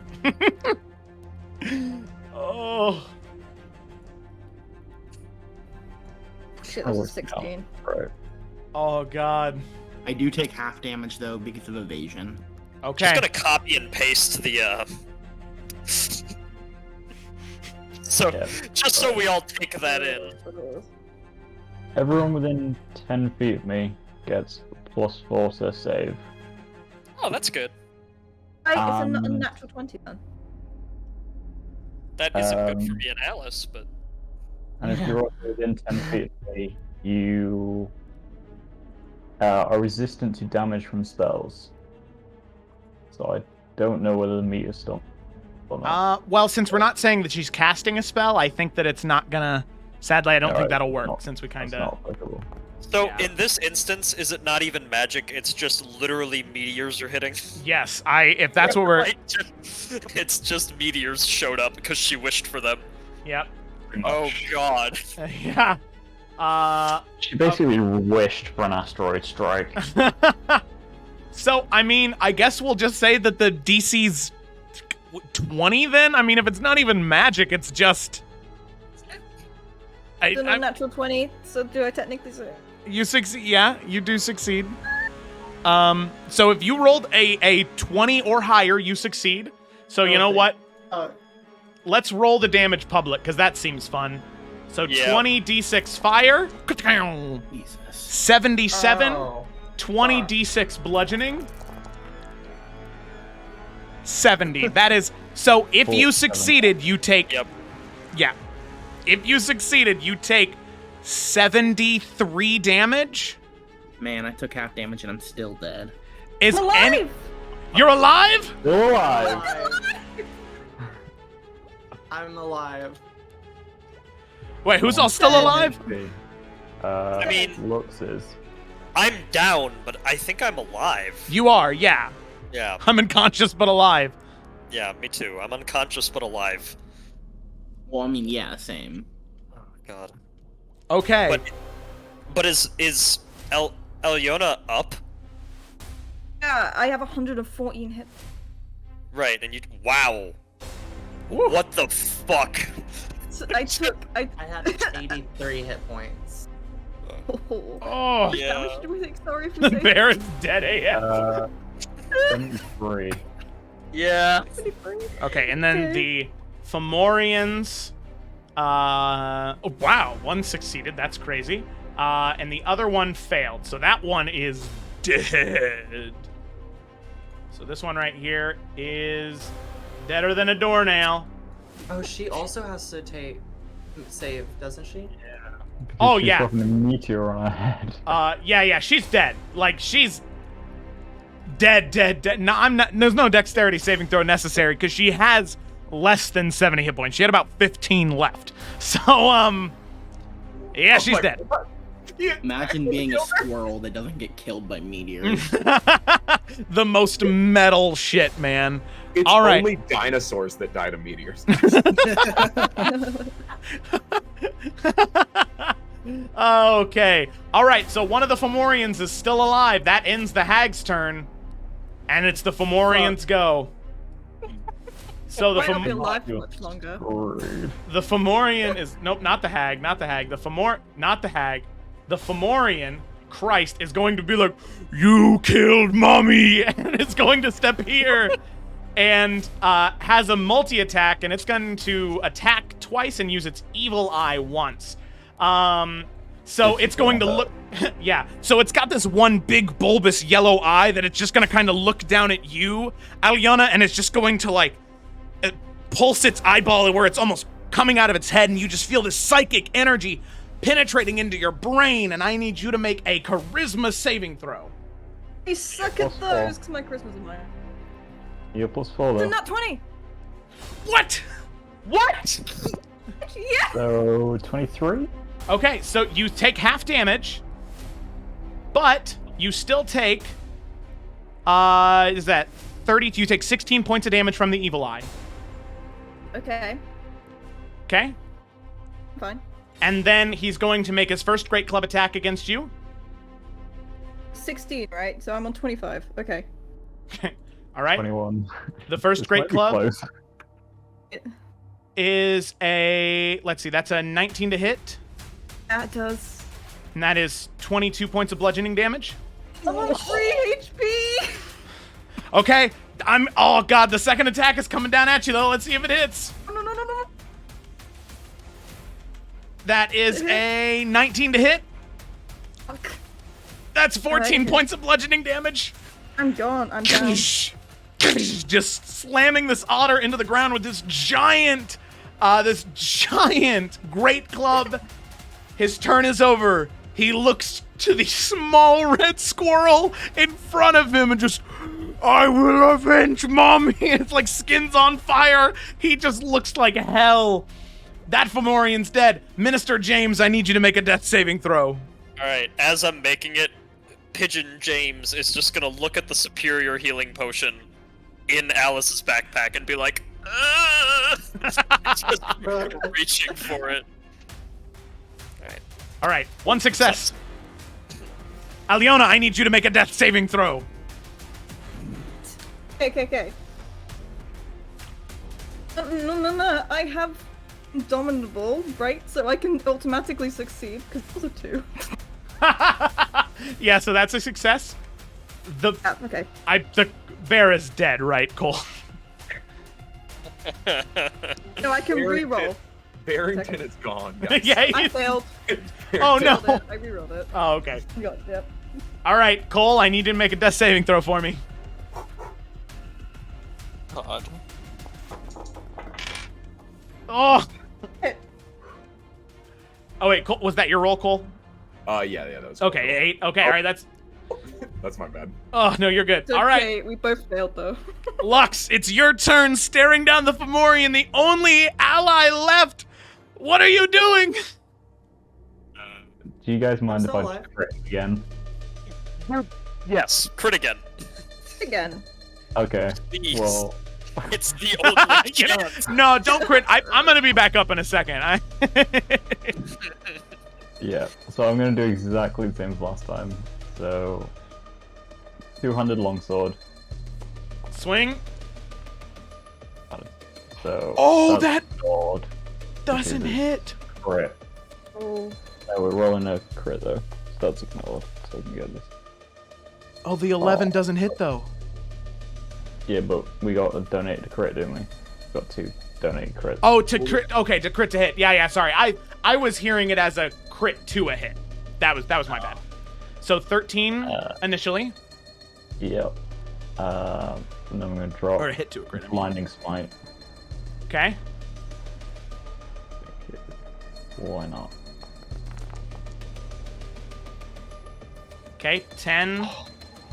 Plus 24 is 34, plus 13 is 47. And he needs to make a DC 16 con save or be blinded. Well, that is okay. Lux, he doesn't need to make that because as you bring your longsword down, the smite is enough to finish him. Lux, how do you want to do this? How do you want to slay this monstrous beast in front of you? Lux is gonna like run all the way up the creature's body. Oh, yeah. And then just like sort of summon lightning and like slam his sword down like between his shoulder blades and just like electrocute the entire thing with like divine energy and just like instantly just, like, evaporate him. Oh yeah, using him as using the sword as a lightning rod. You slam it in and just call out to the elements, and the elements answer just bolt after bolt of lightning, jamming into his spine as he screams out in pain.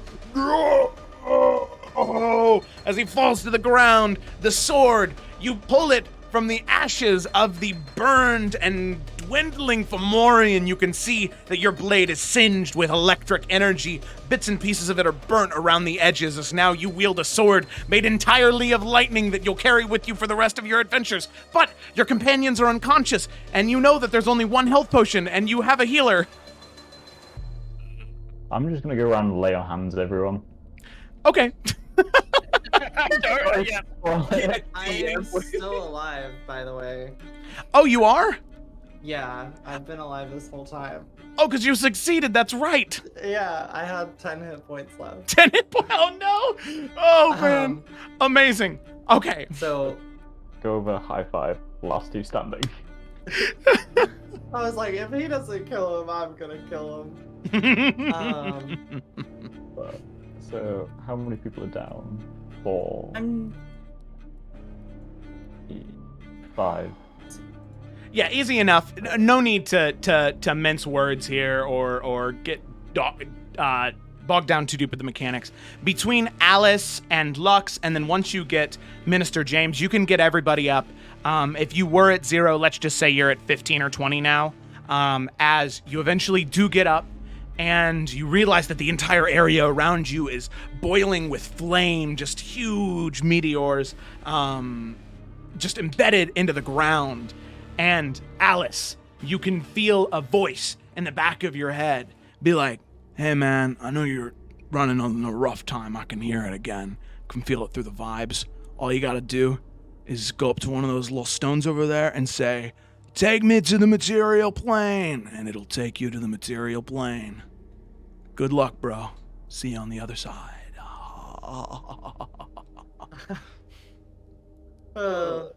Thanks, bro. Moment I'm up, I walk over to Alice and I just punch her in the Ouch. right away. It's like, nearly fucking died. The fuck? I had it under control, and the stupid little fucking frog is the one that fucked us over. All right, I want to friends. be on the same fucking Friends. side. Listen. We can argue about this. When I'm not a fucking pigeon! And with that, the group of you make your way to the portal stone. You speak the words, take me to the material plane, bro.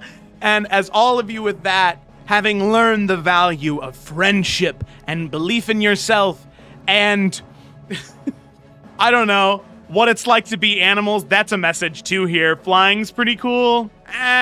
All of you transport yourself back into the material plane, and you can see that as you step through, you you reappear on that same stage you disappeared on, and you can see that there's no carnival anymore. There's no people here. It's just some abandoned place. But what you do have is the head of the hag, the head of the wizard, that you take back a 2-week journey to the queen in Agdar, and you return, gifting her the head.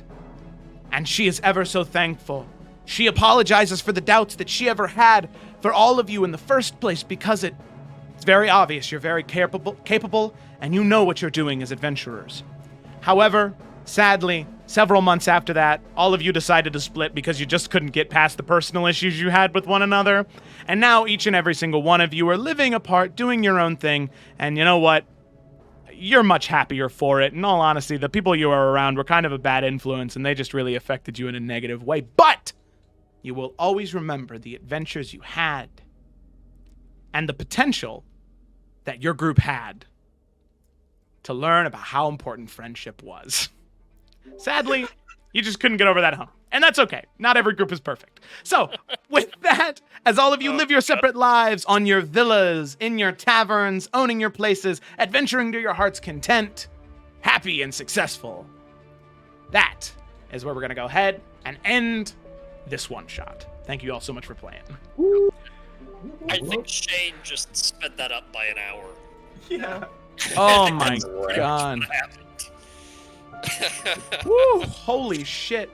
You know the best part of this, like the aftershot scene, is where we're like talking to the stone. We're like, take me to the material plane, but it's not in. It's like the Wingardium Leviosa. We have to take me to the material plane. Wow. Yeah. Oh, God. Wow. Or That could I was do the fun. accent? Ooh. Alrighty, so this time we will have a little bit more downtime in between this one shot and the horror one shot. Fuck. Yeah, about an hour and a half. So probably what we're gonna do is take an extended, maybe 10-15 minute break, just to kind of stretch our legs, get some fresh air, let the room that we're DMing from cool down, because it's unbearable right now. It's so warm. Yeah. Turn off the lights for a little bit, but then we'll be back for about an hour to go through and thank the people who have donated thus far, once again, for their support. And then by the time we do that, if you want to throw some questions in the chat about D&D or about the one-shots, I don't know about you, Mark, but I'm pretty open in discussing questions people may have about the one-shot. Yeah, and it would be a nice way to keep the stream going, a nice palate cleanser between everything. So, yeah totally. Exactly. So, if you would like to do that, throw those questions in there now. We'll keep those up. We'll jot those down. Once again, to obviously, thank you to River, Mark, and Cameron for playing. I appreciate you guys being my own players. Like, thank you for stepping up. But then also to Brayden, Aquila, and Jeff not being my players. I just appreciate you guys taking the time to play the one shot for a good cause, and I hope that it was enjoyable for you. I had a wonderful time. Yeah. Thanks. It was a blast. Yeah, Good. it was a lot of fun meeting you guys. It was awesome. Yeah. Nice to meet you. Well, hopefully sometime in the future, maybe for the next charity stream, we'll be able to play again, but hopefully sooner than that, in all reality. Well, hey, two of you I'll see on Sunday. After I've been awake for 24 hours. Yeah, it's gonna be Oh great. God, what's gonna happen? I don't know. Milo's going to be weird on Sunday. I can tell you that much. I have decided I will be killing Flover. Well, I think that is a great note to go to a break screen for. And then we will see you guys when we get back. So thank you so much for watching. And yeah, we'll see you in, let's say, 15 minutes. Okay? All right. Thank you, and we'll be back.